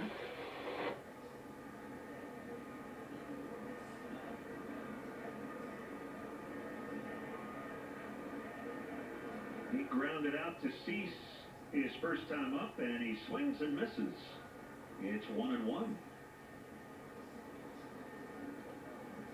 Not a huge crowd tonight. We'll start at the same time tomorrow and Wednesday, 6:40 Central. And then a 1:10 getaway day start on Thursday. Swing and a liner to right for a base hit. Well, there's more proof that they are just trying to take away their weaknesses against Cease. Prado came in struggling on fastballs, and there he goes, turning on one. I think they're telling us a story. They're going off of the strength of what Dylan Cease is doing.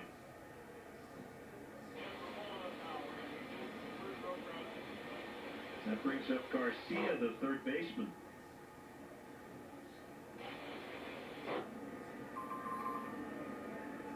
Long hold at the stretch, and now Dylan will throw to first to check on Prado.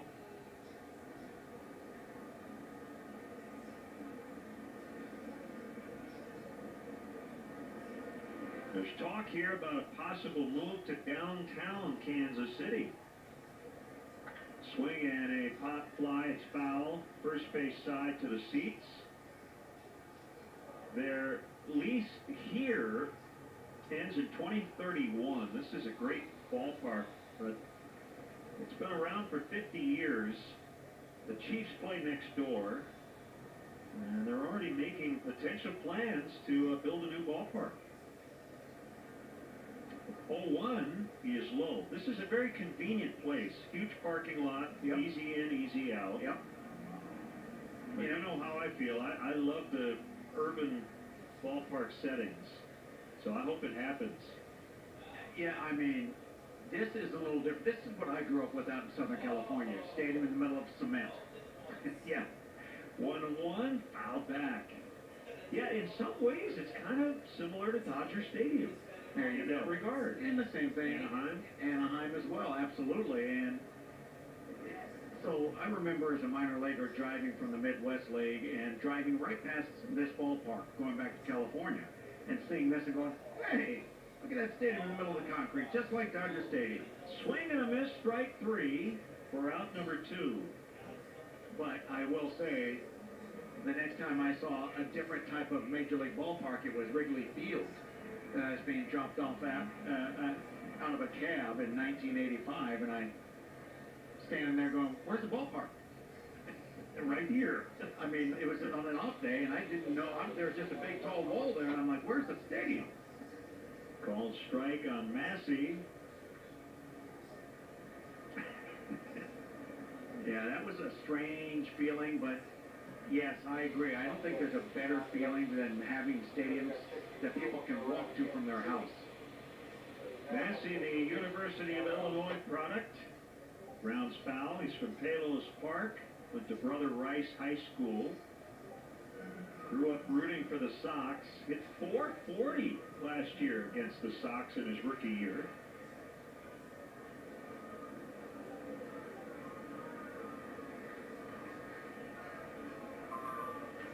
Came in hitting .198. And he swings and misses. 3 strikeouts in the inning, all on sliders. Melendez, though, tied it with a 2-run homer. And we head to the 5th inning. It's 3-3 from Kansas City on the ESPN 1000 Hard Rock Casino White Sox Network. No matter how challenging today's market is, you need an expert to guide you in selling or buying your next home. I'm Lenny Fire. Let me tell you about Hearthside Realtors. For 50-plus years now, we've heard the stories of families just like yours, looking for the place to call home. Hearthside is licensed in Illinois and Indiana. We have 3 agents who speak Spanish, and we're dedicated fans of Southside baseball. Check out the latest listings at HearthsideRealtors.com, and let's find you the home to create dreams. I'm Lenny File, and I go the extra mile. HearthsideRealtors.com. Hi, it's Jan from Toyota. Summer's here, and with a new Toyota, you can go out and make all sorts of unforgettable memories that make summer, summer. Like catching a road game in a RAV4. I got it! I got it! You got it! Or cruising in a Camry to enjoy some ice cream by the beach. Before getting attacked by a flock of hungry seagulls. Toyota. Let's go places. Event ends May 31st. See your participating Toyota dealer for details. Dealer inventory may vary. Accidents happen. Cars can be fixed and replaced. But what about you? Who's looking out for your damages? I'm attorney Tony Ivoni. No one protects more injured victims than I do. Visit calltony.com or call me at 708-400-0000. Looking out for you is my #1 priority. Visit calltony.com or call me at 708-4-million. Because you deserve better. Hey, this is Andrew Vaughn from the Chicago White Sox. That's a 3-run homer. Thanks for always supporting your team and keep listening on the Hard Rock Casino White Sox Network. Judge Will and Max weekdays at 5 a.m. ESPN Chicago. Top of the 5th, Greinke still working in a 3-3 tie. Tim Anderson leads off. And he hits a chop to third. It's foul. One thing we've learned here in the first 4 innings, stop hitting the ball back to the pitcher. He's made all the plays. Well, you can see right now, Anderson's trying something new. Trying to turn on one. Salvi sets up toward the outside, and the ball is hit past the mound to the shortstop, Witt. Sidearm toss to first. Gets Anderson. And then it'll bring up Benintendi. And join us at Guaranteed Rate Field this Saturday, May 13th. The Sox host the Astros at 6:15. First 20,000 fans will receive an Eloy Jimenez Hi Mom talking bobblehead presented by Wintrust, Chicago's bank. Andrew with an infield hit and a run his last time up. Takes a strike on a fastball. By the way, Salvi has been officially named the Royals team captain. So he actually has a C on the front of his jersey. That's a very common thing in hockey, not so much in baseball outside. He's the 4th official team captain in Royals history. George Brett, Frank White, Mike Sweeney were the first 3. Well, what an honor. No doubt. 1-1 from Greinke. Fouled back was Paul Konerko. Yeah, captain. yeah, there's never really been a captain of the White Sox until Captain Paulie.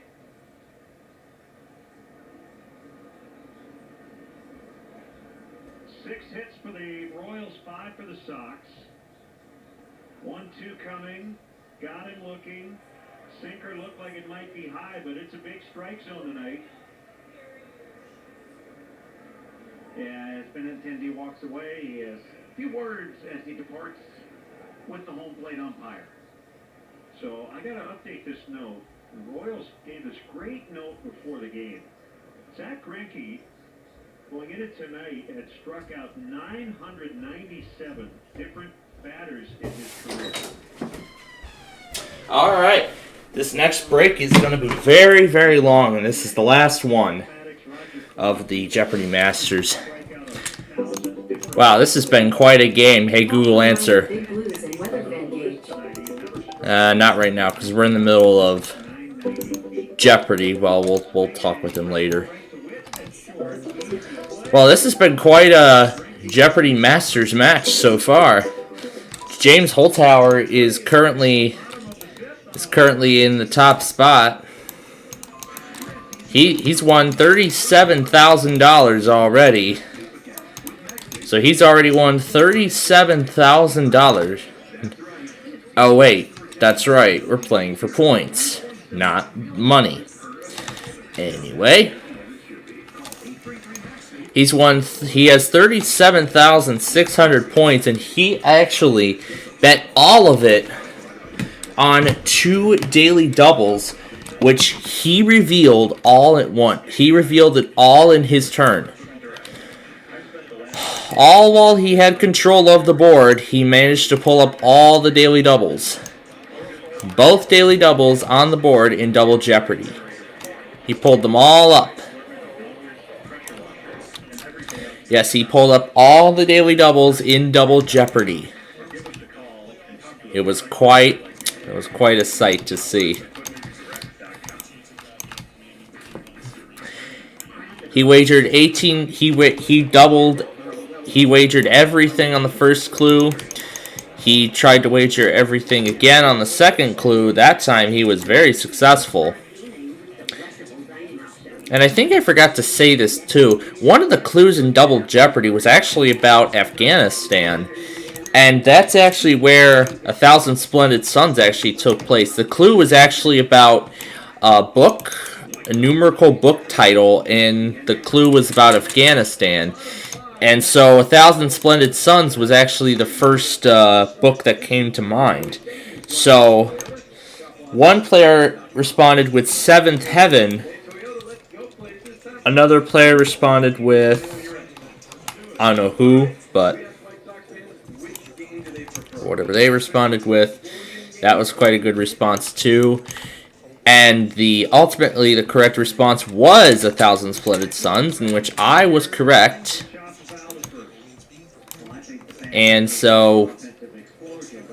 now Andrew is a 3-day champion on Jeopardy!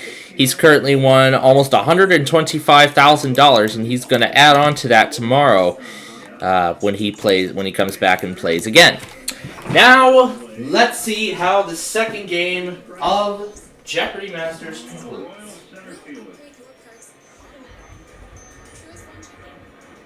I like it when the Sox have the offensive explosion, and then when their pitcher shuts them out.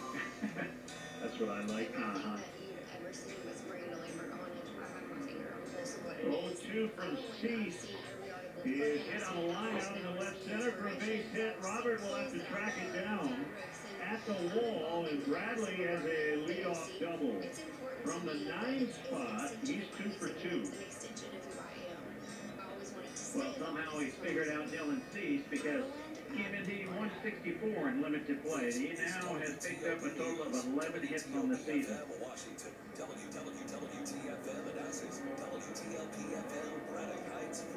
So that brings up Witt. Let's go back to Bob Engler in the traffic center. On the Beltway in Montgomery County on the Royals are trying to take their second lead of the night. Now setting up near New Hampshire Avenue, the Million Paving Project there. And getting by for now, 2 lanes to the left, but it is still quite slow. The stretch by Cease, here's the pitch to Witt, it's low. It's interesting that corner guys, Sheets at first, he's not in. They're not expecting a bunt. Well, if he gets one down, he's hard to throw out. I know that, and he's not afraid to bunt. He has done that against the Sox. One ball, no strikes. Here it comes. He swings and slices one to right, but it's foul. And off the high netting. You know, again, the thing is, it's not easy to bunt against somebody like Dylan Cease either. And if you're feeling pretty good in the batter's box, you don't like to bunt. You want to try and drive him in. He tried to inside out a fastball at 97 inside corner. Highs Tuesday, just 58 to 66 degrees, much cooler than today's 80s. Runner at second, nobody out. 1-1 to Witt. Swing and a miss. He just blew it right past him at 97. Yeah, that's because it was on the outside corner that time, and after one being on your hands, you're ready for another one in there. Good evening, I'm Dimitri Solis. Coming up, we have breaking news. A DC firefighter shot and killed in Maryland, and we're learning a lot more about what happened. Slightly open stance for Witt. 1-2. Call strike 3 on a slider. Local man could face decades in prison for the murder of his wife. An architect will run DC's plan to convert office buildings into homes downtown. Less than a day out from a high-stakes debt ceiling meeting at the White House, WTOP Capitol Hill correspondent Mitchell Miller with a preview at about 15. Asia-Pacific markets are mixed. The Dow down 56, NASDAQ up 22, S&P up 2. The Nationals' first pitch later this hour. Single in the first, struck out in the third. He swings and misses. Let's pause again for ID on the ESPN 1000 I'm ready for a top in Chicago when shots rang out at the Allen, Texas ElevatorsEAS on Saturday afternoon. Shoppers ran. Just apology, trying not to be heard, crying, praying. 8 people died, 7 injured. The gunman was shot and killed by a police officer. Investigators are looking into the history, including possible extremism. Looking into the history of the shooter, and as CBS's own RV Franco reports. A spokesperson says the shooting suspect joined the service in 2008.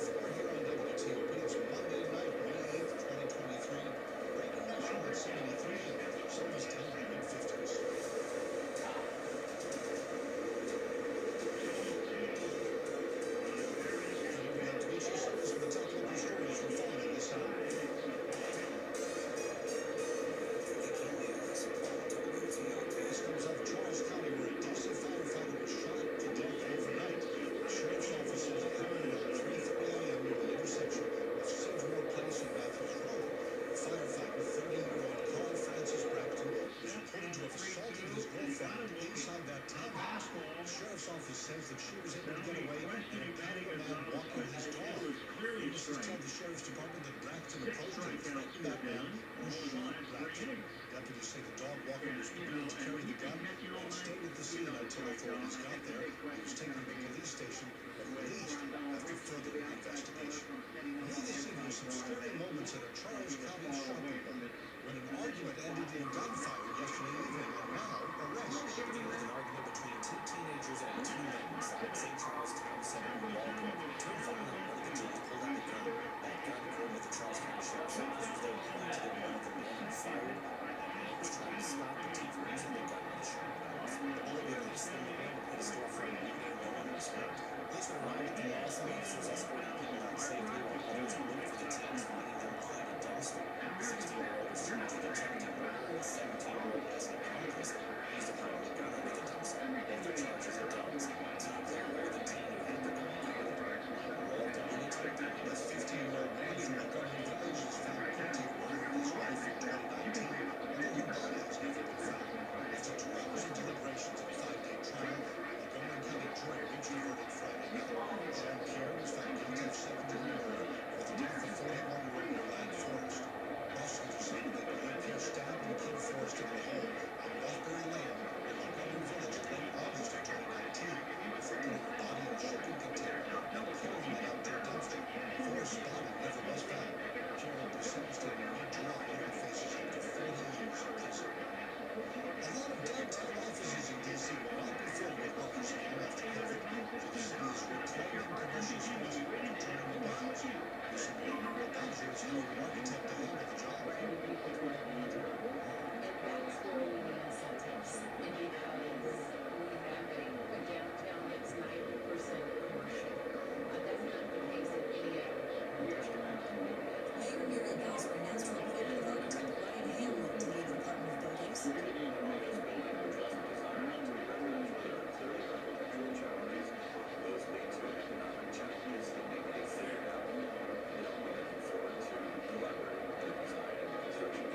Hamlin is returning to DC government. He last served in 2015, leading the Department of General Services. Megan Flower, WTOP News. A couple of sexual harassment allegations leveled against a former D.C. deputy mayor are being investigated separately, we're told, together with the deputy director of mayor's legal counsel.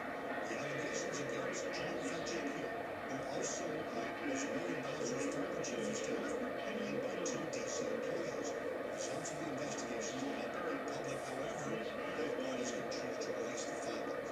Mayor Bowser's legal team says the first investigation is expected to wrap up next month. The investigation into the second woman's allegations has already begun. DC teachers are going to have to wait longer to get their long-expected back pay. The city says educators now will only get a portion of the retroactive pay that they're due on May 19th instead of the full amount. They're expected to get the rest of the money June 16th. The city says the delay is to make sure every teacher gets the correct payment and not their own. Angela Pim Lyons is the union's president. She says this is a time of year when teachers are usually recognized and honored.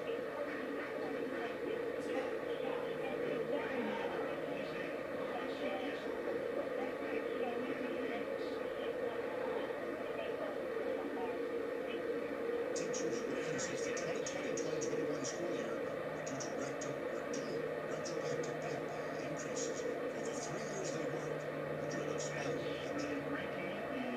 And it's 9:08 here on WTOP. Coming right up, even if you don't have a Prime subscription, you'll have access to Amazon original content pretty soon. Stay with us tonight.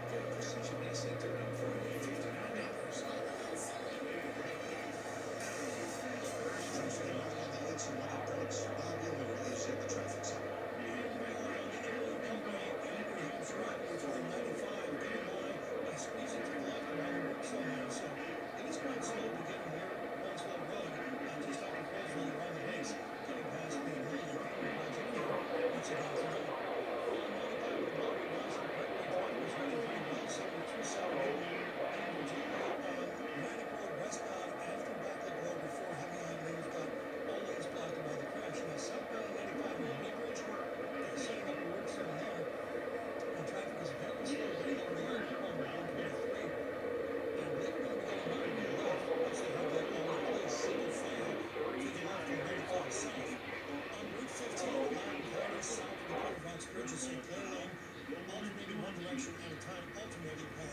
until then.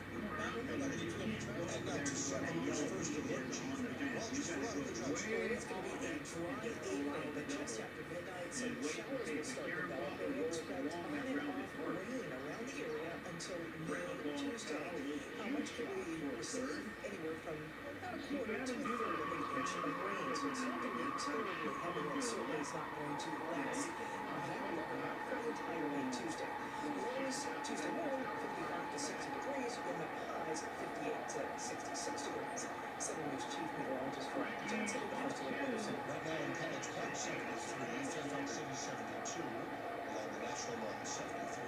Winds will fall into the middle 50s in the summer. Brought to you by Longfit. Save 20% on Longfit stain sprinklers and fences. Go to longfit.com today, schedule your free in-home estimate.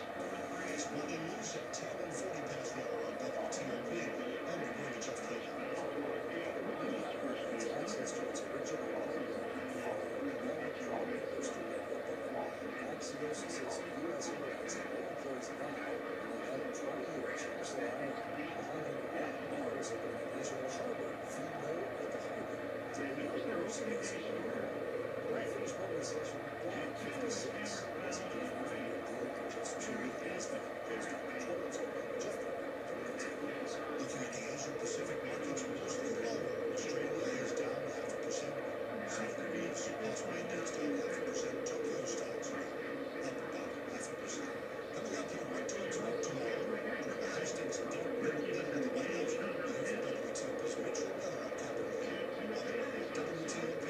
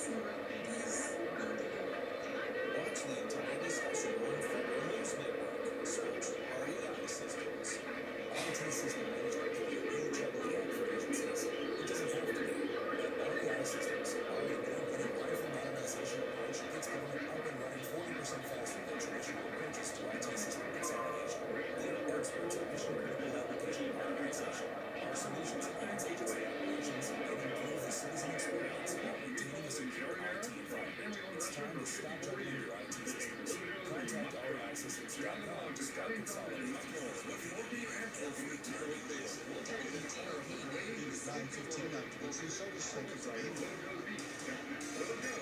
President Biden, House Speaker Kevin McCarthy, and congressional leaders will meet tomorrow for a highly anticipated meeting at the White House.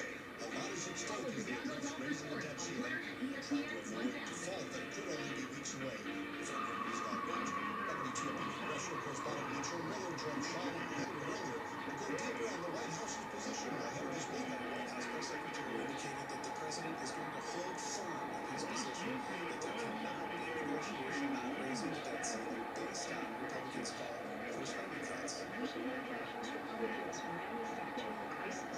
Something that has been rising 8 times since 1960.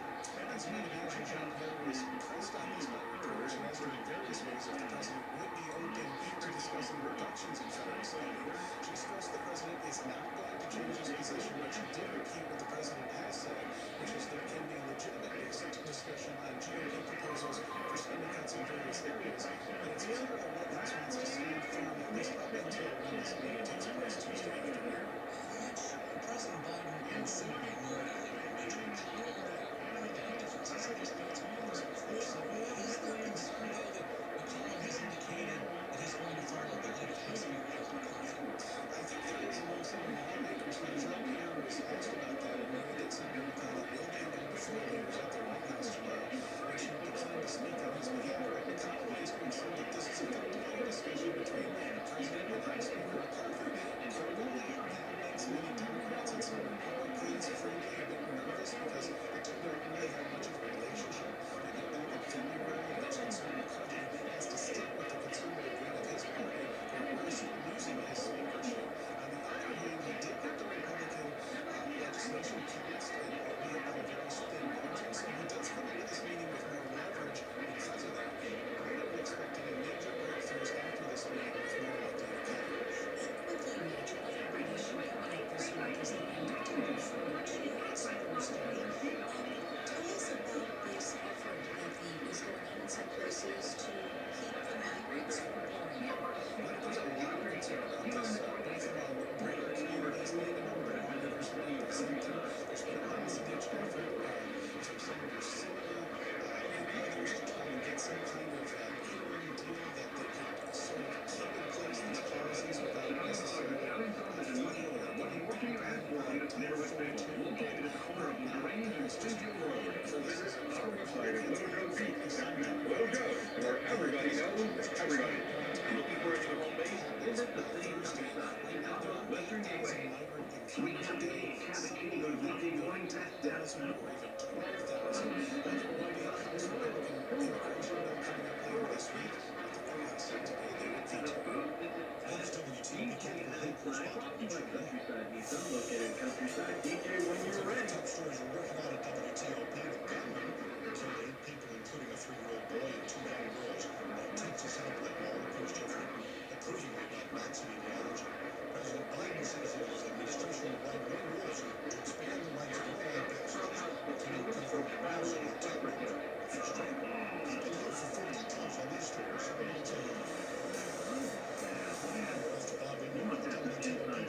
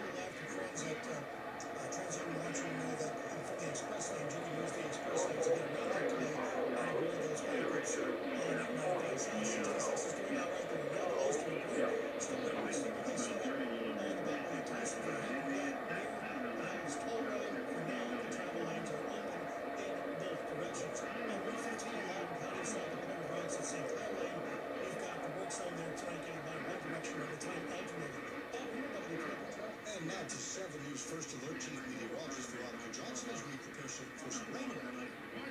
Exactly, yeah. For most of us, with dry conditions out there, but we're waking up some rain, especially early on, up until 2 p.m. tomorrow. So there's going to be some periods of showers moving through, maybe even a rumble of thunder. And it's going to be pretty chilly. Today we topped out over 80 degrees. Tomorrow, just around 60 to 61 in D.C. Other areas might just hover in 50s all day. So for at least the first half of tomorrow, wet and humid for the entire day. Lows will start at 55 to 60 degrees. Highs for Tuesday, 58 to 66. Not very high at all. And then Wednesday, Thursday, Friday, temperatures will start warming again from 70 to 75 degrees Wednesday to highs between 80 and 85 degrees on Thursday and Friday. Looking to the weekend, right now, Mother's Day weekend, low 80s Saturday, mostly cloudy skies with on and off showers Saturday, and then there's a slim chance for some showers on Sunday, and then again late in the day, so that mid part of the day may be the best time to get out. But certainly, this will be a for Sunday. 74 degrees in Anacostia, Waldorf, and 70 Vienna, 70 degrees. All right, and we are brought to you tonight by WeatherPro, trusted same-day service, 7 days a week. Coming up here on WTOP, part of our area shutdown, one of the tools used to track the spread of COVID. Identity is at the center of delivering modern digital services that transform the way the American public interact with government agencies. When identity is safe, benefits are streamlined. All right. What an exciting finish to tonight's prime time. So, James Holtower won the second game of Celebrity Jeopardy. But oh my gosh. Let me tell you what he responded with. Let me tell you what he responded. Stop. He said, stop. What was it? He said, stop butchering me, Ken. That was literally his response. Oh my goodness, that was so good. Anyway, he only wagered 9,000. He won 30,000 points. He got 30,000 points in the game. He won. So he's got 3 match points, and those scores will be. I'm certain all of them will. I'm assuming we're going to get some more Jeopardy champions tomorrow, and we will see how those games play out. And then as for split second, though, Patrick won big time. He actually got over 1,000. He got 1225 in the main game. He went through the countdown round so quickly, and then he won the big countdown. But guess what? We were so close, and I can't believe this, so close to having a perfect bonus round. Yes, we were so close to having a perfect bonus round on split second. And this is the first time that this has ever happened. It's incredible. Nearly incredible that it's almost happened. And he said he would spend the money by going to Iceland for a vacation or something. Kind of weird myself. Alright, so looks like the John Local did something. What did it do? Let me guess. Is that WTOP?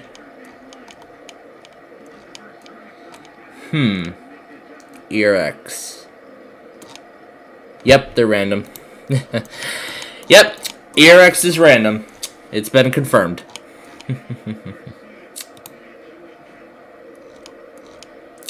Yep, it's been confirmed.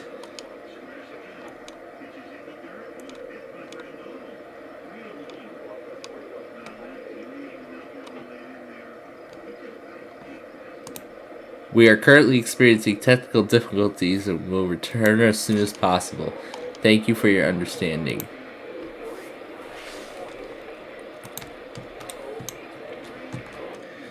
Alright, so we did not get a WTOP yet. So that is it for that show. Now I got that massive compilation all set and ready to go.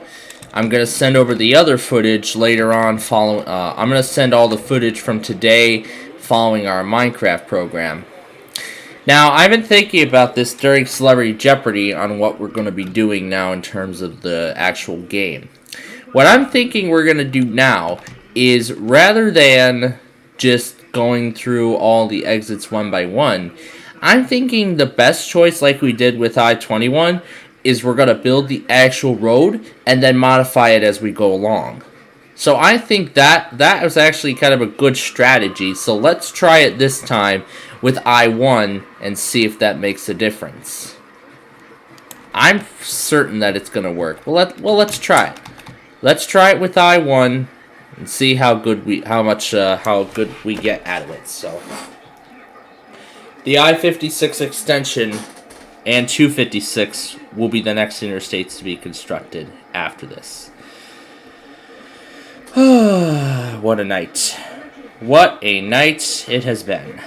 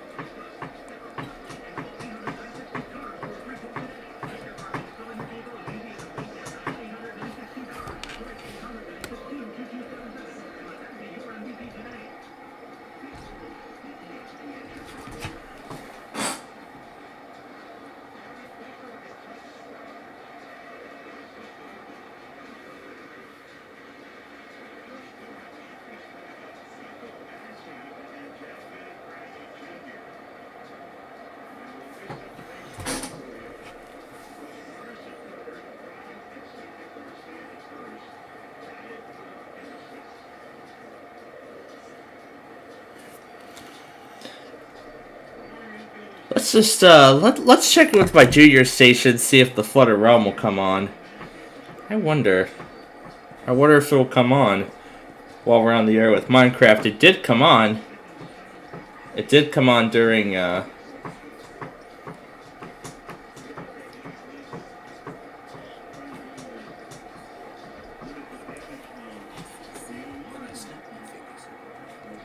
yeah, pre-stream ad. Yeah, thanks for the pre-stream ads. That's how Zeno, apparently that's how Zeno is going to pay all the money. That's how Zeno is going to pay all the money to these people and whatnot. By running ads, by running pre-stream ads on their, on all the stations that are running on the platform, including mine. And now we have this thing. Now we have this thing. Now, if I am on the right channel, it should relay. It should relay if I'm on the correct channel. And yes, I am.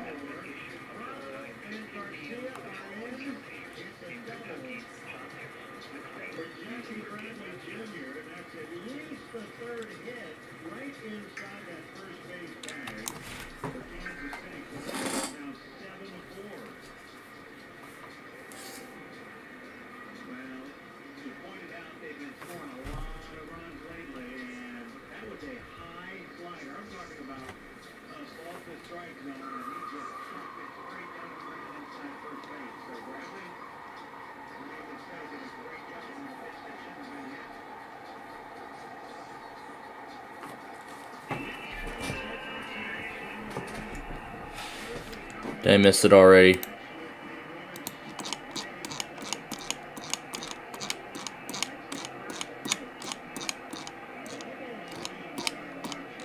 I'll take that as a yes. Nope, not yet.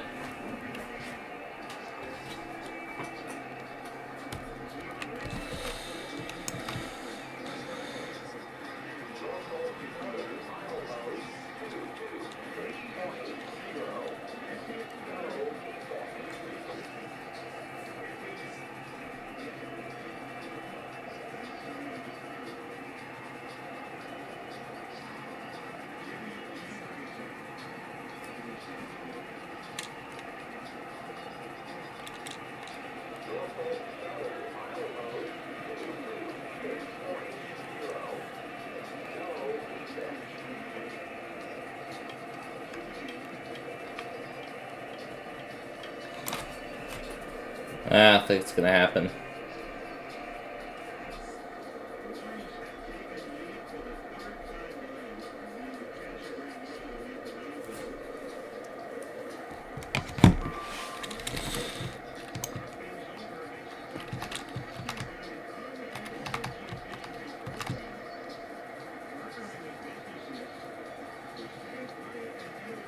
Wayne, Missouri.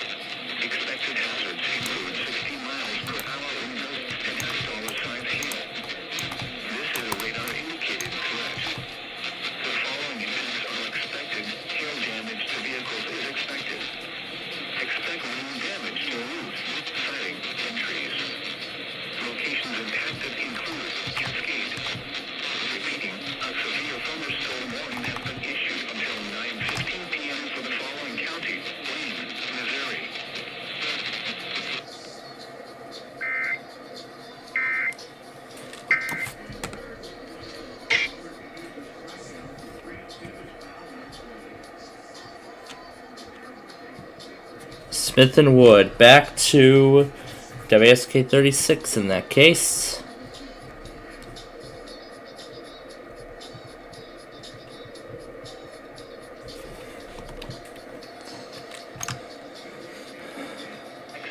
Southwestern Wood County in northeastern Texas until 9:30 p.m. Central Daylight Time. At 8:33 p.m. Central Daylight Time, a severe thunderstorm was located just northeast of Mineola, moving west at 10 miles per hour. Hazard, ping-pong ball-sized hail and 60 miles per hour wind gusts. Source, radar indicated. Impact, people and animals outdoors will be injured. Expect hail damage to roofs, siding, windows, and vehicles. Expect wind damage to roofs, siding, and trees. Locations impacted include Mineola, Whitman, Haynesville, Golden, Lake Fork Reservoir, and Alva. For your protection, move to an interior room on the lowest floor of a building. As much as I would like to continue to have fun with Billie Jean, I'll probably do that a little later on. But for right now, though, we're going to pause for, you know what we usually pause for at this time, right? I hope you all know. So we'll pause for that at this time. And then when we come back, we are going to most likely wrap up. And then when we come back, we are going to conclude this week's episode of our Minecraft show, we will conclude this week's episode of our Minecraft show. Here, I'm going to copy this over. I'm trying to copy this over, but it won't let me. There we go, got it. Why is it pinned? Close that one. There we go. Alright, so we will be back in just a bit and we will keep going, but for right now,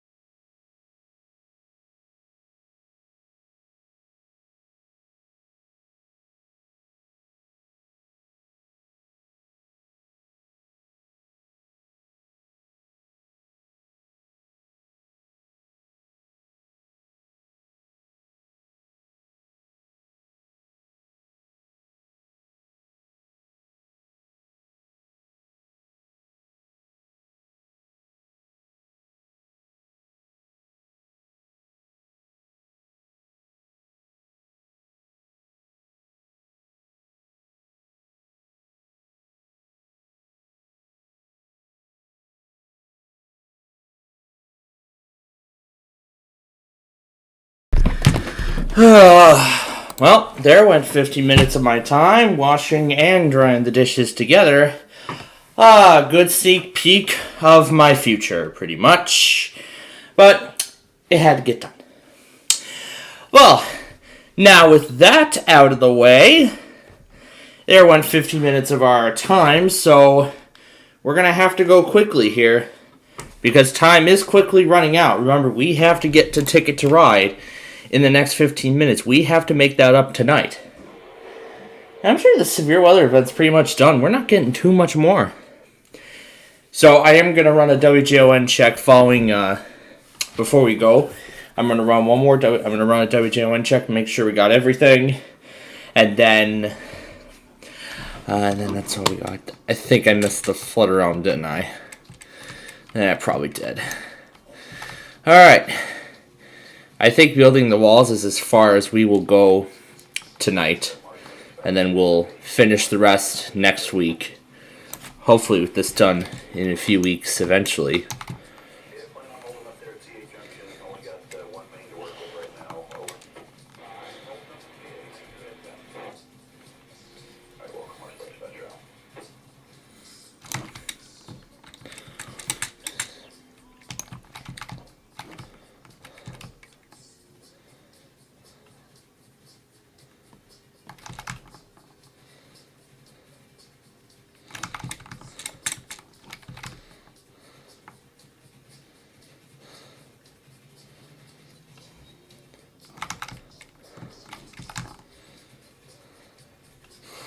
And you know what? Later I'll go back through the video and I'll see.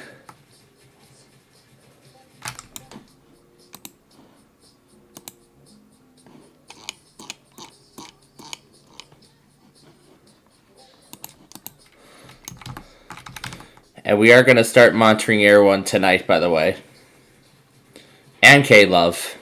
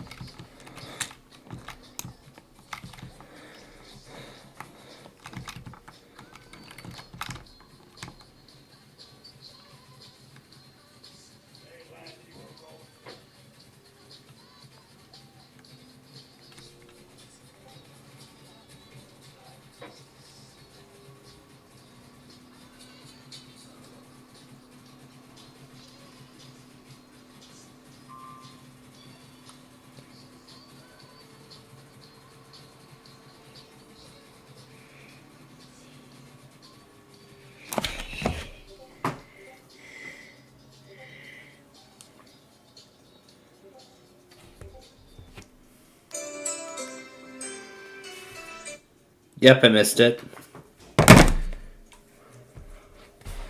Or it failed.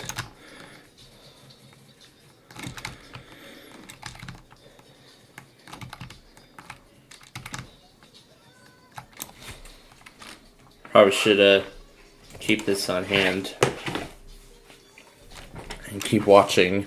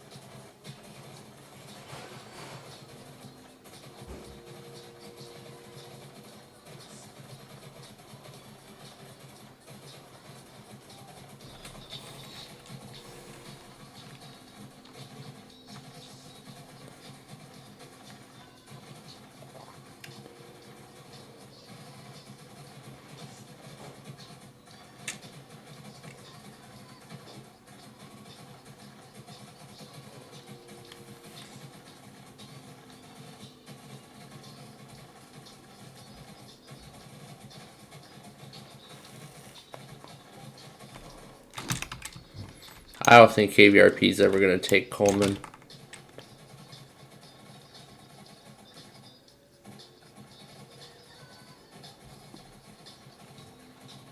If it does, I don't care, because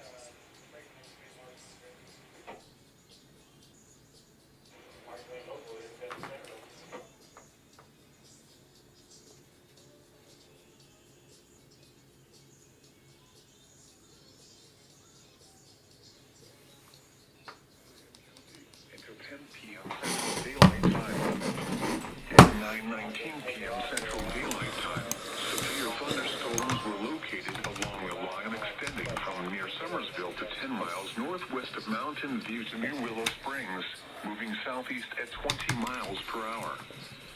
Expected hazards include 60 miles per hour wind gusts and half-dollar size hail. This is a radar-indicated threat. The following impacts are expected. Hail damage to vehicles is expected. Expect wind damage to roofs, siding, and trees. Locations impacted include West Plains, Ozark National Scenic Riverways, Mountain View, Willow Springs, Winona, Birch Tree, Pomona, Somersville, Montier, Pease Valley, Teresita, Errol, White Church, Clear Springs, and Pine Crest. For your protection, move to an interior room on the lowest floor of a building.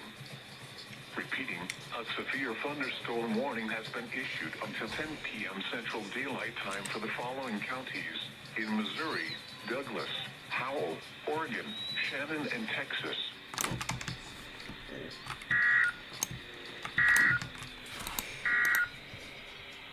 The current time is...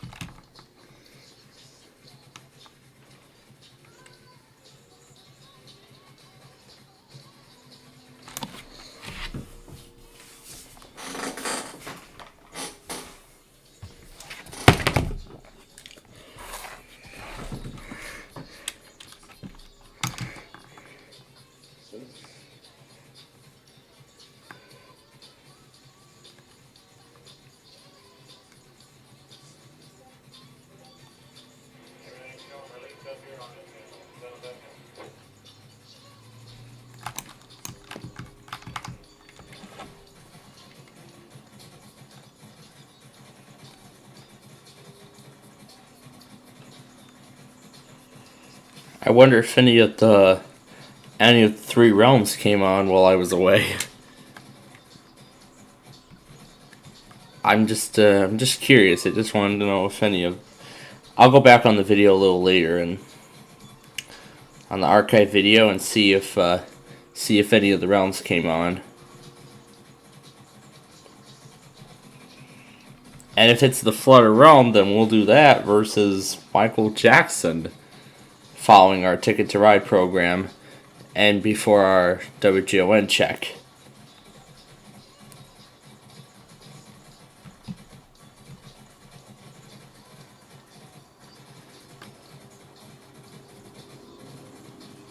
I don't know how far we're gonna get. This week.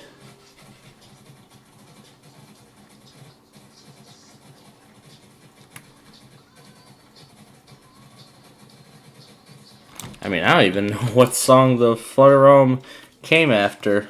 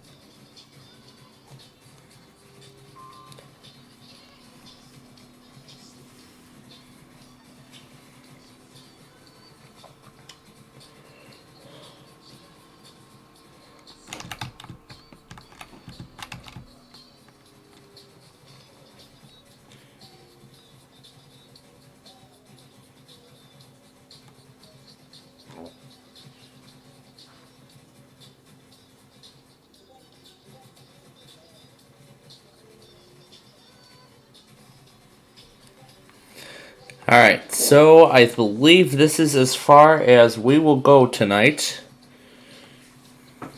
As far as doing this whole thing. And then after we do that, we will end our show and we'll get set for Ticket to Ride. This will make up for the last time that we've had.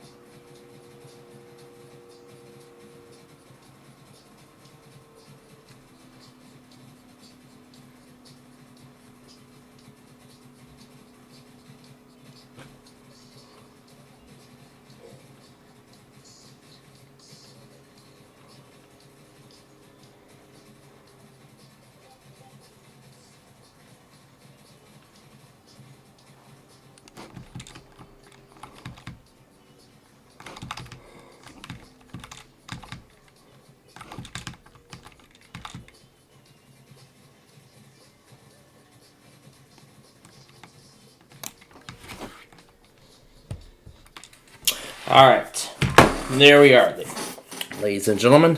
That is where we are going to stop on our Minecraft program for this week. So, right now we got a majority of I-1 completed, even though we only had a very limited time. So that's very impressive how much progress we've made. However, we have to make exits. We have to build exits for this interstate specifically. And that we are going to get to. And that we will do along with the other direction next week. That will be on next week's show. So, let me teleport the computer back here. I want to teleport the computer to the host. Okay, I did it in the correct order. Alright.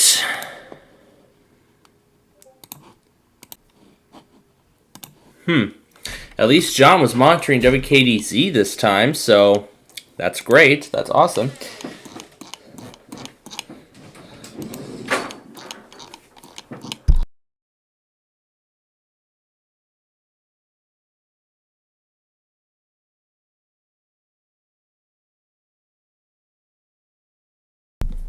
So there's a good look at everything else. Alright, so once again, On next week's Minecraft show, we are going to continue our progress. Oh, why are we connected to the oh. There we go. Alright, so, again, on next week's Minecraft show, we are going to continue the construction of Interstate 1. The Interstate 1 extension, that is. So, right now, we've actually built the outer sections of the corridor. So, that's what we just did today. So, we are going to continue with that on our next show. Now, remember how I said last night that we were not able to do our Ticket to Ride program because of the severe weather, because of yesterday's severe weather event. We were not able to do it yesterday because of yesterday's severe. We were not able to do it yesterday because of the severe weather event that took place. With this being said, we are going to go ahead and we are going to take care of Ticket to Ride at this time, even though we don't usually do it. Now, for those who missed my announcement last night, I'm going to explain how this is done again.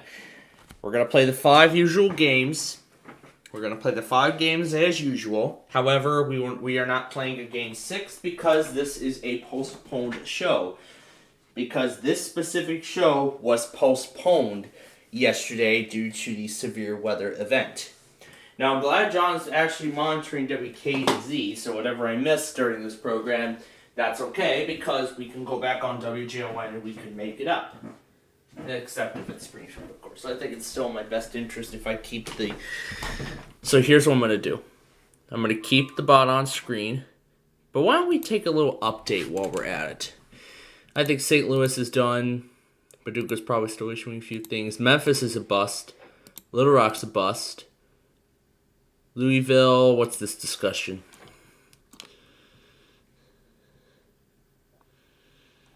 We're still talking about the threat, but yeah, Louisville's a bust. Jackson's a bust. Wilmington, yeah, bust. Indianapolis, bust.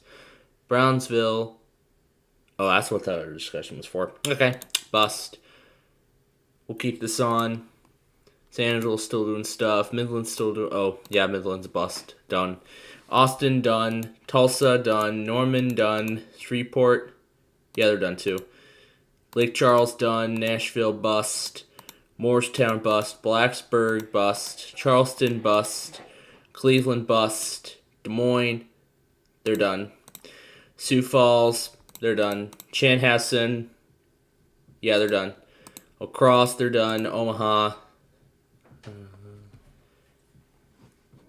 yeah, they're done too.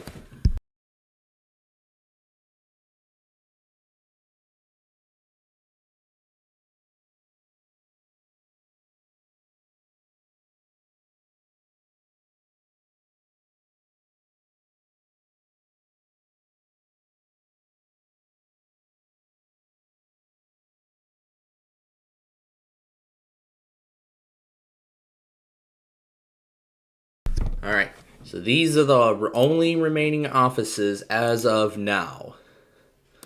So as of now, those are the only offices remaining at this point. Ooh, here comes the westbound. Now, I'm going to go back again, and then again, I'm going to go back on all this stuff after I send over the videos. So, I'll take care of that following... So, immediately following our postponed Ticket to Ride show here, I'm going to go back on WJON, compare the clips. Actually, I'm going to play them all again, starting after the American Samoa, just to make sure that I got everything. So I'm going to play everything after the American Samoa, just to make sure that I got everything. Because I don't want to be left out. I'm sure you all know how bad that would be. So I'm going to keep the rail cam going on the side. I'm not going to leave the junior monitor running for long, though, because we're going to need this for QBE tonight. Because this is when QBE is going to possibly run their test. KHPR did not test at all. I did not see TOP run a weekly at all either, so far. Maybe we'll see if it happens this hour. However, I'm going to have to do it on my phone. But you know what? That's okay. Alright, so, now, with that being said, on with the show. We don't usually do it, okay, that's a little too slow. There we go. Much faster. Alright. I see New Orleans is starting to do stuff, but I don't expect much from them. Okay. Here we go. You all know the drill. Here we go. First game out of 5, and these are the routes. Let's do this.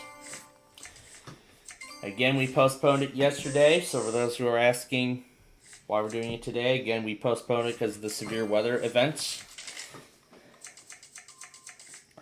It's usually as part of my programming plan. If we cannot do the show, then, well, at its usual time that we would delay it, we would usually delay it by, however, usually delay it by an hour.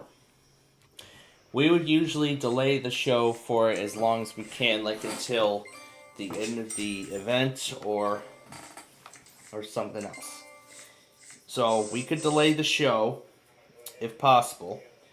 However, if the current circumstance does not allow us to, if the current circumstance, like for example, a severe weather event, let's say, does not allow us to do the show on the same day, then we delay it to the following day at its usual time, or at a later point.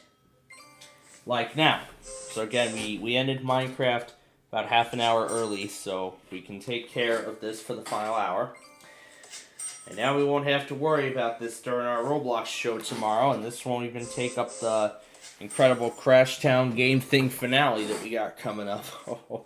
That's going to be a lot of fun.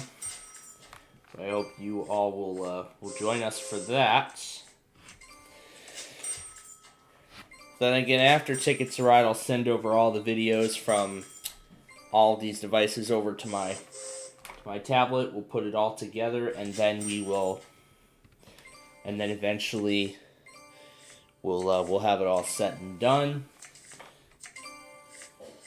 Maybe, and hopefully get this iPods compilation rendered and taken care of on the same day. That would be nice, and then I won't have to worry about that tomorrow by the time I get back, because we have yet another slight risk to worry about. The undo close tap NU was nothing special. So here we go. Select NWS office. Paducah, Cape Girardeau, Cape FM. Southwestern Bollinger County, Missouri, Eastern Wayne County, Missouri, Northern Butler County, Missouri, Northwestern Stoddard County, Missouri, until 10:15 p.m. At 9:41 p.m., severe thunderstorms were located along a line extending from Cascade to near Shook to near Lake Wapapalo State Park to near Milltown, moving east at 45 miles per hour. Expected hazards include 60 miles per hour with gusts and quarter-size hail. This is a radar-indicated threat. The following impacts are expected. Hail damage to vehicles is expected. Expect wind damage to roofs, siding, and trees. Locations impacted include Poplar Bluff, Lake Wapapalo State Park, Tuxico, Fisk, Hendrickson, Wapapalo, Shook, Cascade, and Ron Bauer. Repeating, a severe thunderstorm warning has been issued until 10:15 p.m. for the following counties in Missouri: Bollinger, Butler, Stoddard, and Wayne.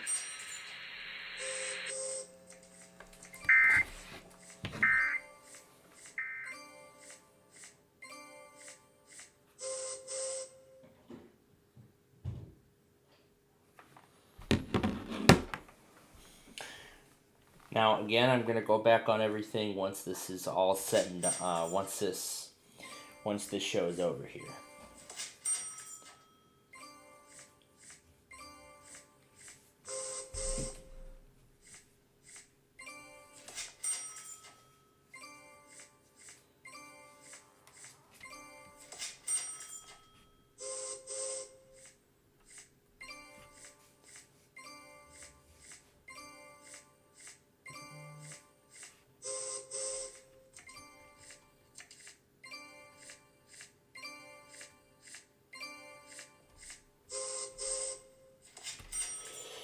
I'm sure WTOP is going to test on a Tuesday like a lot of the other stations do.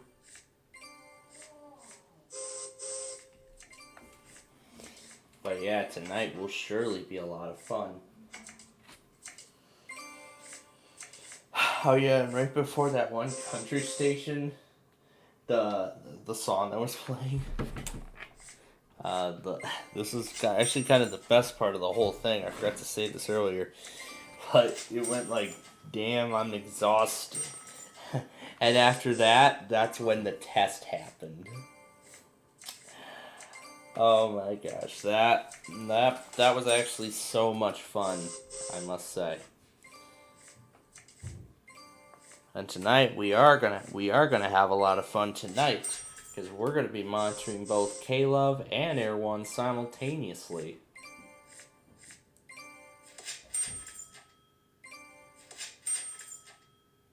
Ooh, yeah, I'll take the yellows.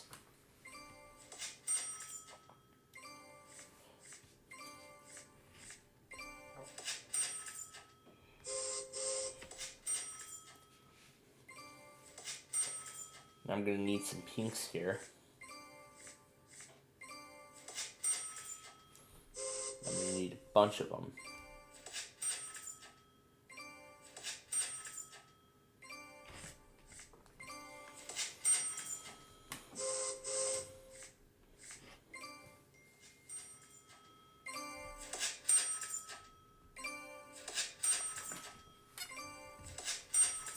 Don't worry, folks, I'll go back on everything later.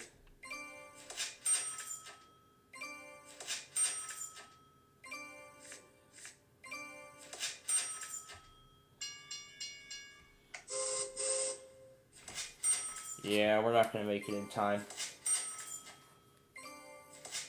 I mean, look how close we were. We just needed those ones. Those singles. Well, that is our first game. Going to get those 12 points, but now I'm going to have to give them all back. And more. Even more. But anyway, green player complete. Sioux St. Marie, Oklahoma City. Calgary to Phoenix. Red. Kansas City to Houston. And Montreal to New Orleans. But not Chicago to Santa Fe. The blue did not get from Boston to Miami, but Montreal to Atlanta. Purple got from LA to Miami, and Duluth to El Paso.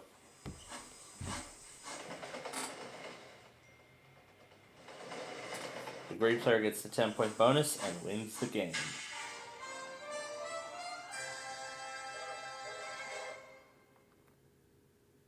The WTOP Listen Live experience is brought to you by Zscaler and all of Carousel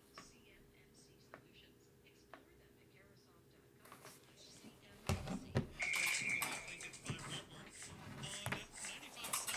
solutions. We're gonna see if WTOP will test this hour, but actually I'm gonna use the little trick to try and get them to test before we start this game.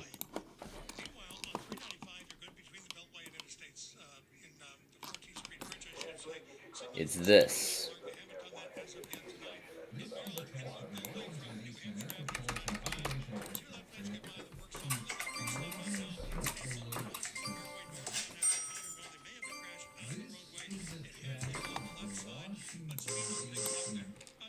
I think we need to add an echo effect. No, not that. Ah, this will do.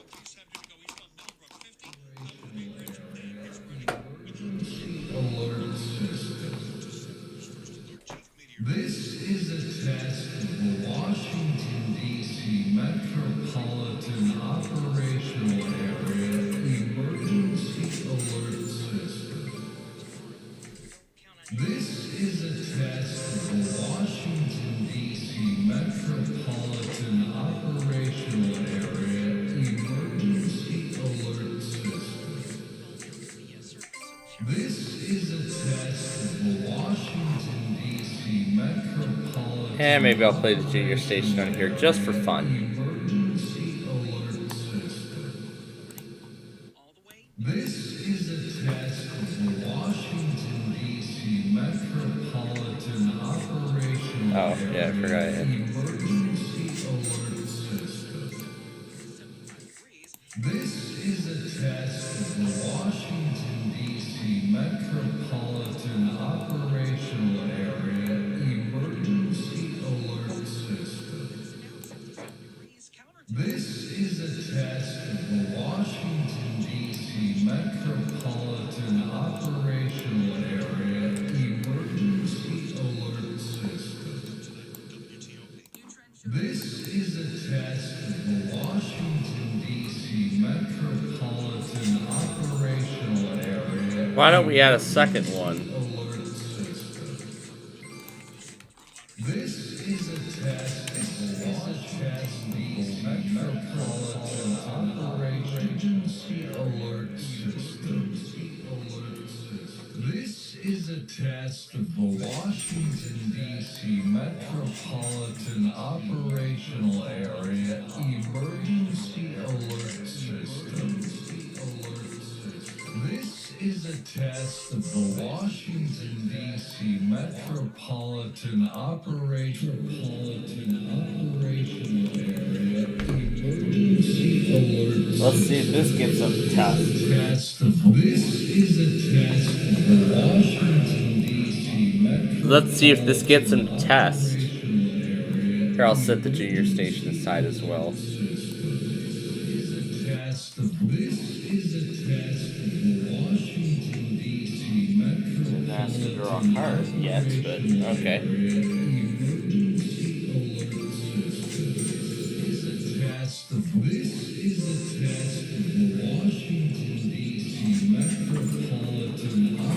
You know, I tried to play. You know, I play the pre-roll in slow motion, and they actually test.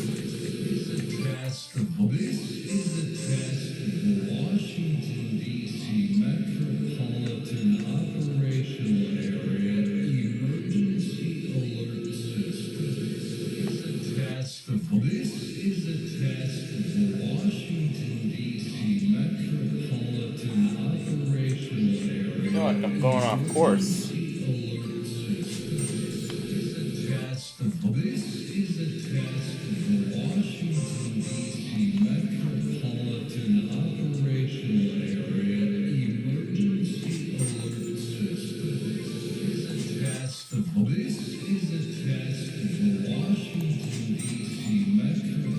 The Washington, D.C.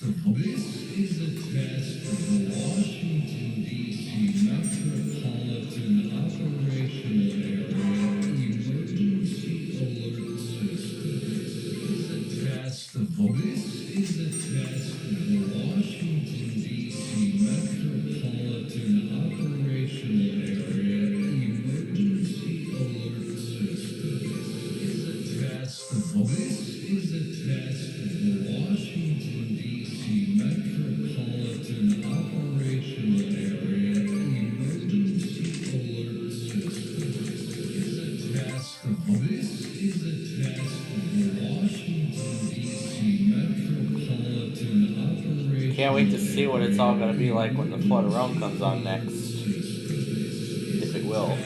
This is a test of the Washington, D.C. Metropolitan Operational Area Emergency Alert System.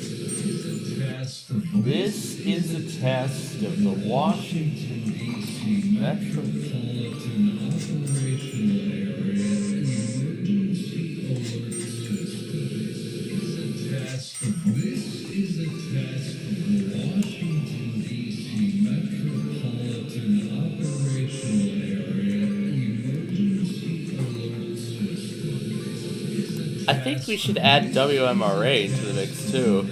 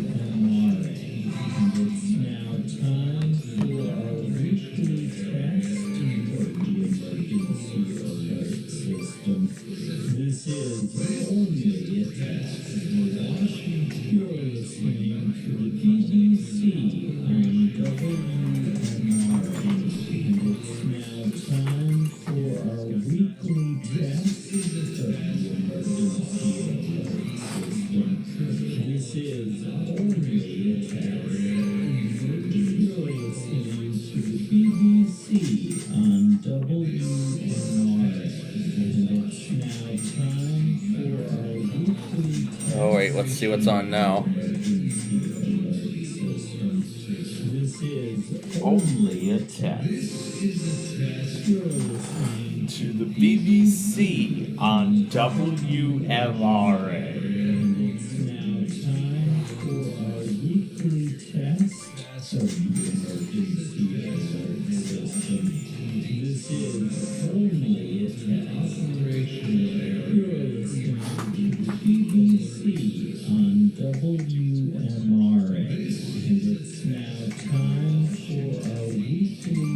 See if we can get the oranges in time.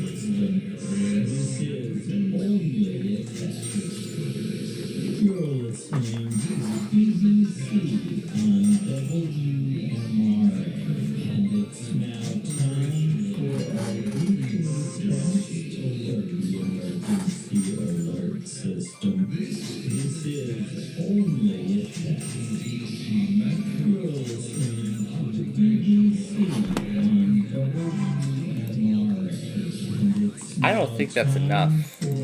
Let's add the air.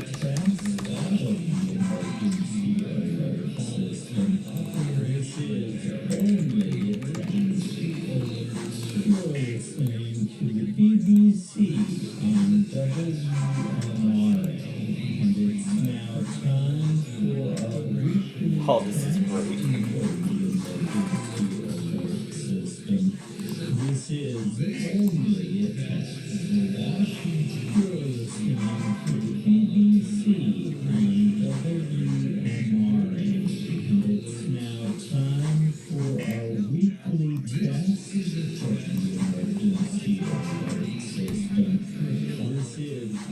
This is only a test. Alright, me, get back on track with the show here, because I already missed all the totals. Green player won game number 2. A very incredible score. Alright. 2 down, 3 to go. Here goes the next one.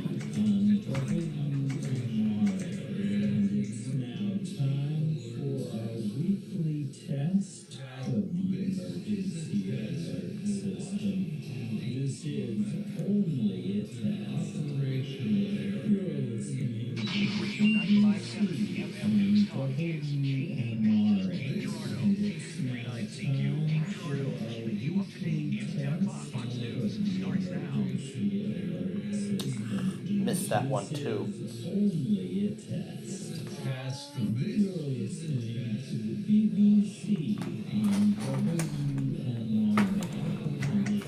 Oh, this is great. Alright, here are the routes for game 3. Alert system. This is only a test.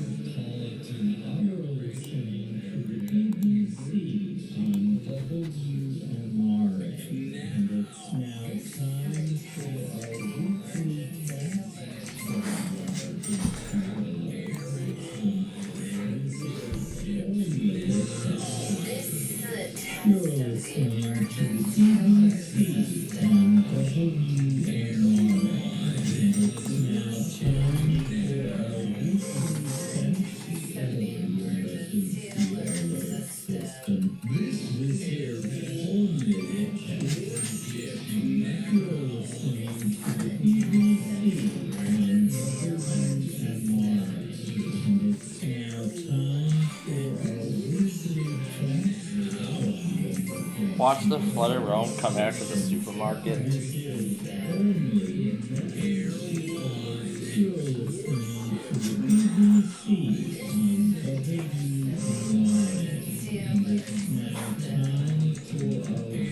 Here's the slew of pre-rolls.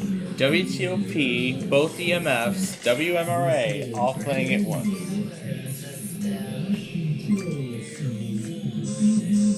Oh yeah, I forgot John's monitoring Kate. Thanks, John.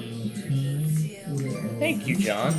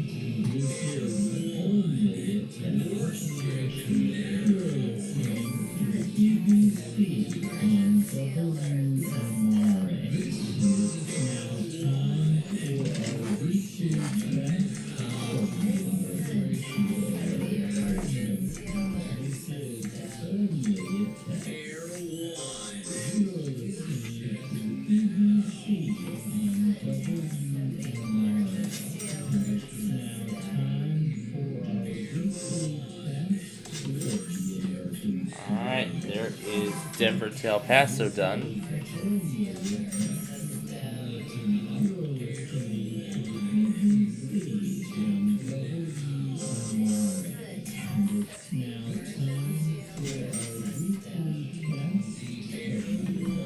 Why don't we, nah. I was about to say I was going to add YCT. I changed my mind. Yeah, maybe we'll add WYPR too.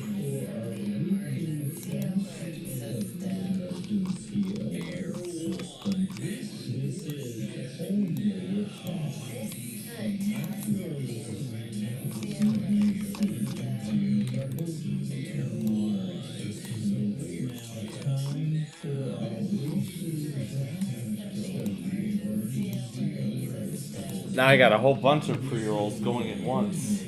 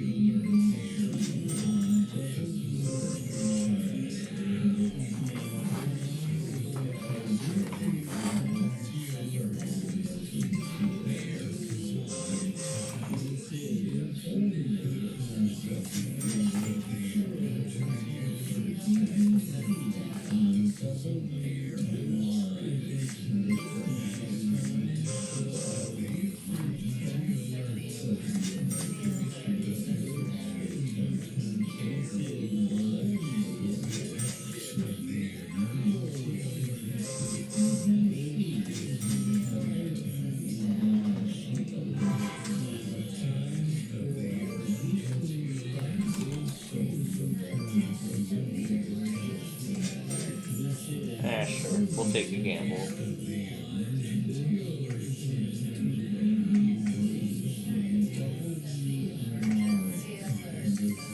Sure, we'll take a gamble.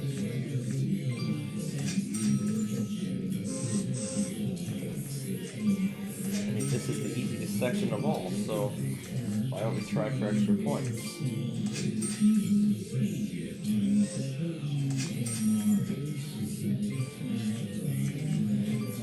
Watch the flutter drone come on during this stage if it has not already.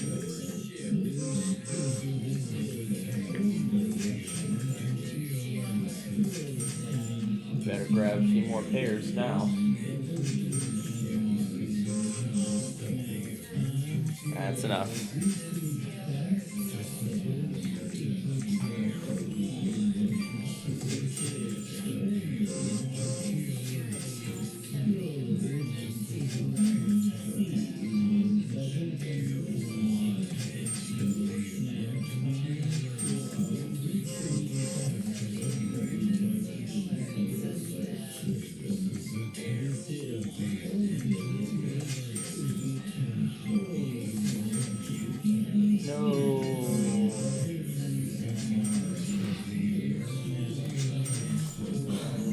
No, just needed that one more. No, we just needed that one more section. Well, it's only 8 points, so I think it's got like 30. Yeah, I think it's 30 minus 20 minus 8, so it's only 22 points that we got, so that's not too bad. The green, however, did Sault Ste. Marie to Oklahoma City, Duluth to El Paso, but not Denver to Pittsburgh. The red did not get from Vancouver to Montreal or Toronto to Miami. Blue did the big one, Seattle to New York, and held up to Los Angeles. And the purple got from Winnipeg to Little Rock, and then LA to Chicago. Over here to the mighty Chicago. The purple player gets the 10-point bonus for the longest chain and wins game number 3.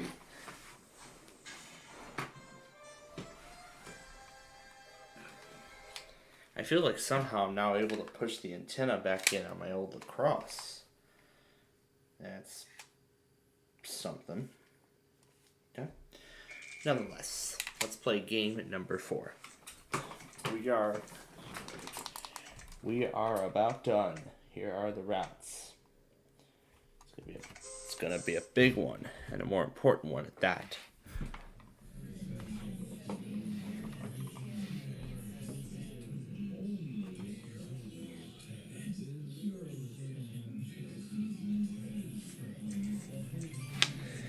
When the flutter realm comes on, we're adding the sign. We're gonna add the sign-off sequence.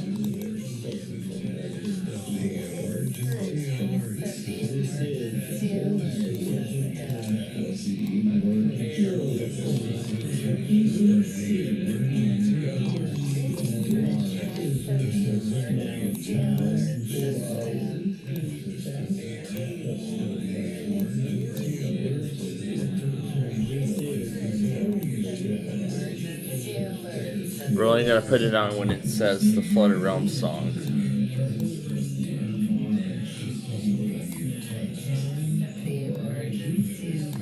I'll do it for the Cave and Snow Realms too, just for fun. If any one of those 3 realms come on, then we're queuing the sign-off sequence.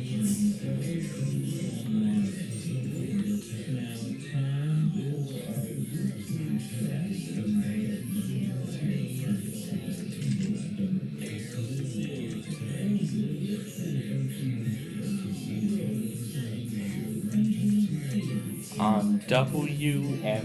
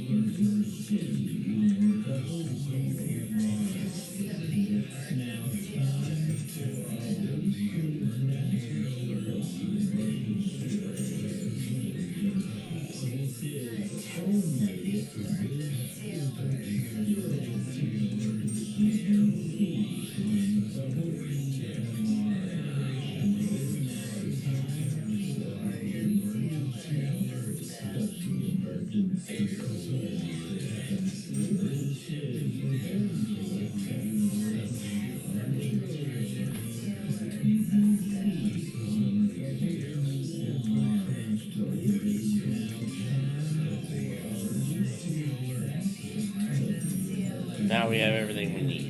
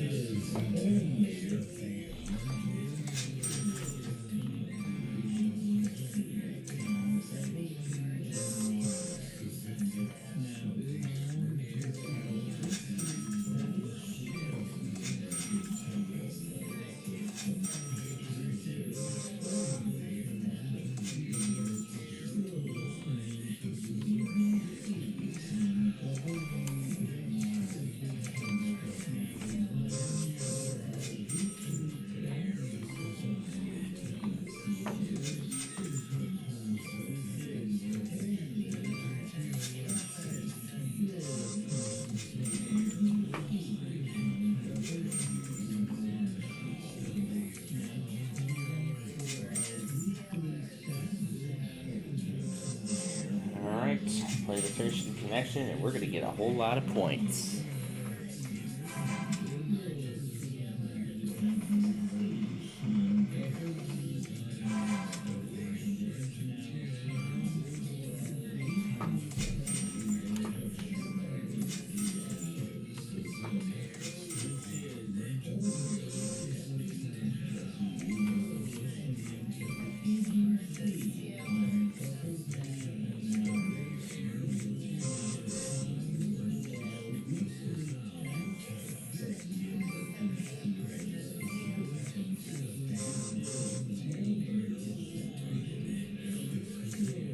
Oh.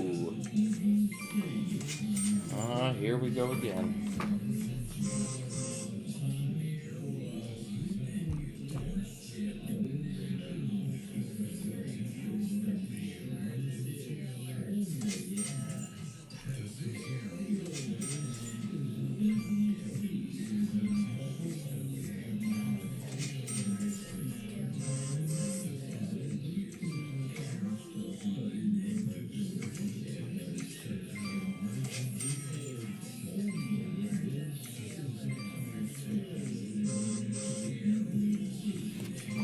Why don't we add, why don't this time we add Bill Bukowski from WEDA?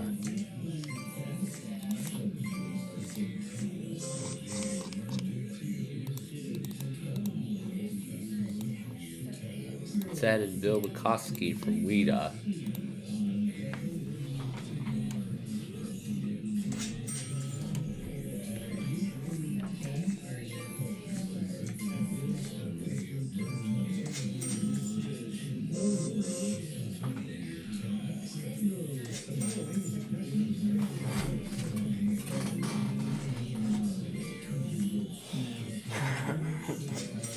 So now you get to hear Bill Bukowski at Air One.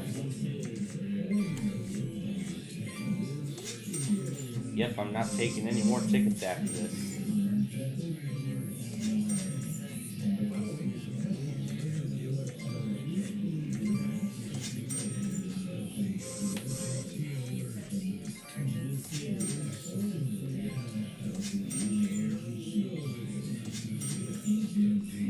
On WMRA.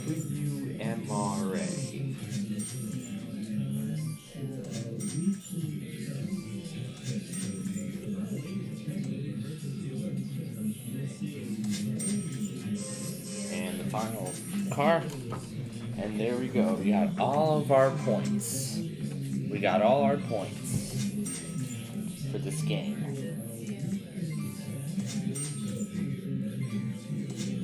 And we're going to go ahead and play the last card. And there we go.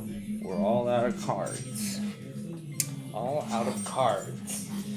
And that's going to wrap up game number 4. Now let's add up the totals. First, let's start with my routes, my points. There it is. Alright, here we go.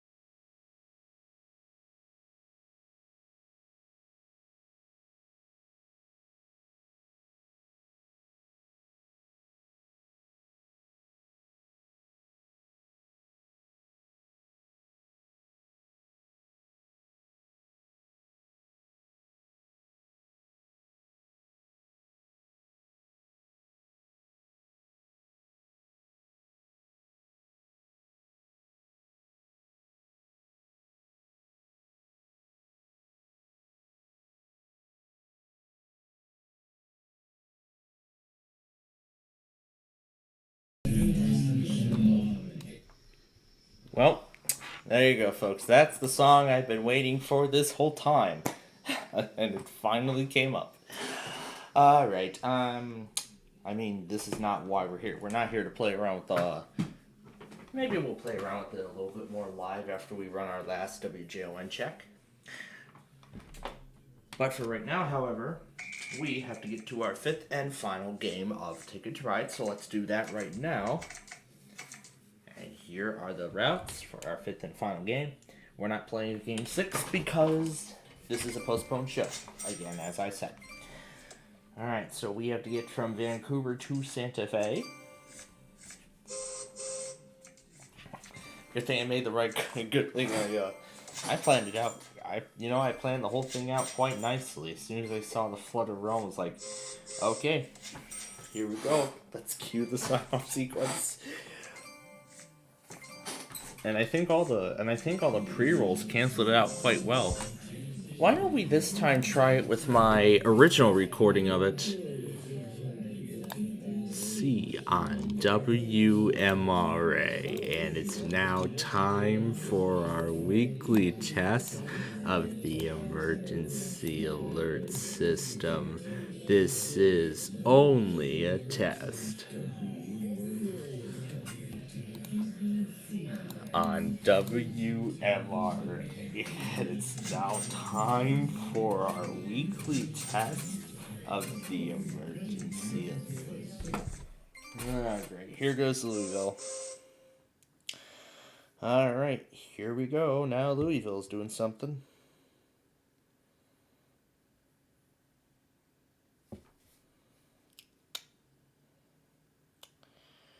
RUS.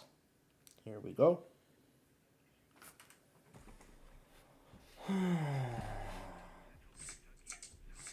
If they're under another risk for severe weather, they better not test tomorrow. We'll actually look at that severe weather potential a little later on here. Well, near the end of our show we will. But I mean, we're just about done.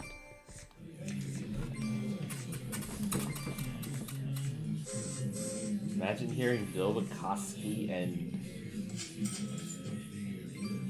St. Clair Monroe. John, are you finally monitoring St. Louis after all this time? Are you finally monitoring KWO39 after all this time? I hope you are.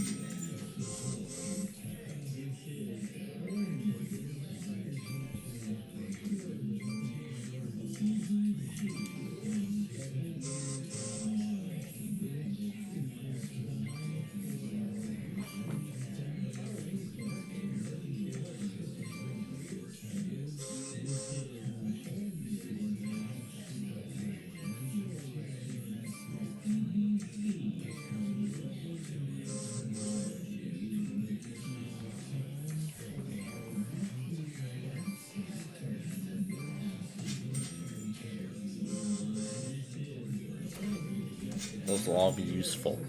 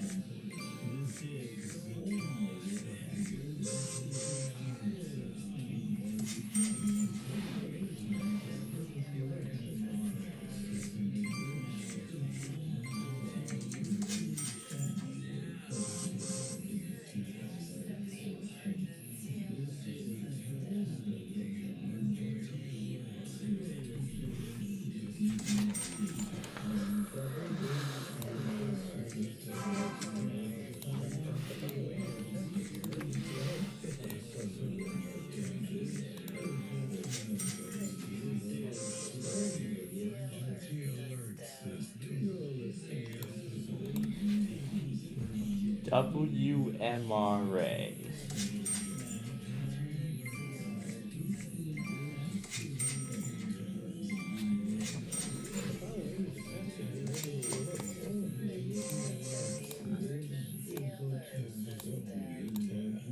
Alert system.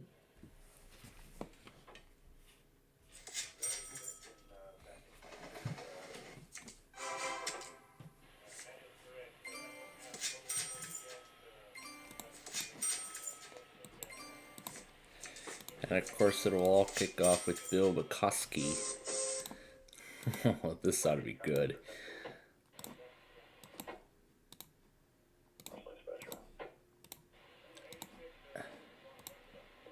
I don't know if I'll try my 294 video as well. I don't think so. The BBC on WMRA. I like that one. Okay, all the 11 cars left. We're not taking any more tickets. We're done. So pretty much at this point, we're gonna pretty much just pick and pick and choose at this point. Because really, I don't want to lose any of those points. So that's in my best interest. I mean, this is the 5th and final game, so we're not playing another game after this. So, you know what? All we're going to try and do now is just connect the routes. That's all we're going to try and do. That's all. That's the final assignment here is connect the chain. So that's all we're going to try and do, connect the chain.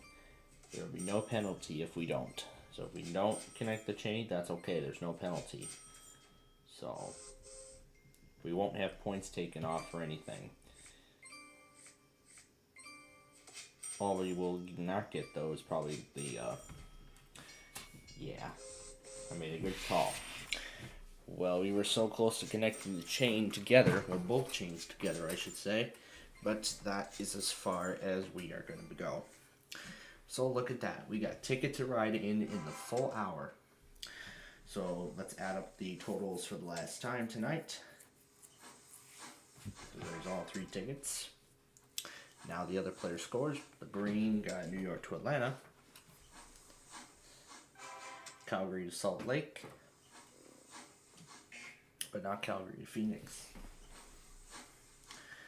The red did Sault Ste. Marie to Oklahoma City, but not Helena to LA.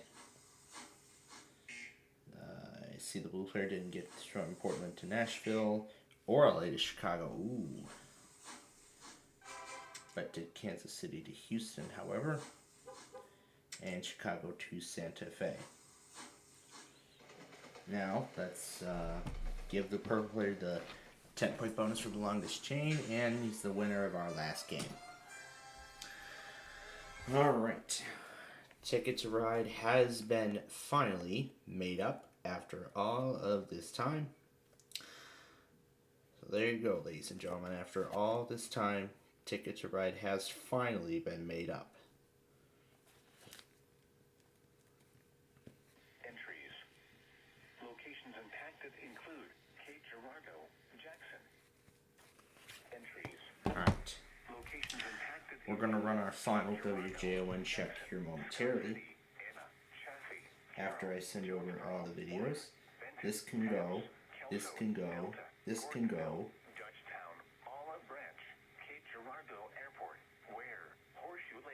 Where these two are going to come over. I'm going to send these three over first. Then after I send over all the videos, we're going to run the WJON check. And then afterward, we'll be all set to go.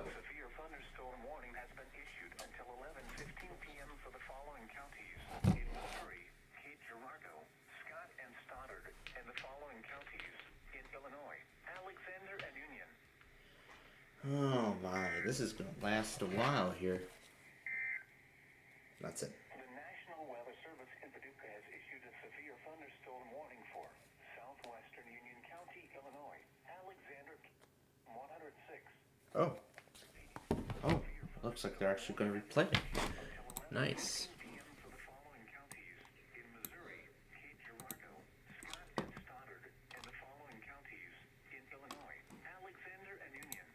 So again, here's where we are going to start.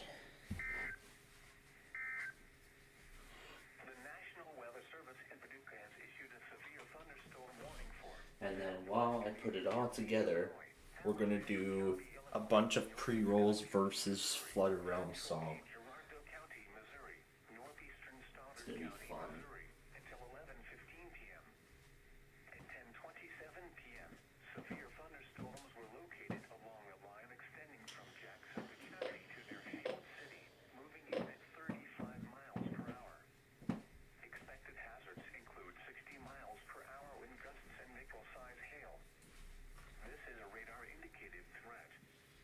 The following impacts are expected. Expect damage to roofs. Citing entries.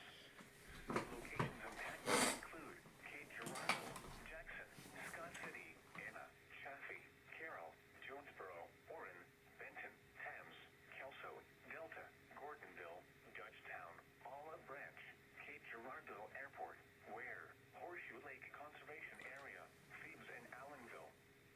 This includes the following highways. I find it weird that there's actually an Olive Branch, there's an Olive Branch, Missouri. The only olive branch I know of is in Mississippi. That's it? Oh.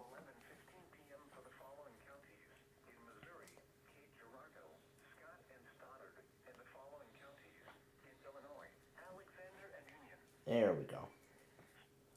Alright, there's that done. Okay. Now, we're going to send over the footage. Okay, that's one device. And now to send the rest over from the other. Now to send the remaining footage over from the other. And then once we have it all, I'm going to put it all together after I run one more WJON check. And then after that, you're going to see the live battle, I guess I could say, between the Flutter Realm song, all these pre-rolls, and the sign-off together. This is going to be so much fun. And as much as I would like to play around with Michael Jackson like I did earlier this morning multiple times, I am not going to until this is done. Oh, and besides, I still have a lot of yesterday's stuff to get off of here. Oh my gosh. That's what's taking up the most amount of storage on this thing. You know, that stuff off my phone too. Got a whole bunch of stuff to take off. I mean, I literally had to delete so many iMovie backups just to get that thing to render on my other device. Let me while I'm at it, let me make sure that it is all it is up and ready. I'm on a different account, so I'm gonna have to switch. And there it is, May 13th, the weekend. Alright, that is all ready to go, and we have the footage. Okay. Now, before we continue any further, Hawaii Public Radio can go. I noticed I have one already open, but it's best that I reset it so we don't get locked out. So we don't suddenly get booted off the machine. Okay. Alright, now for our WGON check. We're going to play everything following the American Samoa IPOS test. So everything after Samoa. This is again to ensure that we have everything that we need. Is it just me, or is Discord lagging?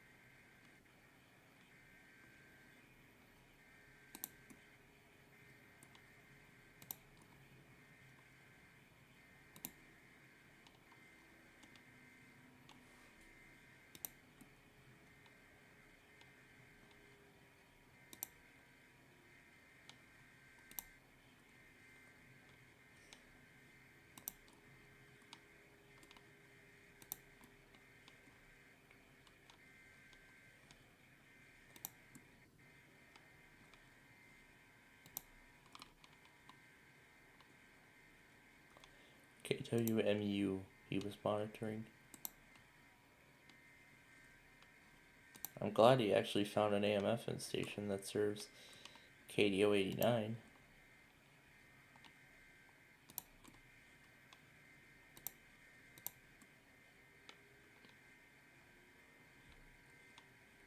And that's the end of the list.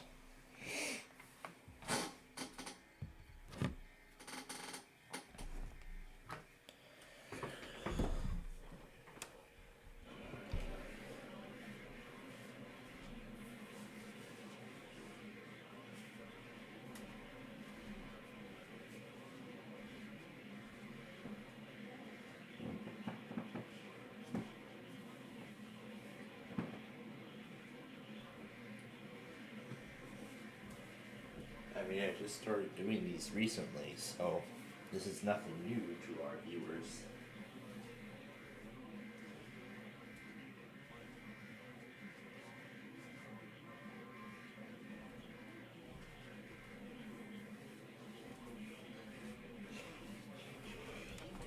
While this continues, I'm going to go over to the radar and we're going to see how the rest of this will play out tonight.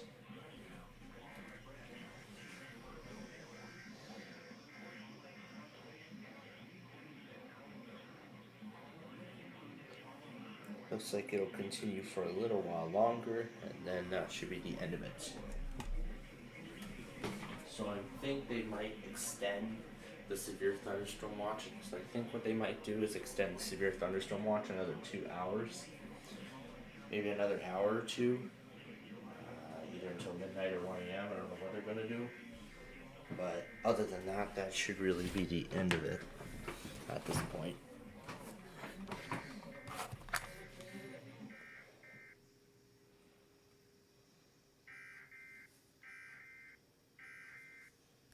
Wow, 3 different clips at the same time.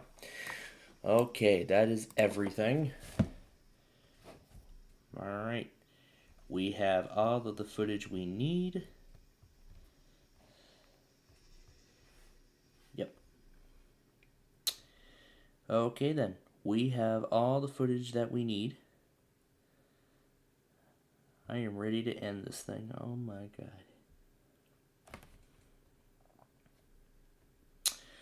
Okay, that was our WJON check. We have all the footage we need. We are good to go. Well, let me go and put the IEM bot on in case anything else gets issued. But I think for the time being, that might just be about it. Yeah, that's it. For St. Louis, that is. Des Moines is done. San Angelo, yeah, they're done. Fort Worth, Bust, Paducah, yeah, I think they're about done. Springfield is done, pretty much, so that's it. I believe this event is already coming to a close, so we're going to go ahead and go over to the purple mode, and I'm going to set this back to the normal blue. Okay. And we're going to keep our eye on all this as we continue through the night. We're just about done here with this. This is incredible. All right, and now it is time for me to finish this. I am ready to finish this iPOS compilation and get it up for you all. Because I know how much you've all been waiting for it. You've been waiting for it for a while, and soon you are going to see it. And very, very soon you are all going to see it. It was that monthly test that we were waiting on frantically.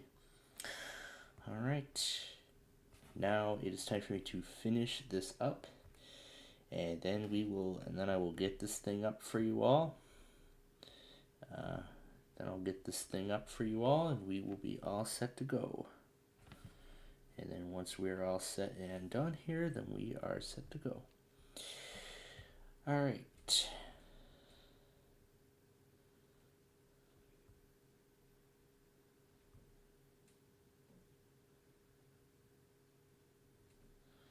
These are entirely different things.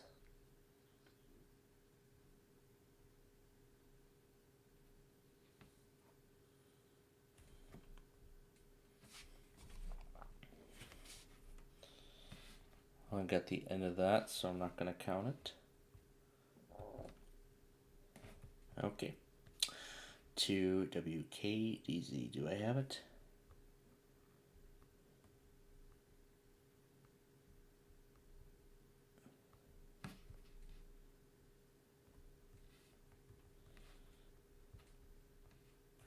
Okay.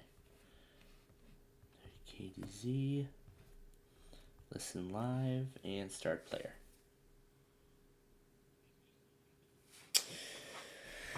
All right, and now what's the logger doing? Oh, from earlier. All right, and now, ladies and gentlemen, while I continue putting this together, it's time for EAS test pre-rolls versus Plainfield TV sign-off versus Flutter Realm. Here we go. As a test to the emergency alert system. Washington,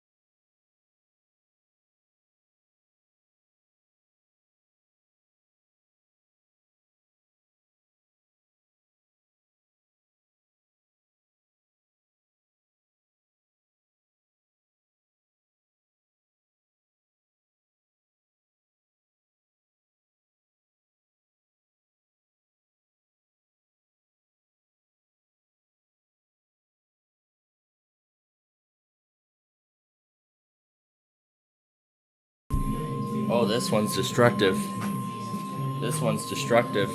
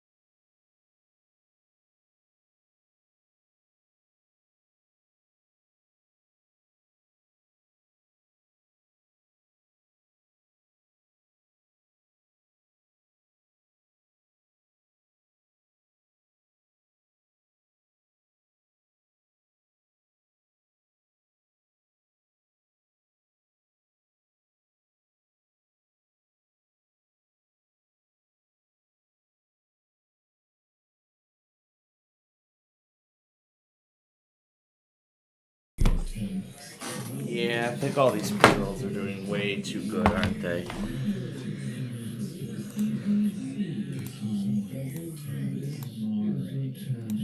Now time for our weekly test. Not at all.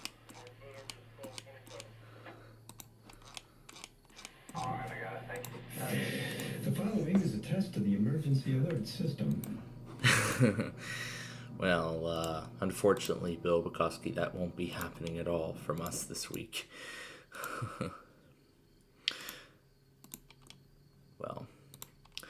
Well, let me tell you, it has been quite a night. This has been quite a crazy night. I mean, what fun we've had. It's been, it has been a very crazy day, and it has been a very crazy night. But now, ladies and gentlemen, it is time for us to get serious. Why is KKRH and... Oh, now everything finally opens? Okay. Well, that would have been a good time to do it. Okay. That'll do. Alright. ETS Auto Weekly coming up. Alright, coming up here in just a little bit is going to be the WETS Weekly Test. And then I am calling it quits for the night. I'm going to keep an eye on the local. Estelle Knight got doxxed. Ooh, that's not good. Alright. We're going to watch the local closely for the WETS test. And that's really the last thing we have. Because I think after all those warnings from Paducah, I think that is probably it.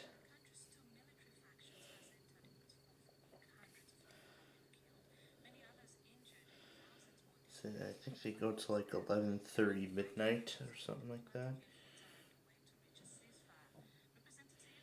Yeah, I think that's pretty much it at this point.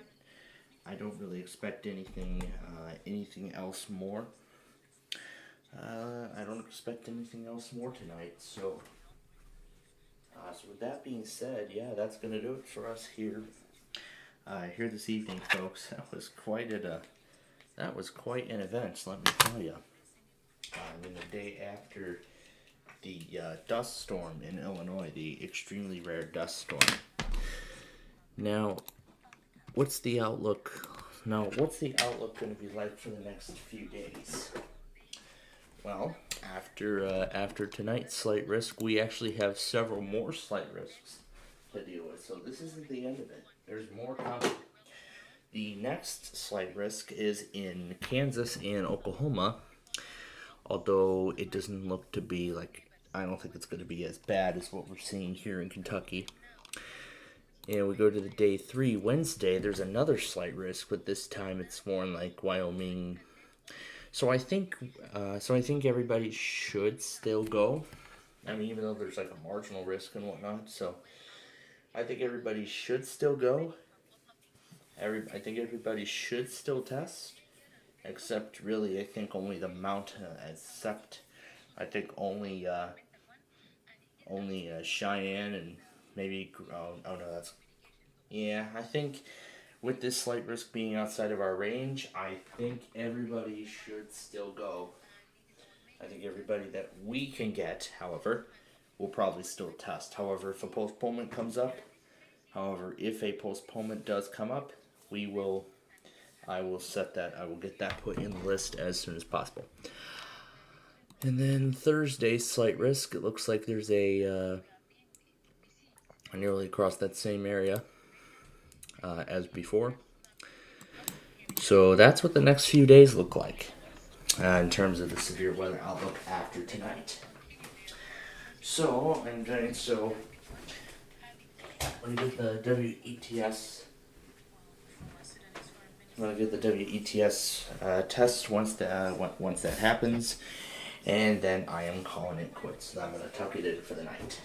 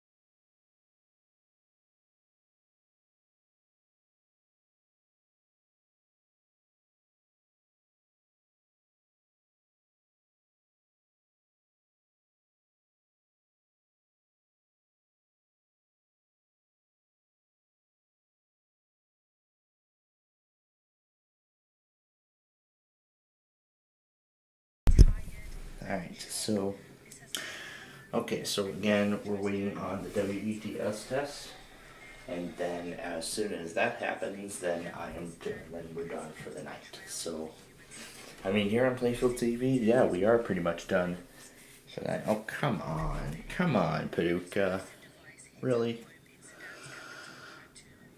Come on, Paducah, you won't even let me do a proper sign-off on La Plata. Seems like Paducah will not let me do a proper sign-off.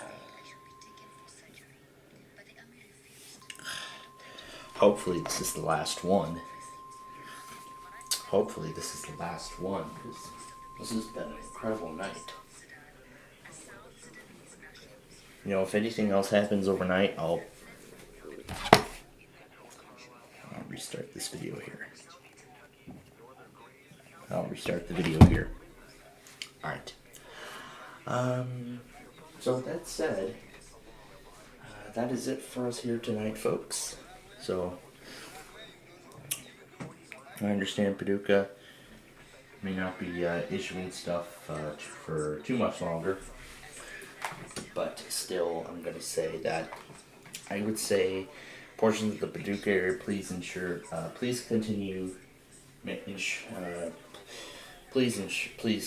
ensuring that you are still receiving severe weather information if a warning does get issued for your area as we continue into the overnight hours, even though this line is very much weakening at this point.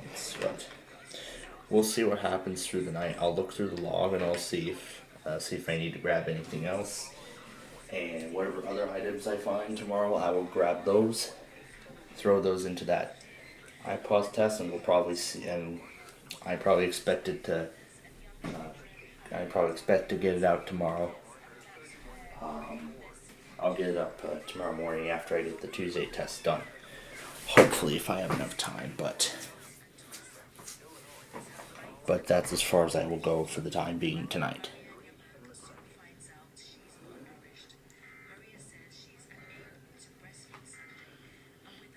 So that's as far as I'm going to go for tonight. So again, thank you for joining us tonight. Now before we go, of course there are a few more things we have to say before we say goodbye. First is that Plainfield TV is owned and operated by the SPC Plainfield Media Corporation, and that we were not on the air the whole time, so that any other videos other than mine presented today are from enthusiasts who have requested or have accepted our request for their videos to be presented. So, even though we barely do this anymore, but any and all alerts heard during the program today can be reused for archival purposes only, including any programs on the Plainfield TV network and any and all alerts on the Plainfield TV network.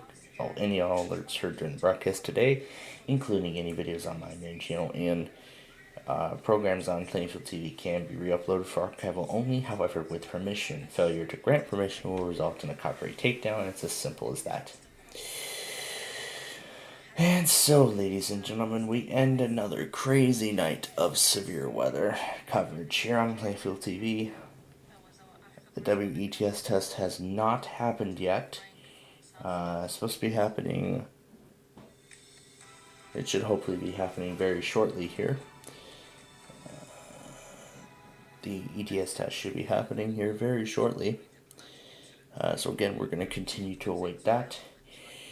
And let's hope that tomorrow and Wednesday will be less chaotic than today, which I'm pretty sure it will, because that slight risk is not going to be for too much of an area unlike today. So at least that's what makes me very glad about it. So with that said, thank you.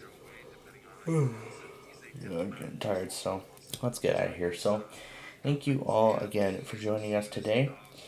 And now from all of us, and now for the staff and management of Plainfield TV, thanks for watching. Thank you all very much for watching, and we bid you good night.